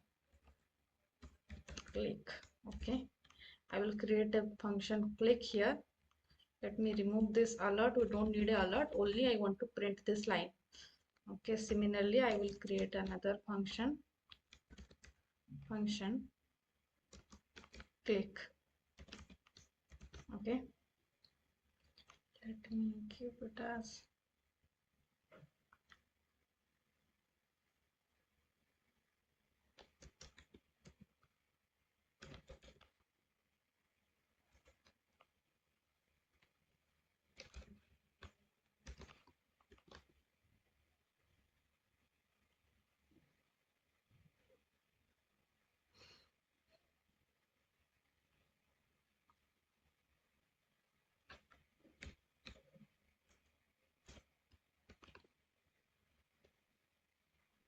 okay. So this click me is in our parent div, and this button 2 is in the child div. Okay, if I increase the height, you may got it.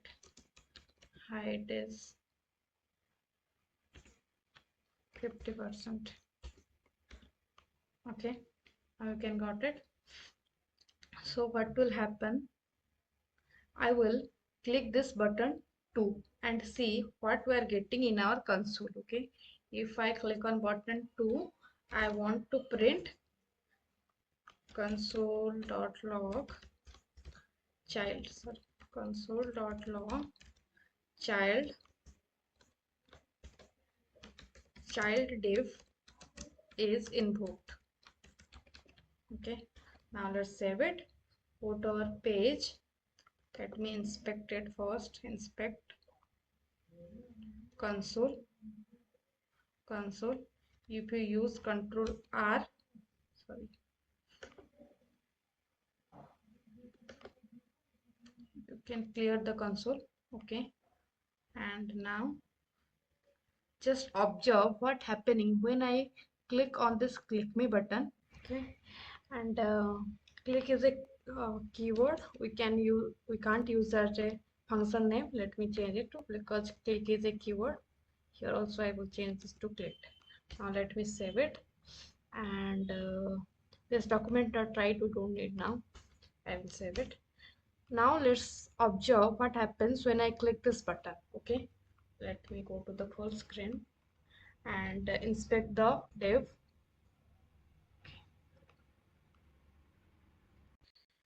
And I can clear the console to observe the things clearly of what is happening with it here console. Okay, now if I click on click me, you can see button clicked is printed, which we have assigned here. The function we have assigned here is change. Here it is printing the change function line. But so as of now everything is happening as expected. Now I will do some changes to the divs. Okay, what I will do, I will assign the same on click function to the divs. Okay, here I will do on click, and I will assign another method. I will assign this one, this change function to this child div. Okay, to this child div I have assigned this on click function change here. Okay, now I will save the code again, and let's see what is happening. Let me clear the console and click on the button.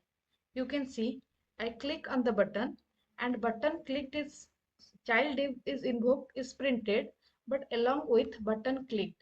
Okay, but we have assigned only the clicked function to this button too. Still this change is function is invoked. Okay, and same for this div. Okay, if I here in this div, if I give on click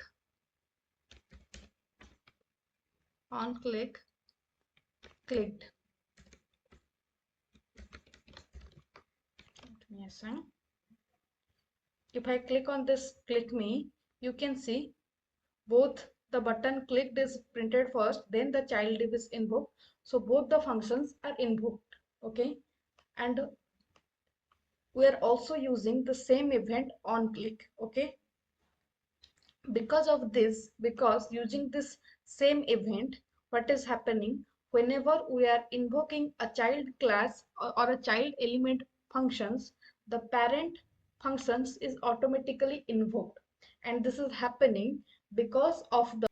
Now let's see how event works with user inputs. Okay, what I will do, I will cut this div from this parent div, and I will place it this here. Okay, and this button we don't need. I will create a input field first, input. Okay, and inside this input I will assign an event method on click. Okay, an event on click. I will say I want to do some user data. I need some user data input in. Okay, the data in. What I will do, I will pass the event object here. Let me save it. I will create the function. This click this removed, I can comment it out. Okay, I need a function for user data input.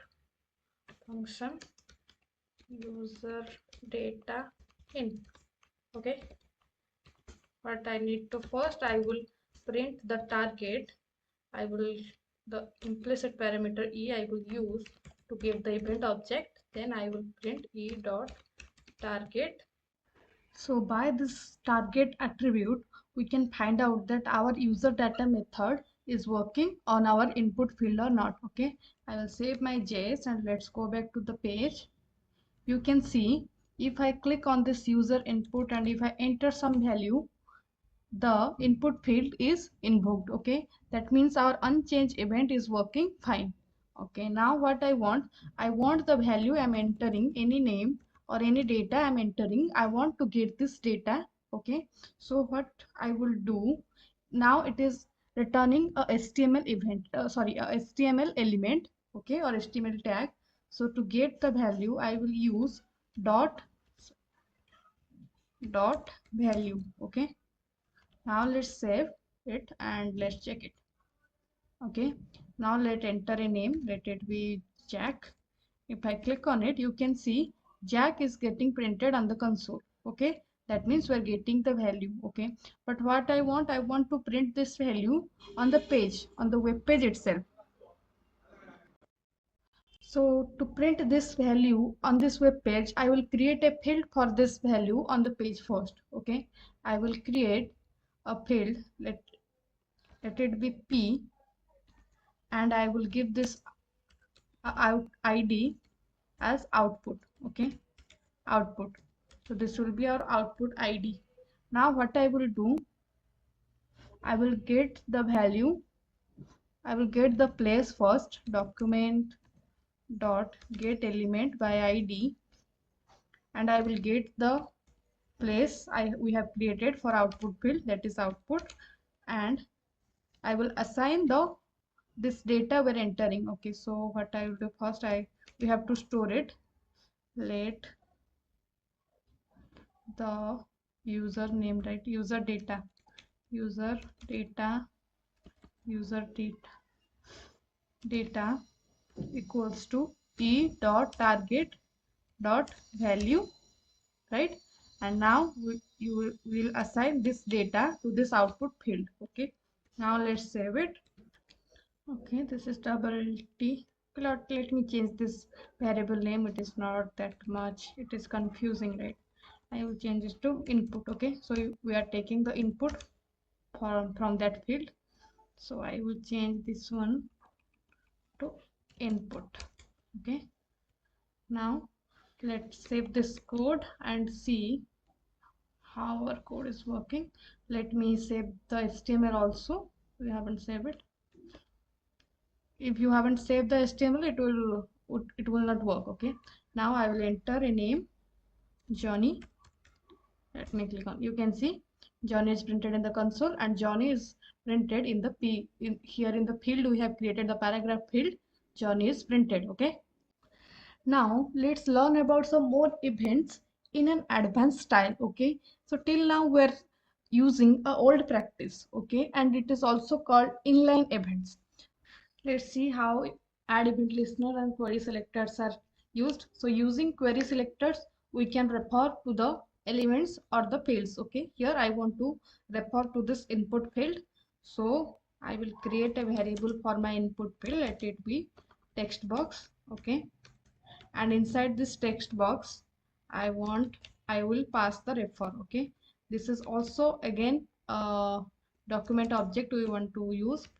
It is a query selector is a method of document object. Inside this query selector, I will pass the ID, that is text box. Okay, hashtag text box. So this hashtag refers that it is the ID. Okay, now I want to perform add event listener function on this text box. So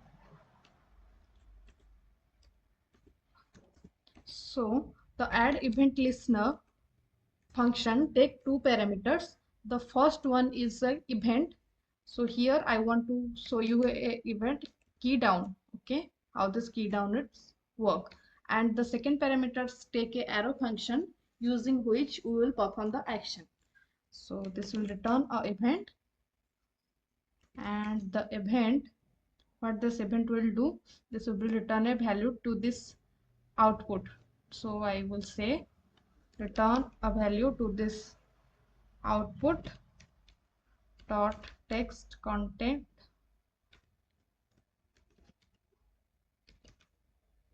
and what I will assign, I will assign this key down event.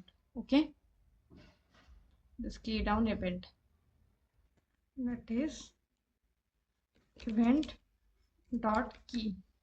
What is not working? Okay, we haven't stored this output ID in it. We need to create or we need to store the output first, the output field. Again, I will use the query selector dot query selector, and I will pass the output ID. Output. Again, output is also ID, so I will give a hash, and for div we will use dot. Okay, and we want to print the text, so I will use inner text. Okay, that will be easy.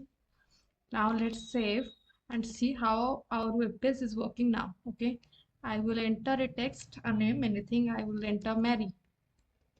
You can see whatever I'm entering, it is getting printed here. Okay, if I use backspace, it will show me a backspace.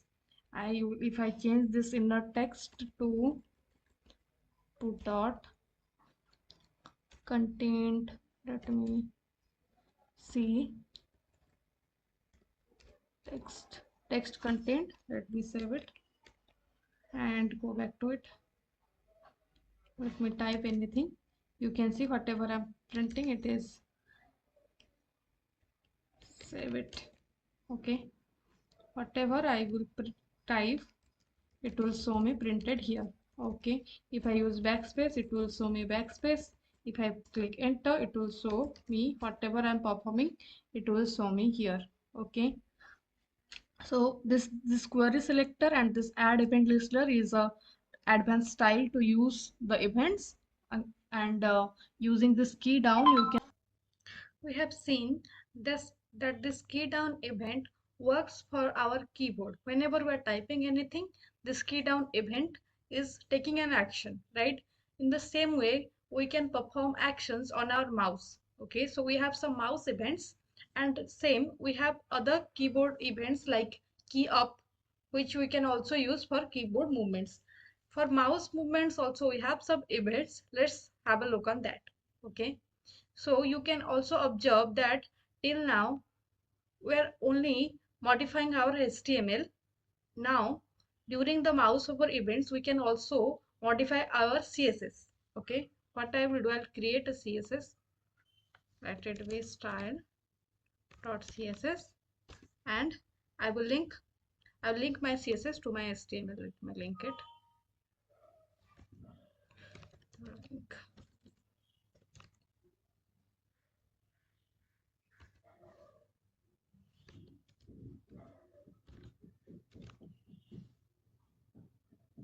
Okay, let's remove this CSS from here. We're going to use our CSS file for all the CSS. Okay, I will, for this parent div, let me give the CSS. Okay, the ID is dot var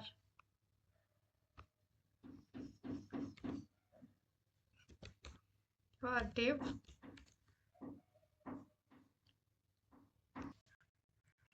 Let me give it a height and a width. Height of 40%, not 40%, 40 pixel, and width will be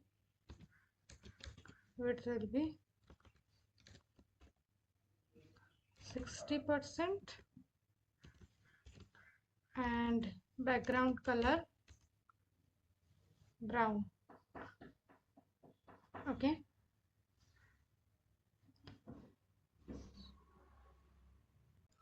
let me save this one. Let me save our HTML also. Let's see our page. Okay, you can see. Okay, you can see the div color is changed to red and everything is fine. Now on this div I will use an event on mouse.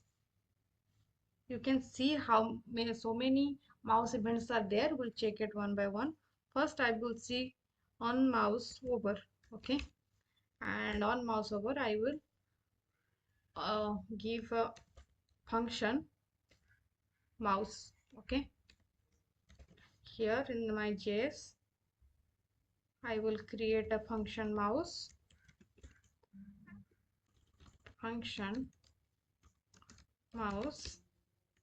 and in the function I will give a alert message that on mouse over. Okay, on mouse over.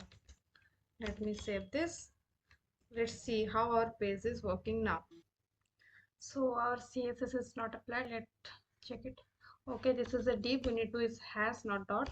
This is the ID, so we need to use hash. Okay, so you can see our div is present, and whenever we are hovering on this div, we are getting an alert on mouse over. Okay, in the same way, we have other events you can try for this mouse events like mouse down and mouse out, mouse leave, and other events which are specifically used for some tags. Like you can use a submit event to submit a form, click event to click on a button, double click to click on a text box. Okay, so there are so many events to explore. So next we'll do a small project. We'll create a form and submit some data so that we can cover some more events and we have a practical knowledge how this event works on the website. Okay, so let's start our project and create our project folder.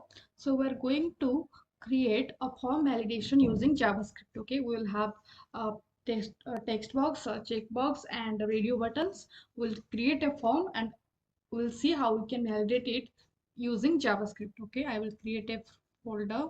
My project folder will be form validation. Okay,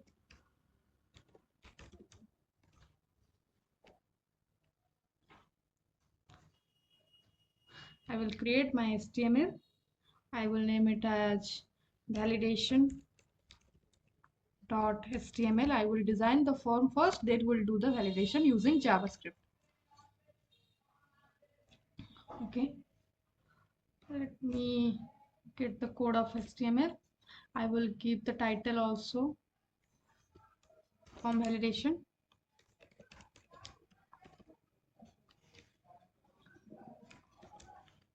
Okay, let me create the body and give a header that registration form. Okay,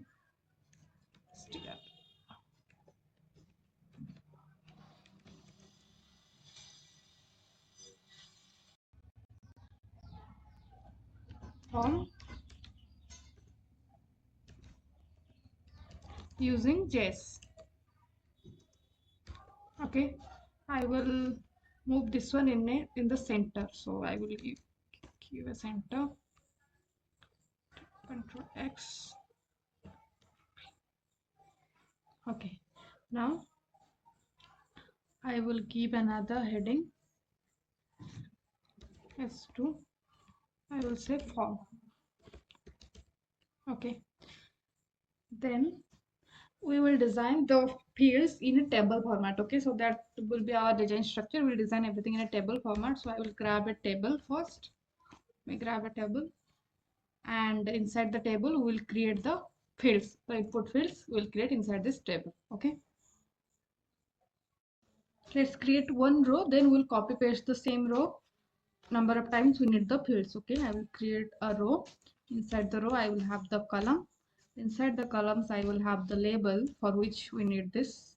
Okay, let me remove the for now, and we will have another column td, and inside the td we'll have the input field. Okay, now let me copy this one, Control C, and I will paste it for more fields.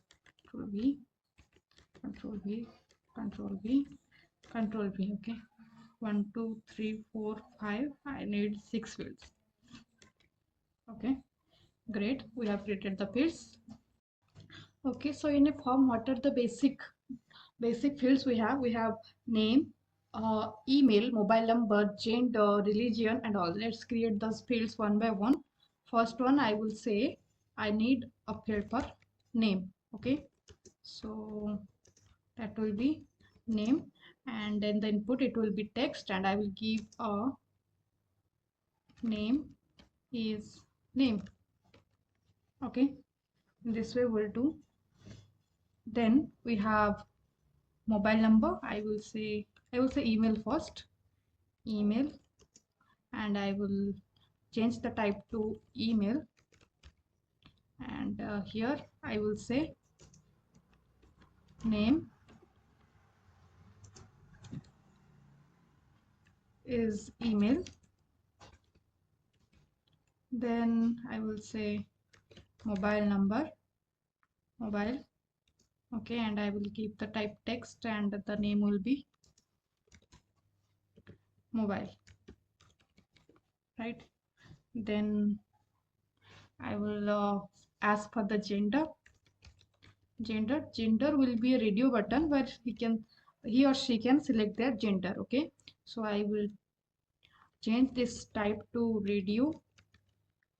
Okay, and let me give enter here, and I will create the name will be gender, and the value we also need to add the value, right? The value will be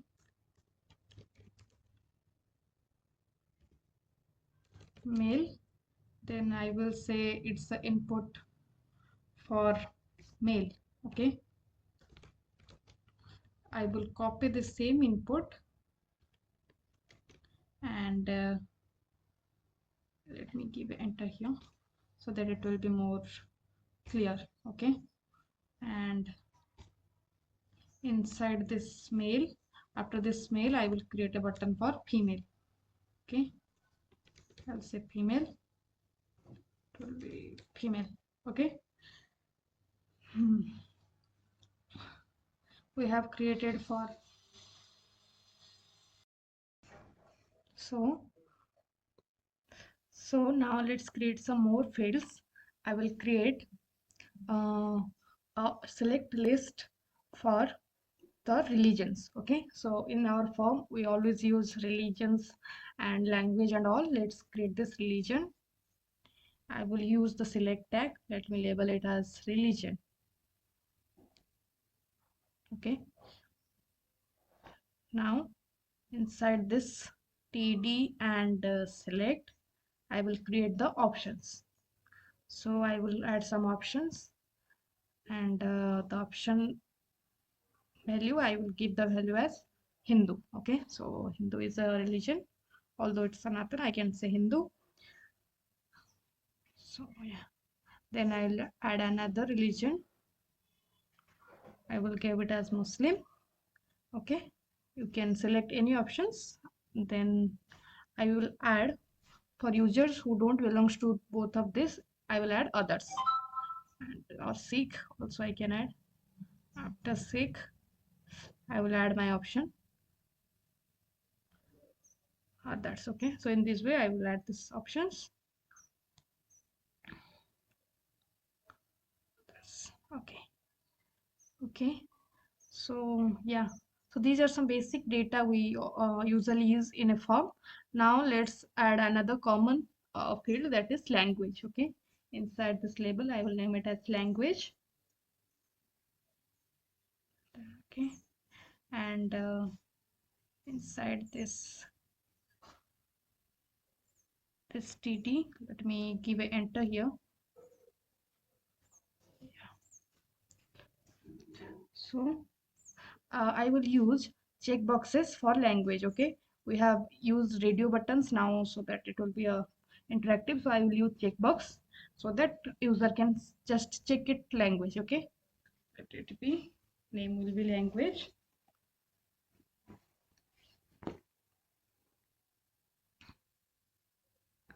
and then the value will be English. Okay, English is the default one, I will give English. Now let's just copy this and change the values.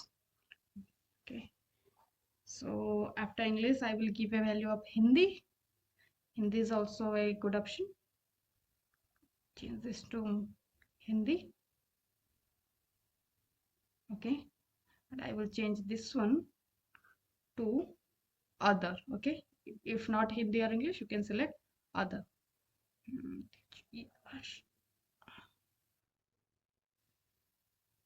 Say others. Okay, so yeah, so I have created all the fields I want to create it. Now I will do what I will do. I will create another row, and inside that I will submit this form. To submit this form, I will create an input field of type submit. Okay, submit. The name will also be submit.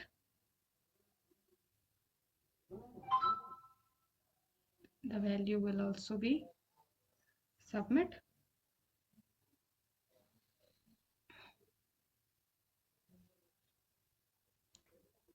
Okay, now let's see how our page is looking.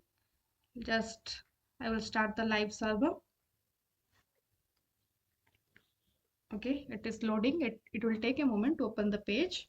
It is loading. Okay, loading. Yeah, so our form is almost the structure is almost ready. Okay, you can see the fields are working. Mail 4. Okay, I have typed 4 somewhere. Yeah, this one I will remove, and I will change this to small m, small m. Okay, go back to our page. Yeah, name, email, gender. You can see the radio buttons are working. The check boxes are also working, and the submit button is working. So now our structure is ready.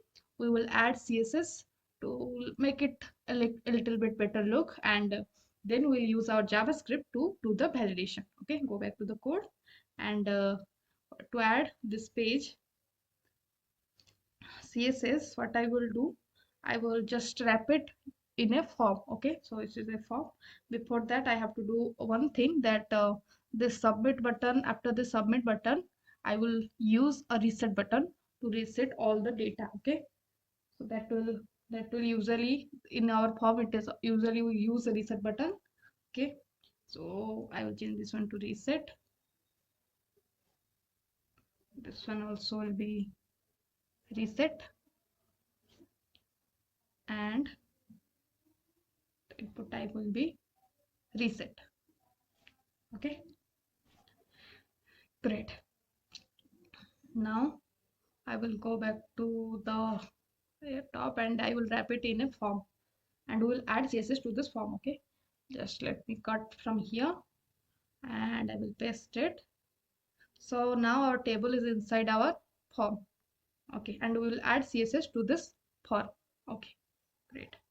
Now let's create a CSS file for this and add it. Hello, hello, hello.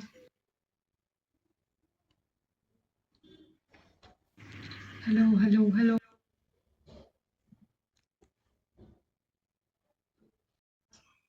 Let's create the CSS file, style.css, and here I will style for this form. Okay, at the form I will give some style. The style is, I will add a width of 400 pixel is enough. Okay, and I will say margin to move it to the center, so I will give it a left margin 20 pixel, and others are auto. Okay, now let's save it and link this CSS to this HTML. I will use link and the style.css. Let me save it, and let's see how our page is looking. Okay, the form remains here. Why? Because you can see the h2 is inside the form element, so I will cut this one, I will paste it inside this form. Now let's save it, and let's see our page. Okay, it is looking fine, but yeah, we can do some more styling. Okay, but our more focus in this page is using JavaScript, not the CSS. Still, we will do some things like what I will do in the CSS. I will say the TD elements, all the input values are actually in the TD elements, so I will say TD post child will be align fit. Save it. Okay, because I want this value should be in the left, not in a difference. Okay, So now I will increase the font weight, bold, and what I will do, I will add a padding. You can see these are not, these are so much close, so we need to add some padding to this TD. I will add a padding, padding of 10 pixel. Let me save it. Okay, it is looking good, but you can see these buttons are,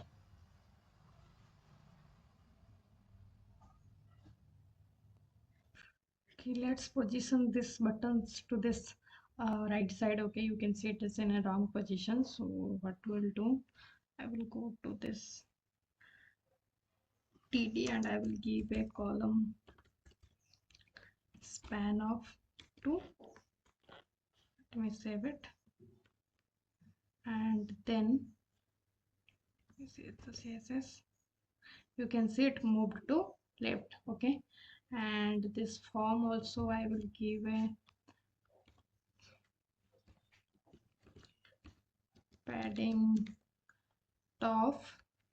I will give a 15 pixel. Let me give it.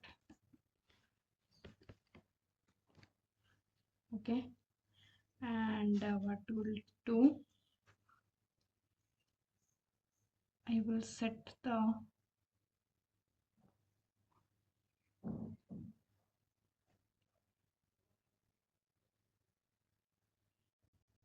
you can see the alignment is not in the correct, not in a straight. Okay, it is moving to the left. So to change this alignment, I will change this to auto, change it, you can see.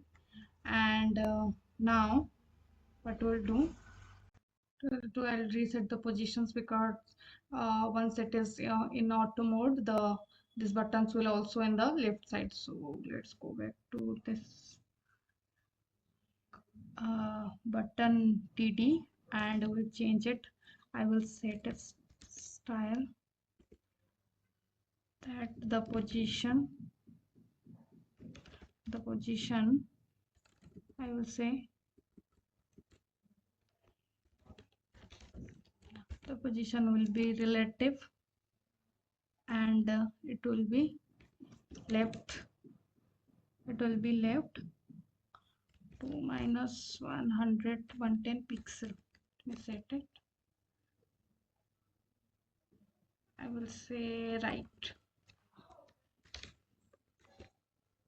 Okay, and I will also increase the height and width. Okay, let me increase the height.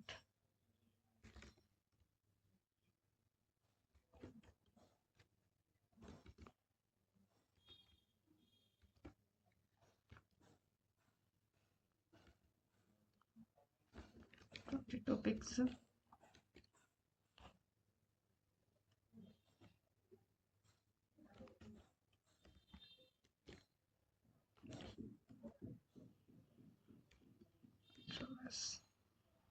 But I will say 40 pixel. That will be okay. And width is okay, but let increase it 60 pixel. Let increase it to 80 pixel.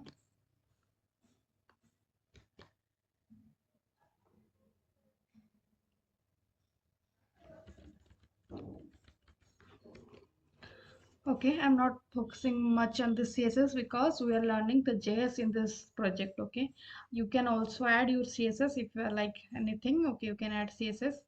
Let's just check our everything is working. Okay, let's just add some colors to this heading and all, so it will more, it will be, its visibility will be okay. Good. Okay, right, it will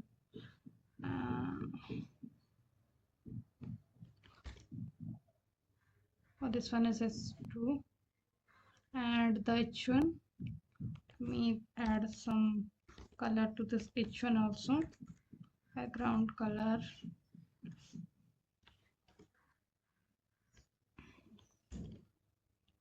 Okay, and the form, I will say the background color.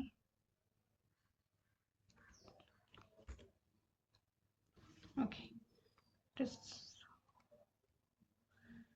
okay. You can see the form is looking now. Its visibility is increases. You can see it is looking just fine. Okay, fine for our project because we are going to check the validation, not the CSS. Still, I have added some colors to this, and I can also add a body color so that it will body. I will add a color.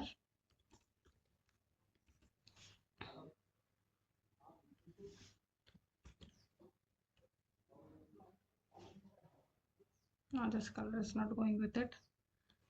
Let me remove it, or I can change it to the same.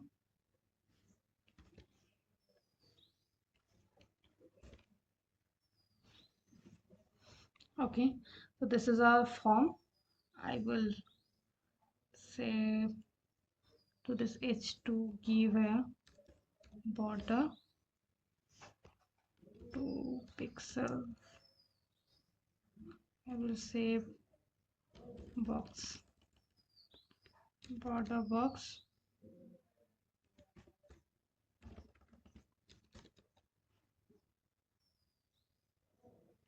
What a style will be.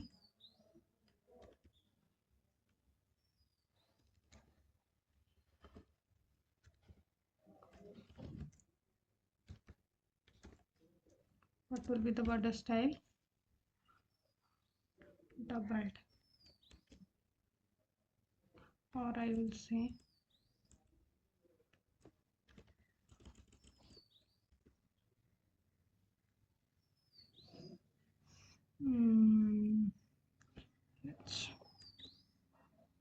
okay.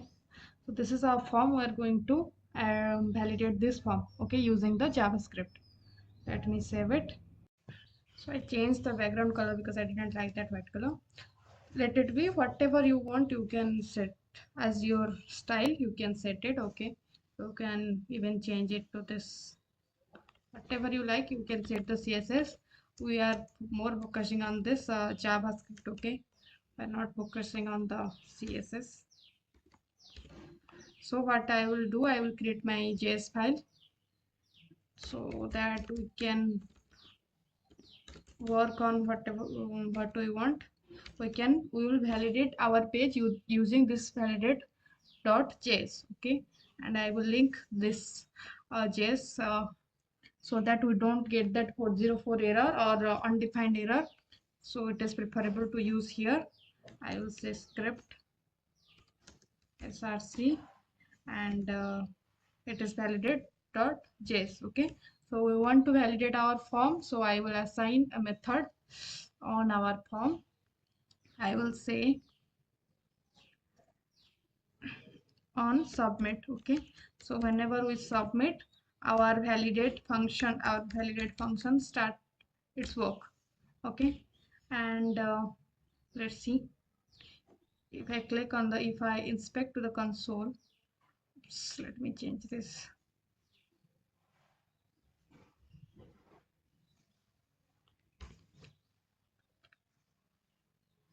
Why this CSS is not applied? Let me just remove this background color. I don't like it, and it, okay. So our CSS part is done. Yes. So whenever we click on the submit button, our validate function will invoke. So fn f12, I will inspect it. If I click on this, you can see there's some error we're getting. That means our JS is started working, okay. And it is reloading. You can see here, whenever I click on the submit button, it is reloading every time. So for that, what I will do, I will say return validate, and I will say here I will create the function validate, and I will say return false. Okay, I set it to false. So now let's click on the submit button. You can see nothing is reloading. Okay, so that we can see what is happening on our console. Otherwise it is reloading every time, we can't focus on. Okay, and what I will also add here, I will give a name to this form. I will say I will give a name to this form. I will say register. Okay, register. I give a name to this form. Then let's print the data we're getting from the form. Okay, I will say console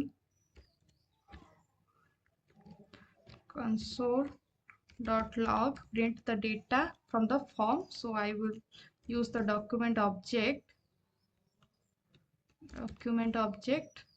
I will call the form by its name, that is register, and our first input field is, but I don't want to print these values. I want to store these values so that I can perform validation on that values. Okay, so I will just copy this one X, and I will say let name is, and I will store the value. Okay, and in the same way I will store the values of all the fields. Let me just copy this one and print it.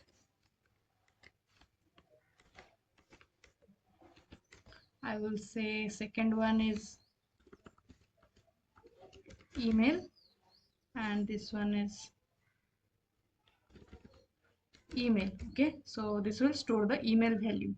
Then we have mobile.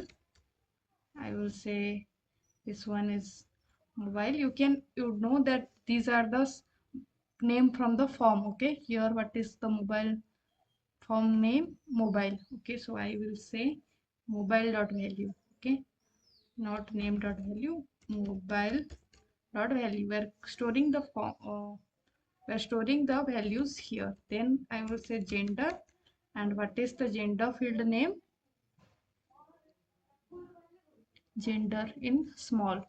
So I will say gender dot value. Then sorry, this one is gender. After gender we have religion. I will say religion LE, and I will copy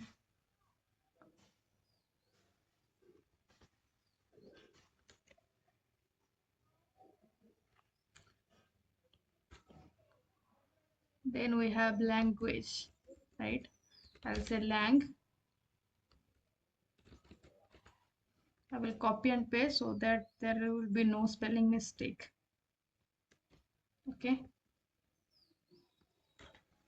so we have stored all the values. Now we'll perform validation on this. Okay, let's start from a simple validation.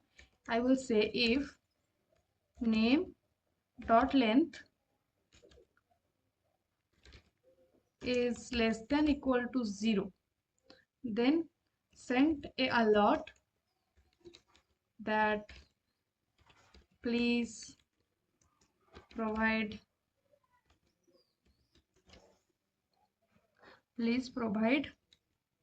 your name. Okay, and this will be a string. I will store it in a back, so it is string, so I will use backtick. Let me save it. I will say return false. Now try this. Okay, I won't provide any name, and I will click on this submit. It should return an alert. Why it is not returning? Let me save my JS again and try. There is a spelling mistake here. It is GTH. Okay, name dot length. Now let's save and try on this submit button. You can see we are getting an alert that please provide your name, because we are not providing anything. Okay, now if I provide a name, and if I click on the submit button, we are not getting any alert. So our first condition and our first simple validation is working. Let's move forward. Okay, for the same I will say if I will just copy this condition, I will paste this one, and I will try for the other values also. I will say if the email dot length less than 0, return that please provide your email. Okay, then if the mobile dot length is less than 0, I will say please provide your number. Okay, and what I will do, I will change this type to mobile type to number, so that it will automatically check it's a number or not. Okay, one validation for us is now less. We don't need to check it's a number or not, it will automatically check. And what I will also do, I will use the focus event. Okay, so that it will focus where the issue is. Name dot focus. Now let's save. This one will be after mobile. What is we have? Gender, but gender is a radio button, right? Okay, let me don't use for now and check these three fields only. Okay, if I am not, let me click on submit. Please provide your name. I will provide my name. Then I'll click on submit. Please provide your email. I will provide a valid email. Submit. I'm getting an error because this is email type, so it is automatically validating the email pattern. Okay, we don't need to provide any pattern for email validation. We are getting it from the JS itself. So what I will do, I will provide an email abc@gmail.com. Now if I click on submit, I'll get an alert, please provide your number. And if I provide a wrong number of characters, it is not taking, so I have to enter number only, because if I try to enter character, it will not take. Now if I click on this and I will submit. Okay, so these three validation are working. Now let's try for other fields. Okay, I will use the same for the gender. Let me copy, Control C, Control V, gender. I will say gender. Let me save it. And then for this religion, we have a select field, right? We have a select and options. So what I will do, I will add the first option. Let me copy this. Control C, Control V. I will say this one is select religion.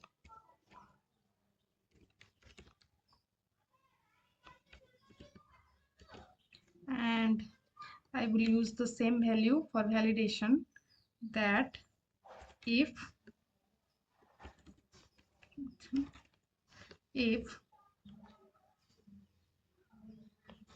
the value is select, if the value is select quotes, that means that means we don't need to that means we need to select a value, right? That's condition we will try here. Okay, if religion dot value also we are getting is equals to select religion. I will just copy and paste it.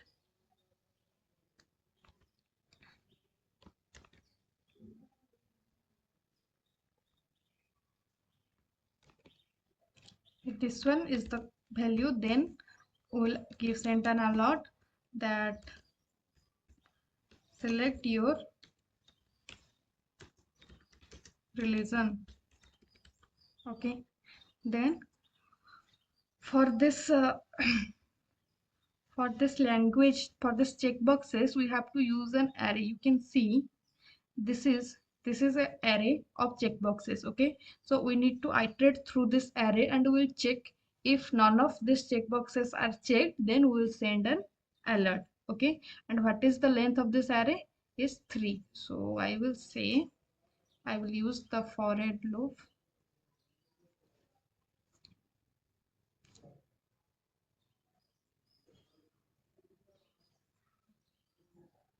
The for loop, let's create a variable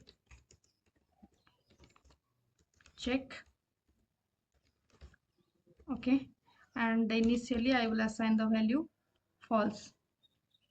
Okay, and I will say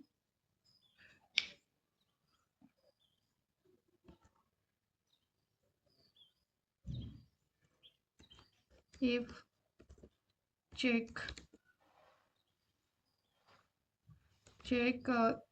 is equal to false, then we need a what we need to send. We said a alert that please select a language.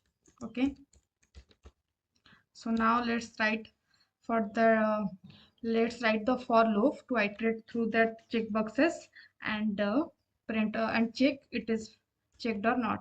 Okay, I will use here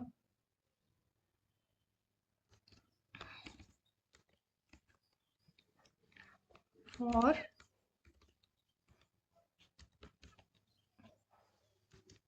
I equals to lang dot length -1 if I is greater than equal to 0, I minus minus, and check becomes true. Okay, so now let's check our validation logic is working or not. If I give a value on the name, and also if I provide abc@gmail.com, I will give a number. I will select anything, agenda, and click on submit. You can say it is giving select your religion, right? So we need to select it. Okay,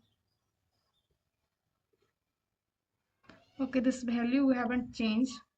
So here in the HTML, where is the values? Select your, this one is select religion. Okay, now let's see. Okay, if I don't select any religion, it will give me an alert that's it to select a religion. Okay, let's try from the strating again. If I click on the submit, it will giving me please provide your name. Okay, so I will give my name anything, Johnny or something. Then I will provide email, then a number. Then let's try this. You can see it is giving us please provide your gender, so I will select a gender. It is throwing us all the okay. Now if I click on submit, it is giving us select your religion. Okay, so I will select the religion. Then let's check. It is throwing an alert that please select a language. So all our validation for now till now is working. Okay, please select a language. I have selected. No, there is a issue in this checkboxes. I have selected, still it is throwing an error. Why? Why?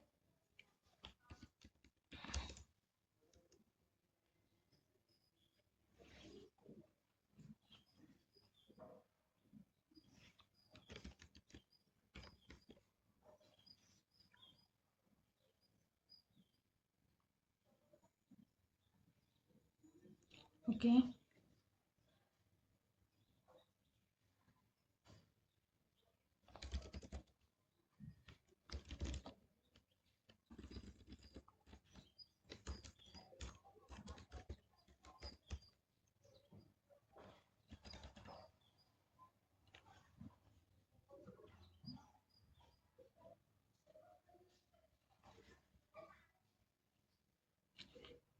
let's see what we have done.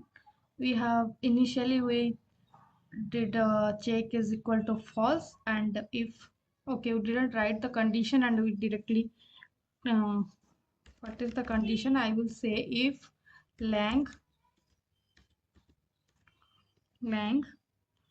of I, that means if the element is checked, then only return true. Okay, now let's try. Okay, I will give a name, I will give an email, then the mobile number, gender, religion, and okay.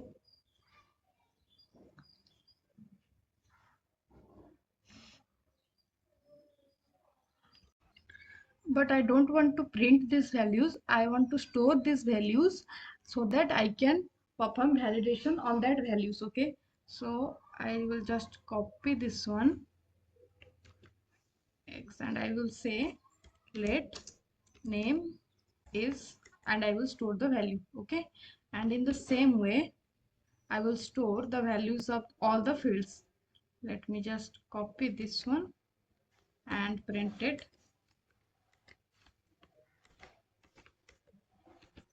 I will say second one is email and this one is email. Okay, so this will store the email value. Then we have mobile.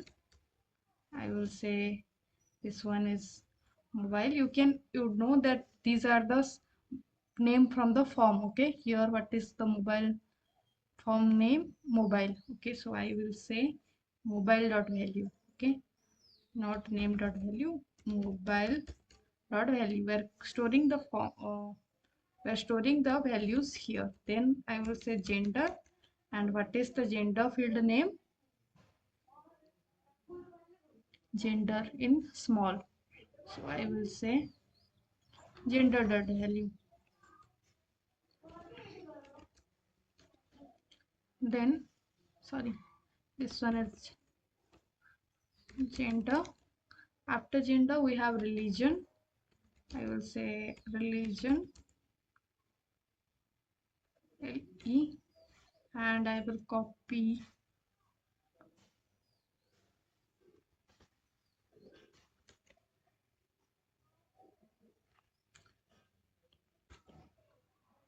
then we have language, right? I'll say lang. I will copy and paste so that there will be no spelling mistake. Okay.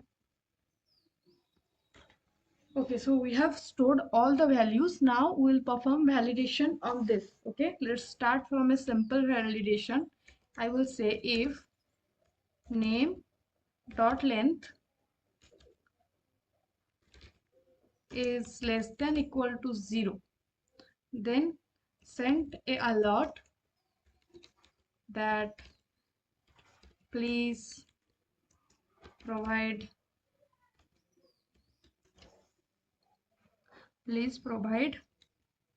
your name. Okay, and this will be a string. I will store it in a back, so it is string, so I will use backtick. Let me save it. I will say return false. Now try this. Okay, I won't provide any name and I will click on this submit. It should return an alert. Why it is not returning? Let me save my JS again and try. There is a spelling mistake here. It is GTH. Okay, name dot length. Now let's save and try on this submit button, you can see we are getting an alert that please provide your name, because we are not providing anything. Okay, now if I provide a name and if I click on the submit button, we are not getting any alert. So our first condition and our first simple validation is working. Let's move forward. Okay, for the same I will say, if I will just copy this condition, I will paste this one, and I will try for the other values also. I will say if the email dot length less than 0, return that please provide your email. Okay, then if the mobile dot length is less than 0, I will say please provide your number. Okay, and what I will do, I will change this type to mobile type to number, so that it will automatically check it's a number or not. Okay, one validation for us is now less. We don't need to check it's a number or not, it will automatically check. And what I will also do, I will use the focus event. Okay, so that it will focus where the issue is. Name dot focus. Now let's save. This one will be after mobile. What is we have? Gender, but gender is a radio button, right?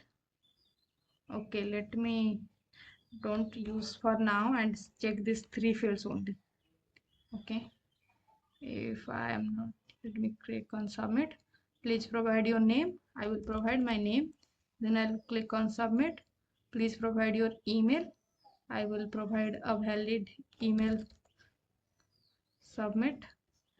I'm getting an error because this is the email type, so it is automatically validating the email pattern. Okay, we don't need to provide any pattern for email validation. We are getting it from the JS itself. So what I will do, I will provide an email abc@gmail.com. Now if I click on submit, I'll get an alert, please provide your number. And if I provide a wrong number of characters, it is not taking, so I have to enter number only, because if I try to enter character, it will not take. Now if I click on this and I will submit. Okay, so these three validation are working. Now let's try for other fields. Okay, I will use the same for the gender. Let me copy, Control C, Control V, gender. I will say gender. Let me save it. And then for this religion, we have a select field, right? We have a select and options. So what I will do, I will add the first option. Let me copy this. Control C, Control V. I will say this one is select religion.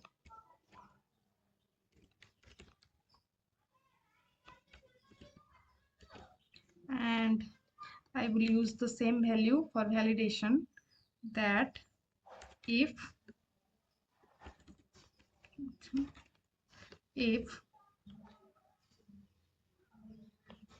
the value is select, if the value is select quotes, that means we don't need to that means we need to select a value, right?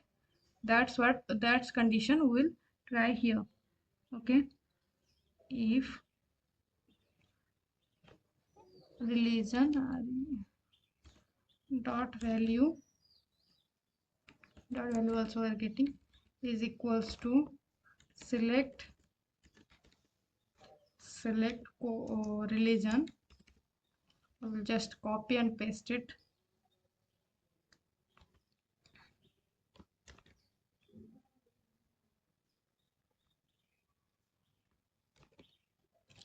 this one is the value, then we'll give send an alert that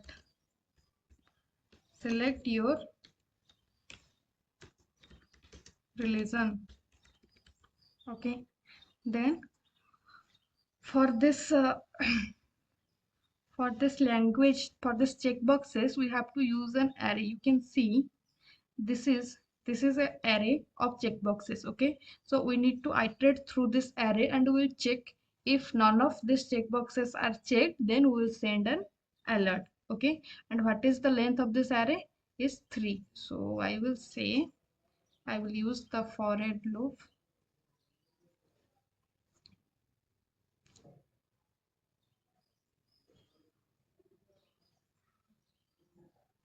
The for loop, let's create a variable check. Okay, and initially I will assign the value false. Okay, and I will say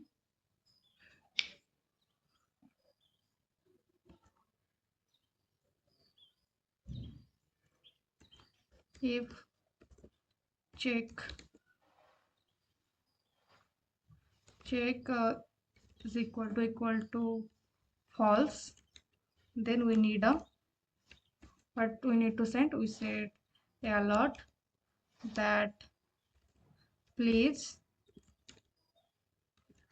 select a language.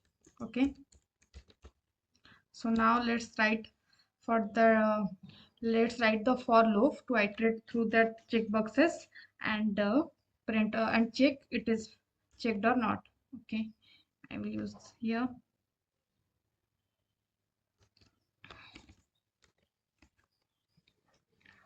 for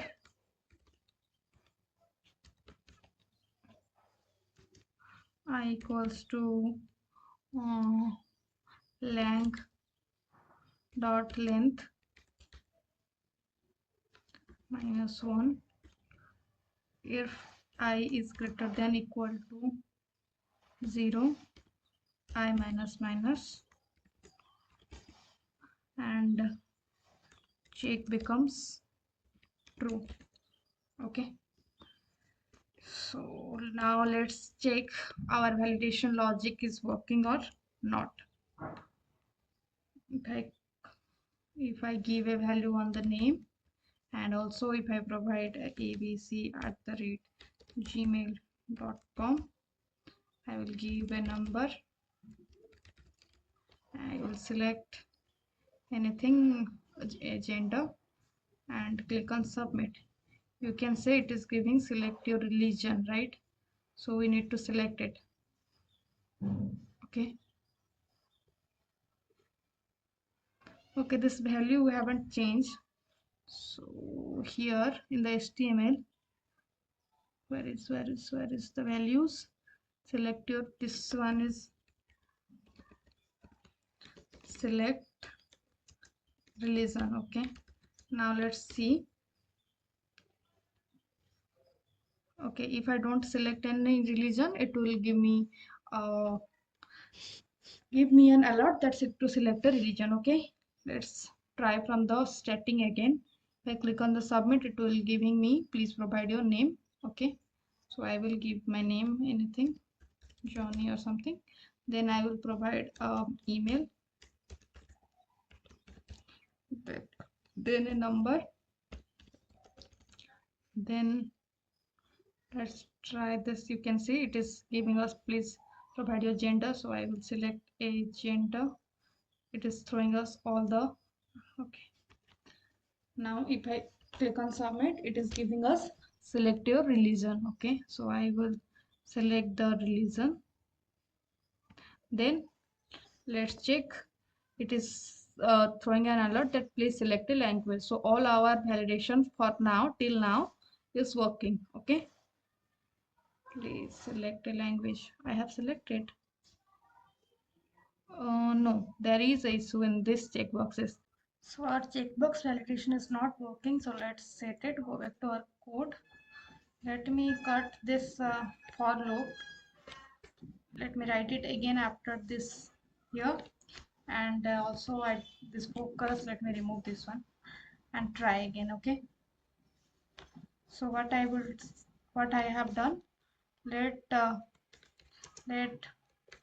check is initially false. Okay, and if it is turned to true, that means our one of our checkbox is checked. I will say for I is equal to 0, I less than 3, because we have 3 checkboxes, I plus plus, if one of the checkbox language of I is checked, then what will happen? I will say turn it true. That means one of the checkbox is checked. If it is false, we will get the alert. Okay, now let's try it again. You can see every time we are clicking on submit button, our data is resetting, right? So I will use return false, so our data will stay instead of going back, or instead of removing. Okay, return false, so we don't need to set it again and again. I will just copy and paste it. Okay, every time we don't need to set the data, it will stay. Now let me save it and try. Okay, I entered a name, I entered a email,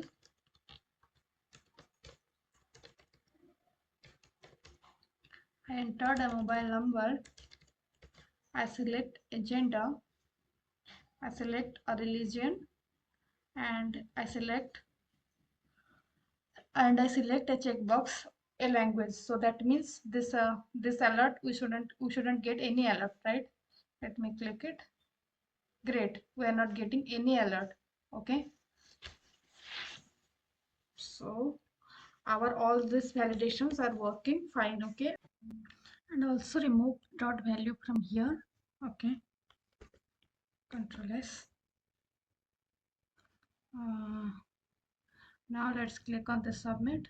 Please provide your name, email, number, gender, religion, and language. Okay, so all the alerts are working, so all our validations are working.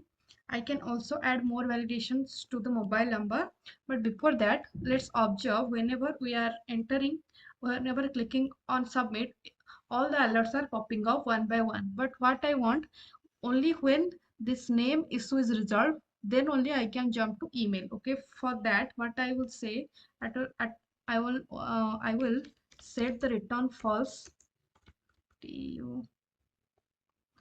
return false statement in every condition. Okay, so that we can't jump to another, we will jump to a next input only after reserving one alert. Okay, let me copy and paste it. Return false. So what will happen, once we resolve all the alert, then only we can submit our form. Okay, done. And what else validation I can add here? If I set the mobile length, that the mobile number length will be greater than less than 0, we have already, what I will change it to, it will be greater than 0, and will always mobile dot length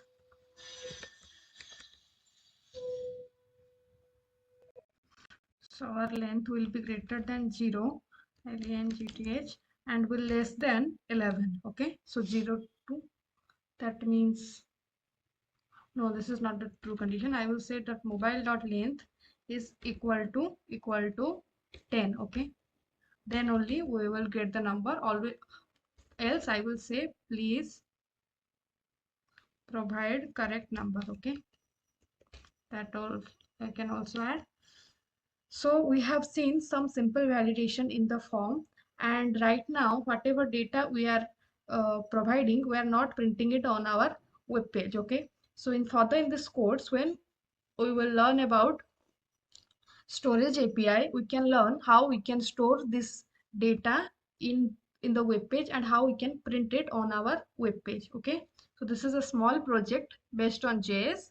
I hope you like it. If you like it, just let's go on further on this course. Okay, just continue the course. Thank you for watching. So we're going to see that how we will get the data from the server using this XML HTTP request API. Before that, let me know you that the data we're going to get will be a JSON data.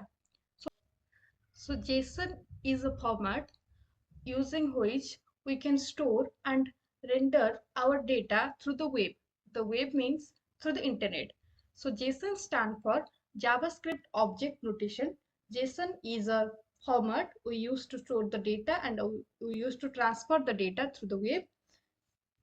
We can convert the JSON data to a JavaScript string, or we can convert the JSON string,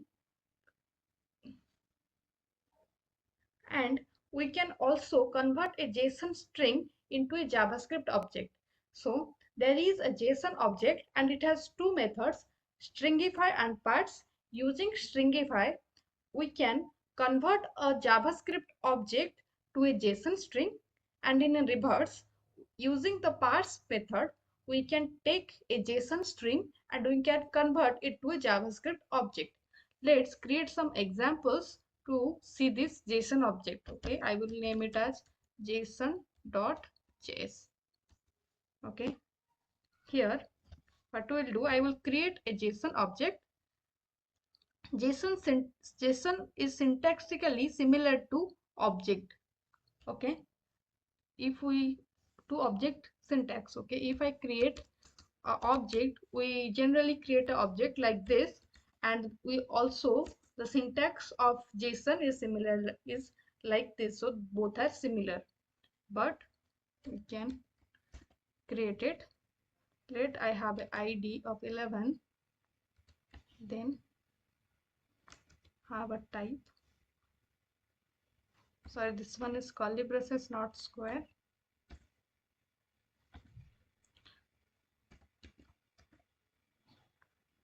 Primary,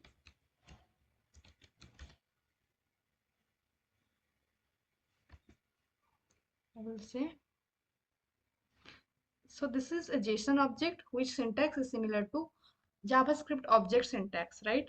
So if I want to convert this JSON, this object to a JavaScript string, I can use the method stringify. Okay, what I will use, console.log.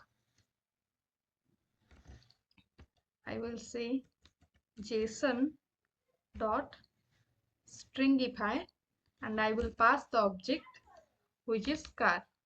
Now let me save it and run it. You can see we are getting the string. Now if I store this one, let me copy and store it. You can see we get the string. This is a JavaScript string. Okay, if I want to check the type or how I will do it, I will copy this one, I will store it somewhere.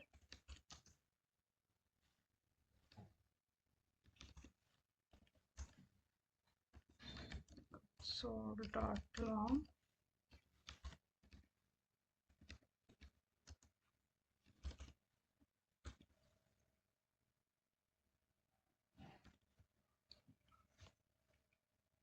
you can see the type is a string. Okay, so and in the reverse order, if we create a JavaScript string, okay, let me create, let str2 equals to, I will create the string like this, where the ID will be 12 and the type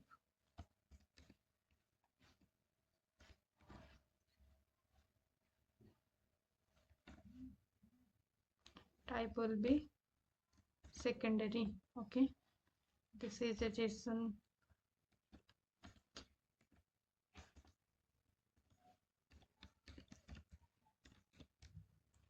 Now I will show you how to use the parse. I will say let JSON str. Okay, this one is a JavaScript string. I will convert it to this JSON string. Okay, using the parse. I will use the JSON object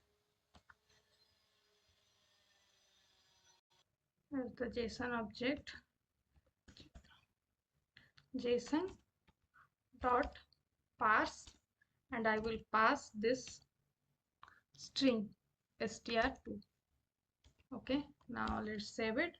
Now let's print the JSON string. Sorry.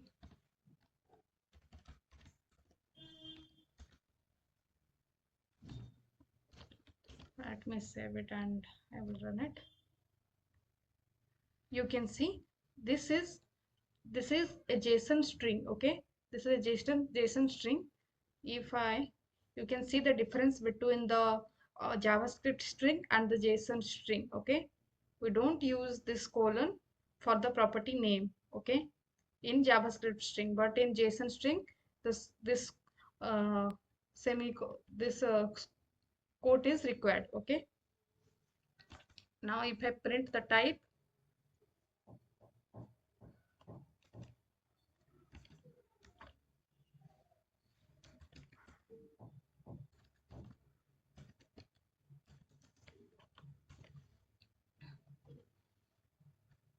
you can see it is an object because it is a JSON object string.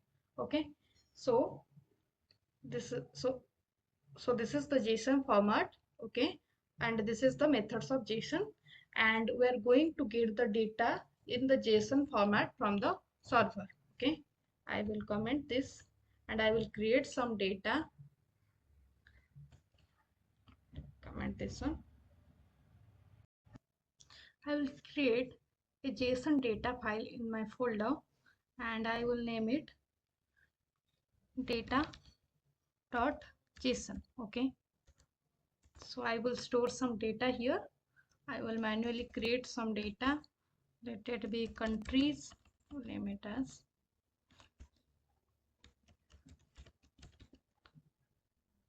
countries, and I will store some countries name here. Okay, I will store India, Bangladesh,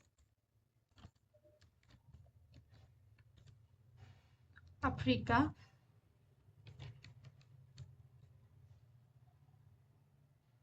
and USA. Okay,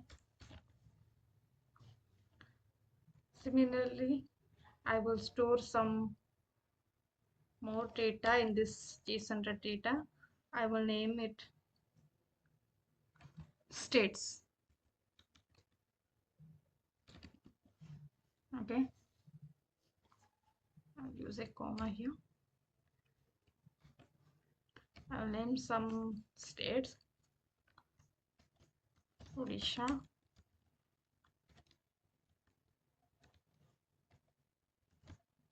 Maharashtra, and Goa. Now let's create an index.html. So in this index.html, I'm going to get my data from this JSON data from this data.json. Okay, you can see this HTML is empty. I will open it with live server and let's see what we're getting. Okay, great.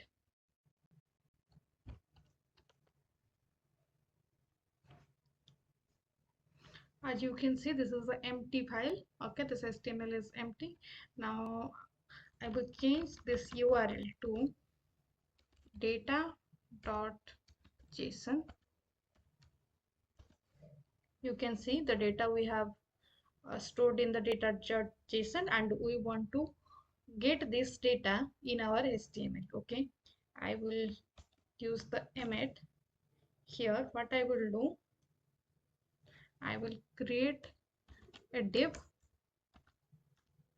Inside the div I will create a button and I will give a name to this button, get data.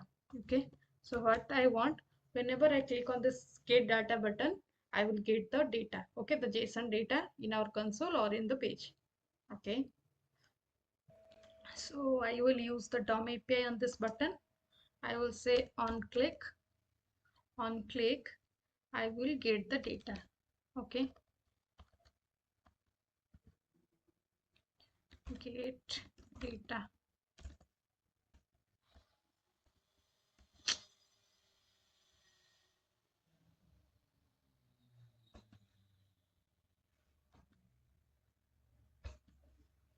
Okay, so I will create my JS file for that. I will name it as json.js and okay, I will say data.js. Okay, and I will link my JS to this HTML. I will link my JS as script src data.js, and in the data.js I will write the function get data. I will just create an alert to check everything is working. I will say will get the data. Okay, data from server from JSON. Let me now save it. Now let's see how our page is working. Let me refresh it. Go back to the HTML. Let me save it.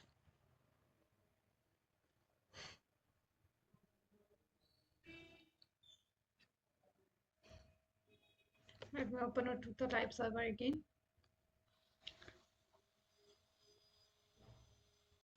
You can see the button is created, and if I click on the button, I am getting the alert. We'll get the data from the JSON. Okay, that is expected. Let me add a heading so that it will look little bit better. That will get the JSON data here. Okay, now let me save it. Now let's go back to the page. Okay, that everything is working fine. Now what I need, when I click on this button, I will get the data. Okay, so for that we have to follow 4 steps in our JS. The first step is creating a XHR object. Okay, first step is creating the XHR object through which we'll move forward and we'll access the data. So I will say const XHR is equal to new. I'll create the object from XML HTTP request. Correct. Okay, so we have created the object. This was the first step. The second step is the URL we want to open. I will open the URL through this object. Okay, so first, which URL we need? We need the data.json URL, right? I will change it to data.json. Where our data is present, we need this URL. I will paste the URL here. The third, now I will pass this URL in this xhr.open. I will pass the URL, so it means the object will open the URL. Okay, it will take 2 parameters. The first one is the method type, that is get.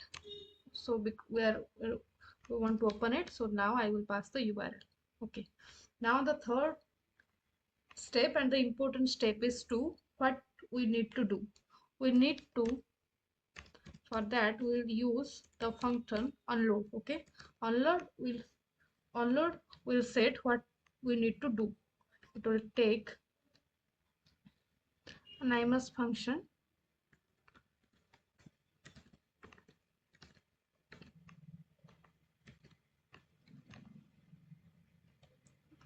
here I want to print, I will say console.log. I will say load the data here. Okay, still we don't have the data, we just opened the data.json URL. Okay, I will say here, and the last step is to sending the request. Okay, xhr dot send. Okay, after onload it will send the request. Okay, now what I will do, I will open this URL and I will get the data and I will send the request.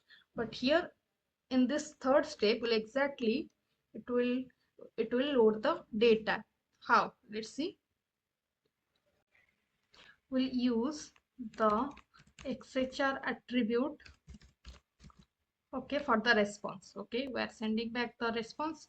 Before that we'll get the response through this attribute xhr dot response in text. Okay, so that we'll get the data in a textual format.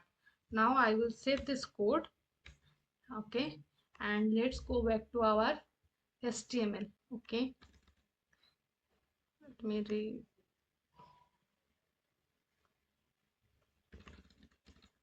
I will say go back to my index.html. Okay, now if I click on the button, you can see the alert is okay, we'll get the data. But we need to see this line so that we can understand that this unload step is executed. Okay, let me go to full screen and open our console. I'll say okay, and let me click on this get data. Okay, in the console you can see nothing is printed. That means this unload step is not executing. Okay, what can we do? Let's check it again. Okay, this one is xhr, not URL. The unload is a method of this xhr object. By mistake I set it URL. Okay, now you can see our data is printed in our console. Okay, so we are receiving the data from the JSON. Great. If I click on the button, okay, you can see load the data here, and the if I remove this one, you can see it better. Let me click on this get the data. I will click on OK, and the data shall be printed. Okay, so you can see the data is printed in the console. Okay, so we are getting the data from the JSON. Great. So far we have achieved our goal. Now let's try to print it on the web page. Okay, so to get the data in this index.html, I will create a div for it, and I will give a ID to this as data. Now I will go back to my JS. We are getting a JSON data in a textual format. To print it on our web page, we have to convert it to JS array or JS object. Okay, so let me create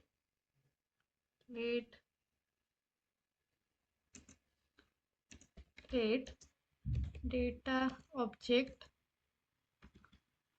We'll use the JSON object to convert it to the JS object, json.parse, and I will pass xhr dot response txt. Okay, now let's print it and see console.log in which format it is coming. Okay, I will save it. You can see we're getting an array of the data. Okay, and all our data is stored in is now converted to array, which is a JavaScript object. So we have converted our JSON data to our JavaScript data. Okay, using this dot parse. Okay,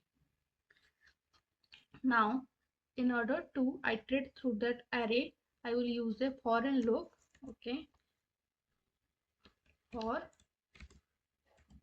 let key is in data object, I will create let dl will be the property name, so I will say document,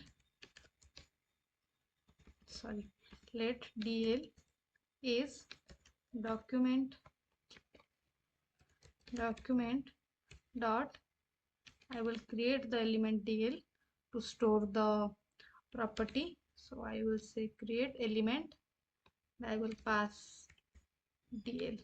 Okay, then I will create another dt variable to store the value. Okay, document dot create element, and this time it is dt. Okay, now I will got the value dt dot inner HTML. I will update it with the key. Okay, so it is nothing but the key will be added to this definition, that means that value. Okay, this key is the array object, so this key is the value of the array and we're assigning it to this dt. Okay, I will pass it.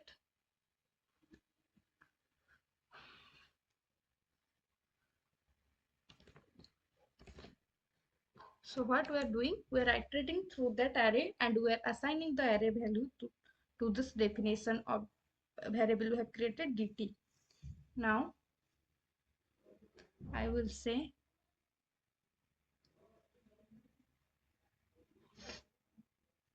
I will create an object let dd is document dot create element. We need to append these values to HTML. Okay, so I will create this dd, and in this dd dot inner HTML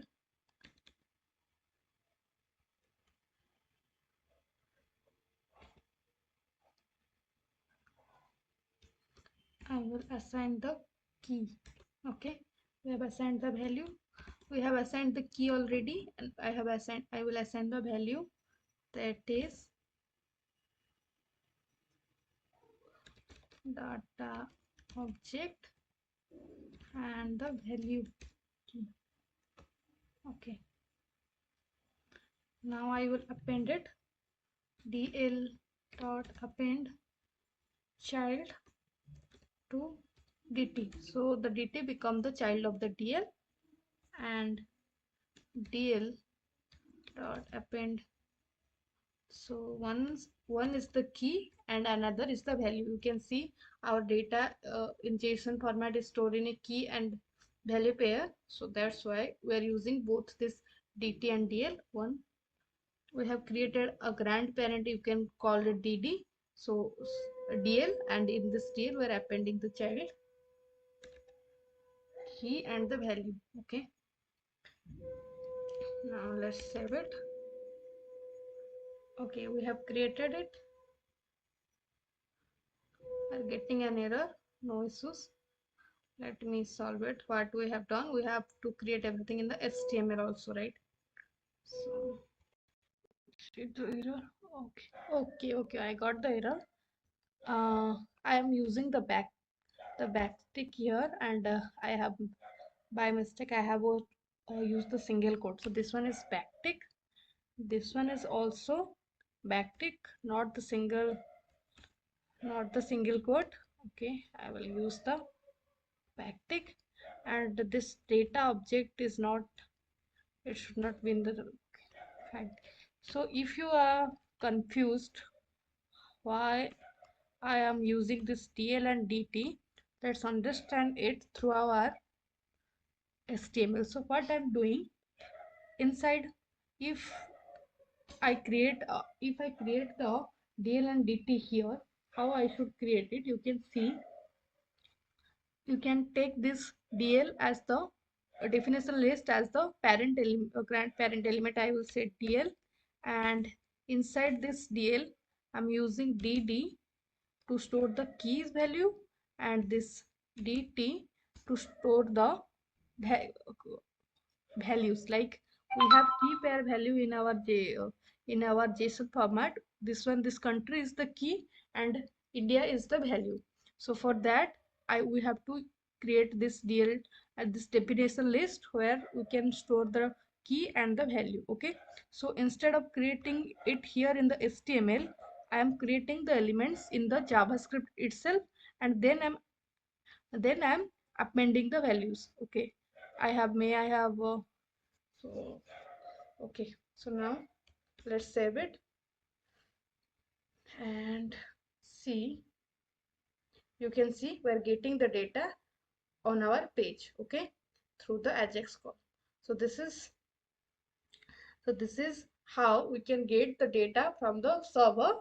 We can retrieve the data, the JSON data. We can convert it into JavaScript object data, and we can print it on our web page. Okay. Right. Next, we'll see our other APIs, that is notification and storage API. Okay. So for the notification API, let me create another folder, new folder, notification. Okay. So we often receive notifications in our browsers. Sometimes we allow it, and sometimes we block it, and sometimes we just remove it. Okay, and this refer to the three stages of API, that is allow, block, and default. Okay, let me create a notification and show you that how we can create the notification using the notification API, and how we can modify the notification. I will simply create index.html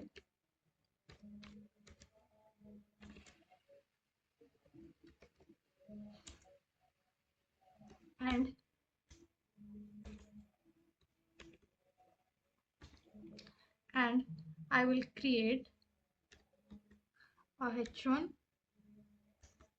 I will say notification API. I will create a button and I will assign the DOM API event on click, and I will give a method notify me. Okay, I will give the button name click me.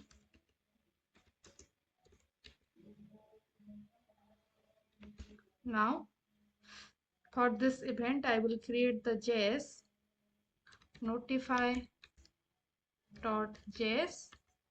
and I will link my JS.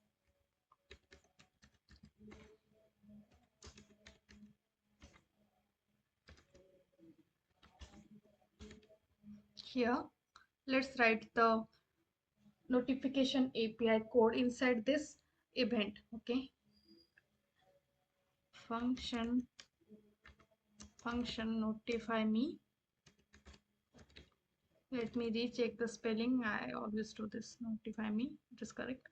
So the API which is used for the notification is notification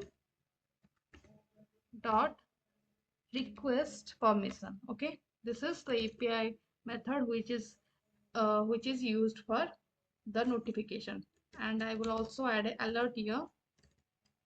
Okay, I will say notification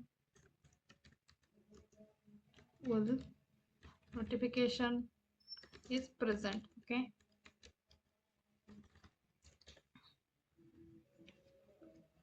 now this notification dot request permission returns a promise object. Okay, let me run this HTML and show you how this will look. Open with live server. You can see the HTML is, if I click on this button,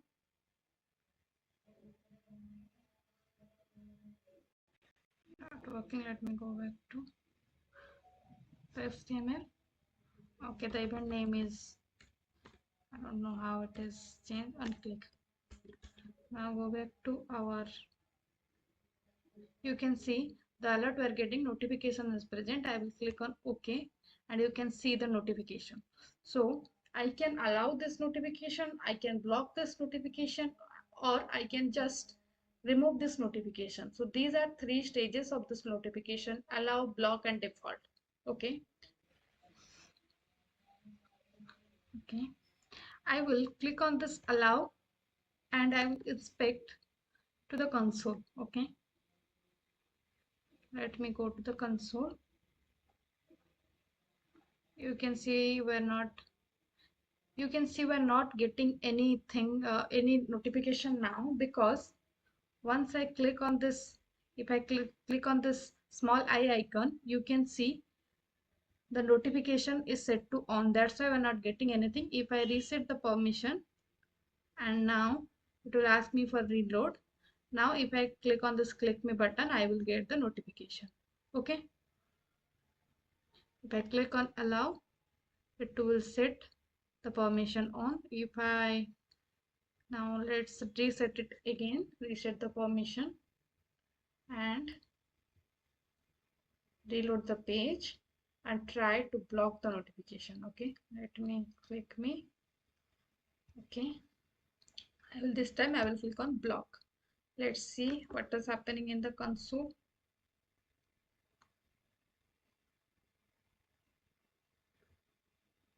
Okay, nothing we're getting, and in this permission I will reset it. Now let's go back to our page and do some modification or do something to get it on the console. Okay, what I will do, this notification dot request permission will return a promise object. So I can apply the dot then to this permission. Okay, you can see dot then is present.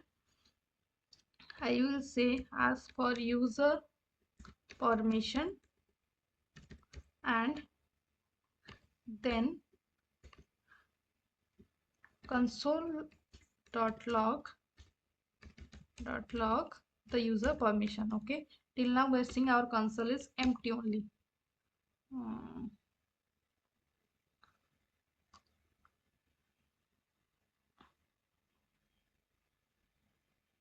Console.log user permission. Okay. Okay, we're getting some syntax error. Okay, this is an arrow function. This should be here and this should be here. Okay. Correct. Okay, now let's go back to the page and click me. Okay, let me reset the notification. Your connection to the site is secure. Okay, I haven't saved, I think, the JS. I haven't saved it. Let me save it.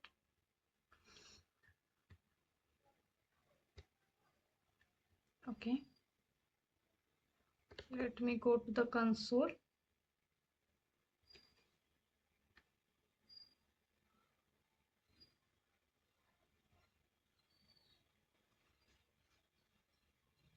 You can see it is selected as default. Okay, because we haven't reset it, and so it is default and we are not getting the notification. Okay, so what can I do? I will close this and reload it. Okay, go back to here.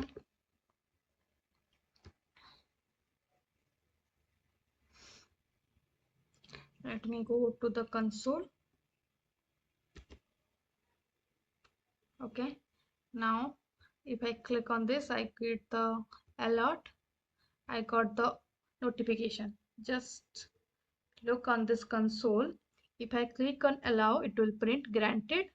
Okay, and again let me reset the permission.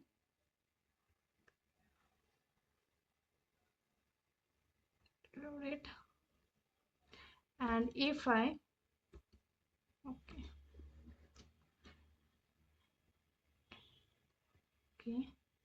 you can see it is printing denied. Okay, because I click on the block. Okay, you can see how it is printing everything in the console. Till now everything is working fine. We can get the data whatever user do.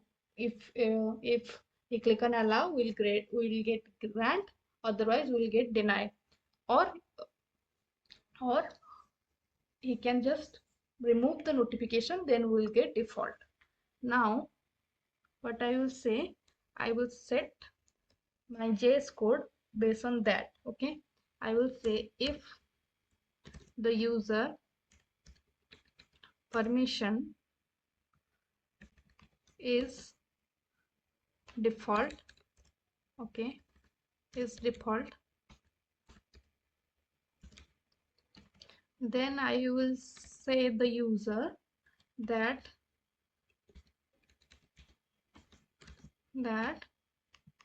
please provide permission, because he is not providing anything, he's just clicking it out. Okay, please provide permission. Okay, otherwise I will say I will send them a new notification. Using this new keyword we can create new notification, and I will send them a new notification. This notification will take two parameters. The first one is the notification name, then a object where you can pass your notification object. Okay, so I will pass, for now I don't have any object, so I will pass it as body, and I will give a message that you have a new notification. Okay, now let's save this code, go back to our page. It is interesting. So I have blocked the notification for the Chrome, that's why I'm not getting the notification here. What I will do, I will open it with another browser. I will copy the address and I will open it with my Brave browser. I will paste it, and if I open it, let me click on this, you can see the alert is coming. Then I will click on OK. Then if I click on this allow, you can see I will get a notification that new mail, you have a new notification, new mail, right, which we have created in our JS file, this one. Okay, and what we can do, we can add image to this notification. Okay, I will copy a image icon to my folder. Let me go to the pictures what I have. Okay,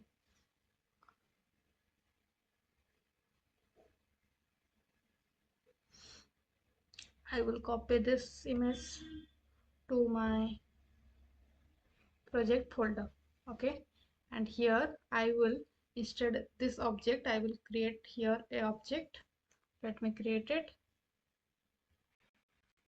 So I will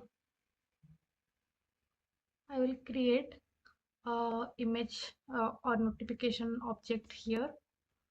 Okay, let it be,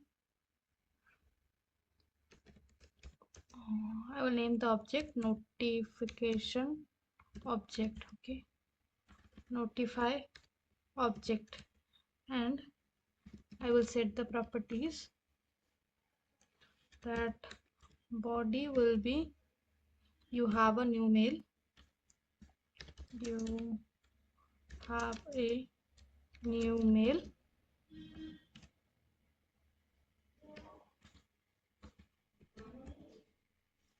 and the image which I am trying to show you, the image will be /new logo.png. Now let's save it, and now I will pass the object here, which is notify object. Let me save it and go back to my document. Let me change the permission. Okay,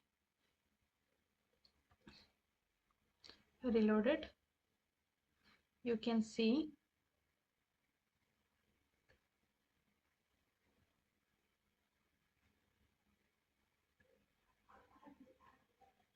If I click on this, I got the alert.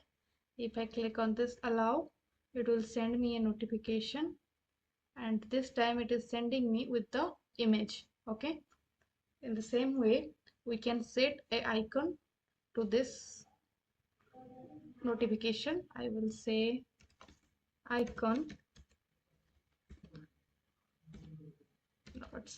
/new logo.png. Let me save it and try it. Okay, I will reset the permission. Okay, we need to reload. I will reload it. I will click on the button, click on, and I will click on allow. Now this time you can see it is coming with a icon and a image. Okay, so in this way you can add image to your notification. And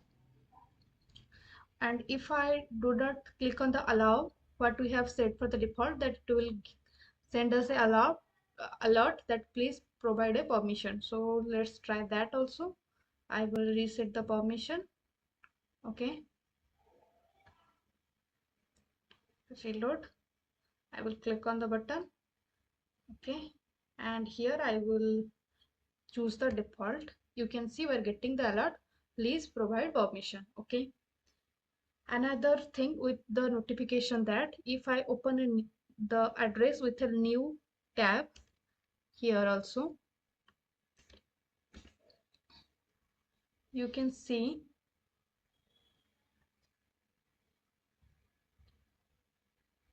allow, and we are getting the notification here.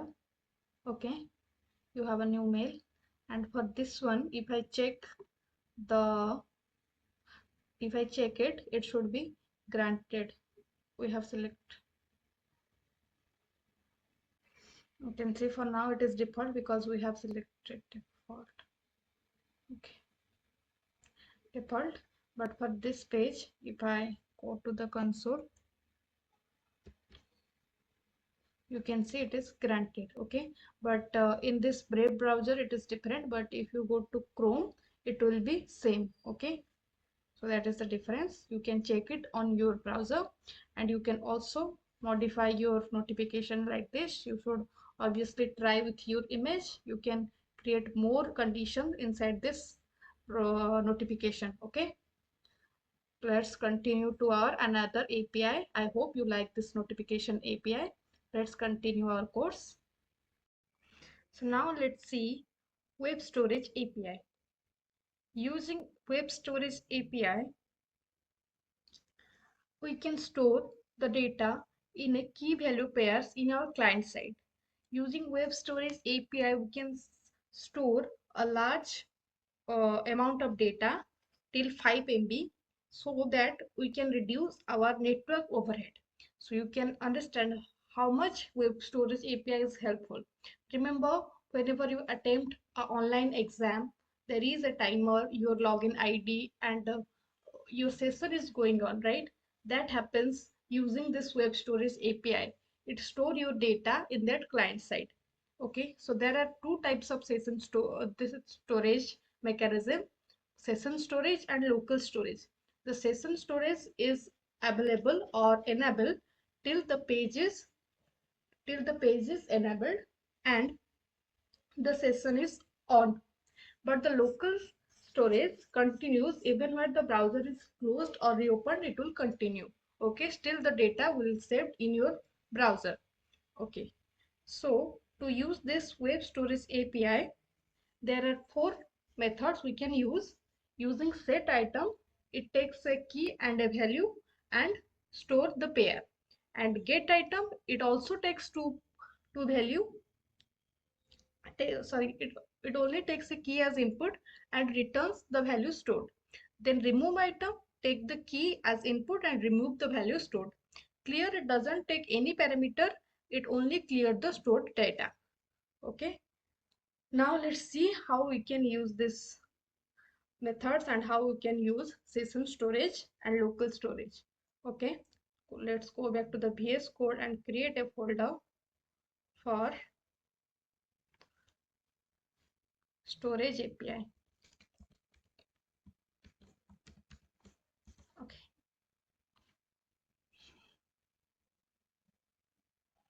I will create our index.html.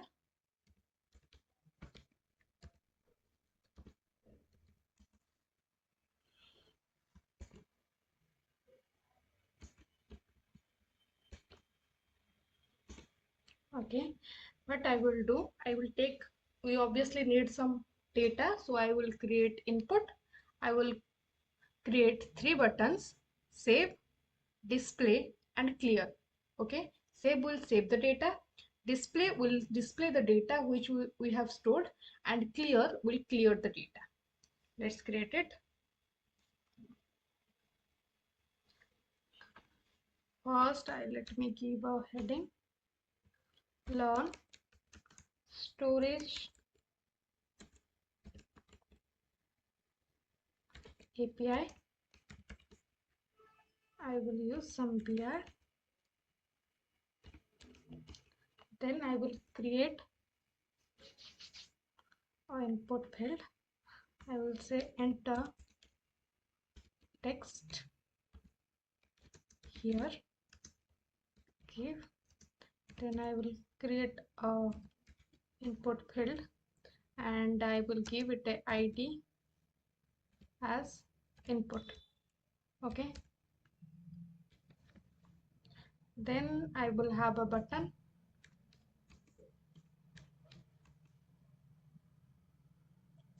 I'll have a button that will, I will say save the button. Then we have a button to display, to remove, I will say remove. Then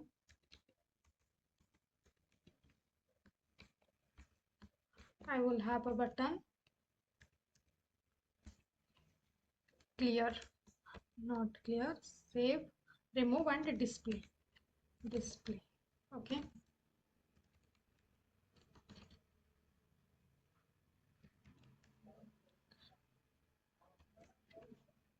now let's save it and see it in the browser.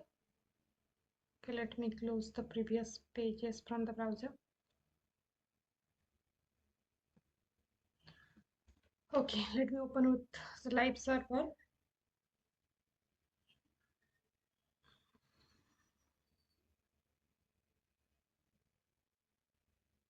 You can see the page is created. This is our input field. The buttons are created. Display is looking odd. Display. Okay, now I will assign the methods to these buttons. Okay, the save button will on click it will call the function save. On click it will call a function named remove, and this one on click it will call a function display, and all these things will be, all the function will be in our JS. I will create index.js. Inside this index.js, now let's create the functions. Function save, I will say console.log save. Then function remove,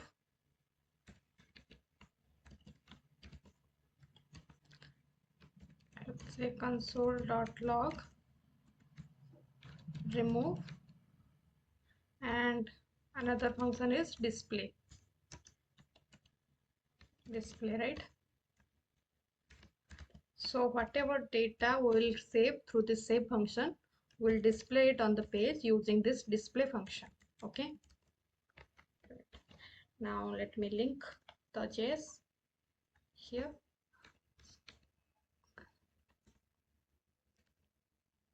Text.js. Okay, so our structure is ready. We have linked the JS also.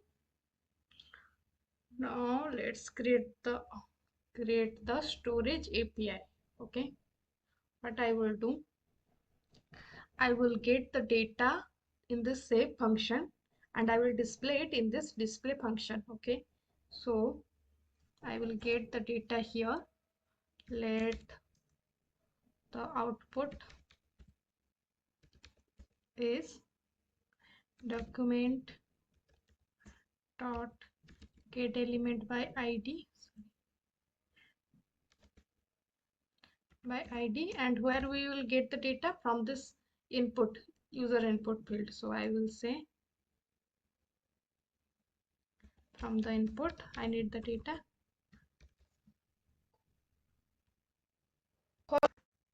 The input.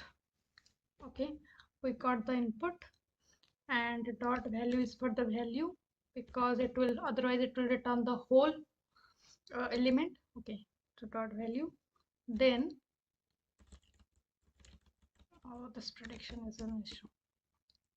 Okay, then what we will do, we will store this output value in a session storage using the set item. Okay, so I will use the set item of session storage dot set item.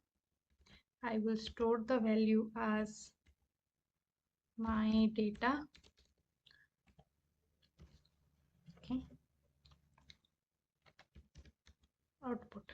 Okay, now I want to display it, so I will use, first let me add the display here. Then what I will do, I will say let user data is session storage. Again I will use the session storage, and I will get the item. We have sent the item to the set item, and we'll receive the item through this get item, and it will take one parameter, that is the data, which is the data, my data. Okay, now let's save it. Now what I will do after getting this, I will print this user data. Console.log print the user data. Let me save it, and let me also save the HTML and go back to our page and open the console. Okay, now I will enter some text here, Rosie, and I will click on the save. You can see save is getting printed. That means our save function is executed. Now I will click on this display button. You can see display button is display is printed. That means our display is executed and we get the output Rosie. Okay, you can see what we have done here. We get the input value, we set it in the session storage, then we send and then we use this session storage data, my data, and we store it in another variable and we print it. Okay, we set it, we get it, and we print it. This is simple, right? Using the session storage. Now I want to print this data on my browser or on my page. Okay, so for that, let's create a field here after our buttons. What I will do, I will create a field and I will give a ID to this output or data. Okay, data. Now I will print my data through this paragraph element. Okay, what I will do, I will say document dot get element by ID, and the ID is data, and I will assign another HTML, and I will assign my data, which is user data. Now let's save it. Let's save the HTML, go back to the page. Now enter Rosie, click on save and click on display. You can see Rosie is displayed. Okay, so in this way also we can print the value in on the page. Okay, in the session storage. Now if I refresh this page, you can see all the values are removed. Okay, because we are using the session storage. Okay, and session storage will will store the data, still it is persist, the web page is continued. Okay, so what we can also do with session storage, let's explore. Okay, so we have seen that whenever we're refreshing our page, the data is removing. Okay, that means the session storage is not able to store the data once we refresh the page. So now let's remove this session storage and I will replace it with local storage.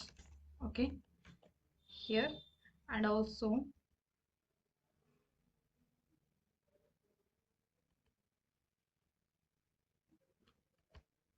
I will remove the session storage and I will apply local storage. Okay, we haven't used session storage here, that's fine. Now let me save the code and go back to the page. Now if I enter a name Mary, let me click on save and click on display. You can see Mary is displayed. Now let me refresh the page and let me click on display. You can see still Mary is displayed. That is because of the local storage, because local storage will still store your data if you reload the page. Now let me open a new tab and open this page. Control B and open and click on the display button. You can see Mary is still getting printed, and that is happening because of the local storage. Okay, so local storage is able to store data even if you change the tab, if you reload the page, or even if you close the browser. Let me close the browser and let me open the browser again. I will print the address and click on display. You can see it is still the Mary is getting printed. Okay, the Mary will be removed if you delete the history of your browser. Okay, that's why local storage is more useful than session storage. Okay, that based on your necessity. Thanks for watching. I hope you are liking the videos, and if you have any doubt you can ask in the comment, and also if you keep practicing and if you continue with our project, you will also be more confident on JavaScript. So far in this course we have covered all the aspect of JavaScript and all the concept you need to be intermediate in JavaScript. You can confidently move to React.js if you want, and you can also create your own projects using JavaScript. Okay, I hope the course will help you and you will get a better path. Again, thank you for watching. So now we have learned the notification API and storage API. So let's continue our project and let's see how we can implement these APIs on our project. Okay, did you remember the project of validation form? Let's go back to that. Okay, I have opened it in a new window. You can open it in a new window or in the same window as well. Okay, let's remember our project. I will just open it with the live server so that you can remember the project. So we have performed some validation on this form. Okay, on this name, mobile number, we have created the structure and we did some simple validations. Now we'll see using the storage API and notification API, we can implement some features on this form. So let's go to our JS file. Okay, and what we have learned, notification API and storage API. So now what I want, whenever I click on the submit button, I will get a notification that your form is submitted. Okay, and also what I want, I want to display the name and the email on the web page. Okay, so let's go back to our code, and here on this submit button, let's on click I will say save. Okay, I will create a save function, and here I have created the save function. I will write the code for the save function. Okay, so first we need to get the data, the name and the email. So we have already stored it. I can just create the session storage and pass it. So session storage dot set item, So set item will take two parameters, right? You can remember our example of set item. It will take the data, okay, the data with a name. Okay, so I will set the same. I will say we are sending a data, and in this data we are storing the name. Okay, another session storage I will create. I will change it to username. That will be more relatable. Another session storage I will create, and I will set item, and I will say email, user email, and I will say which one I will pass, email. Okay, in the same way, what we will receive this here in this save, and we will display from this save function. Okay, you can see what we have done here. We are getting the set item data using a variable, and we are printing it, appending to HTML. Okay, so I will do the same.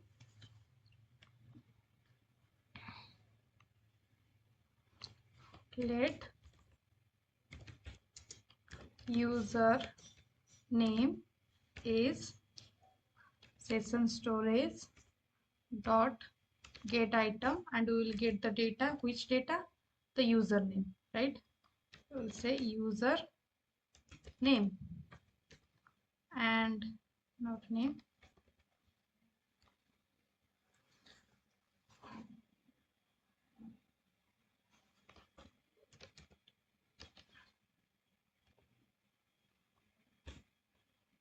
This is correct, right? Username, yes. Then I will create another, or I will copy paste it, and I will say this one is user mail, and I will use here user email. Correct? Okay, now let's first print it on console.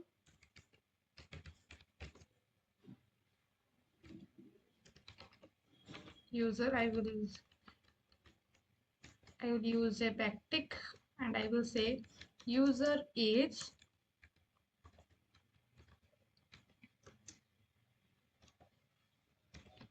username, sorry, is dollar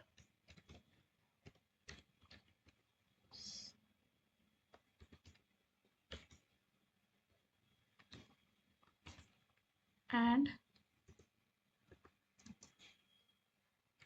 I will say, and the email is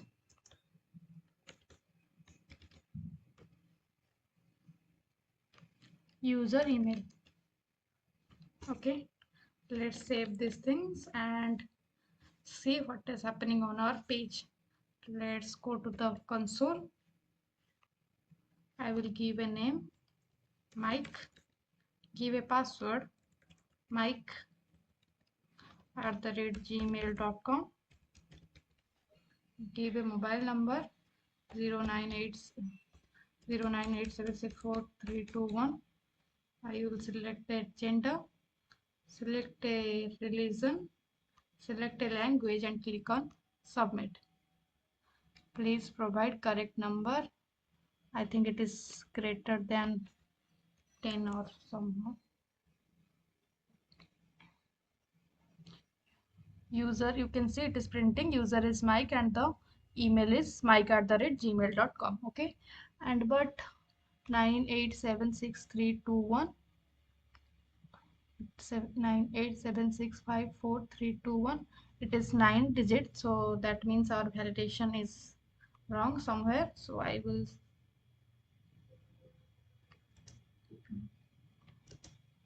change this one. Okay, we'll see this one later.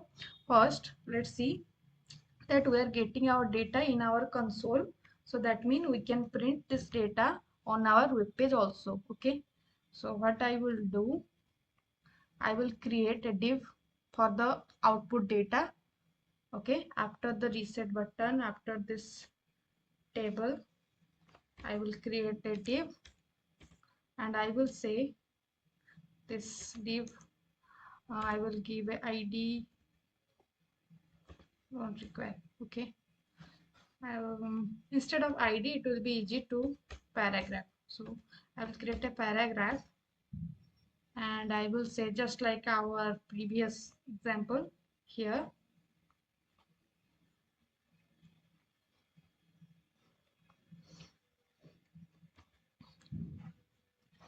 say document dot get element by tag name.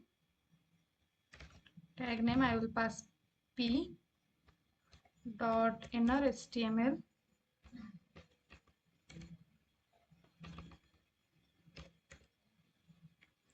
think something is wrong. Let me give an ID to this tag, that ID is equal to user data,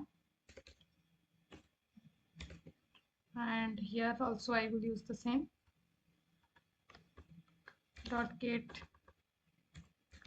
element by ID, and I will pass the ID which is user data dot inner HTML is, we haven't stored this string, we have to store this string somewhere, or what we can say, let me remove this.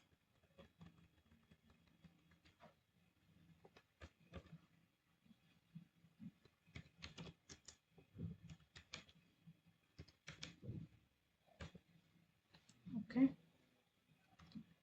output. So let's try to print it through UL. Okay, UL and list. So I will remove this one. I will use a UL and I will give it a ID is user data. Okay, so this will print the user data. What I will do, I will say that document dot get element by ID. The ID is user data, and in the user data I will pass our data in a list element. Okay, so I will use a template literal, then inside this template literal I will say li user name is,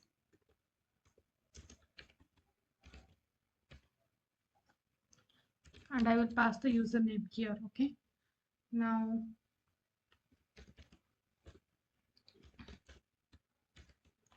let's save this code and see it is working or not. Okay,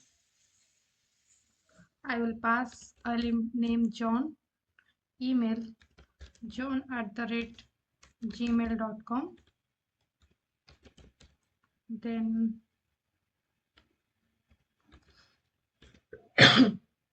gmail.com, mobile 9876543321. Select a gender, select a religion, select a language and click on submit. Okay, you can see username is printed here.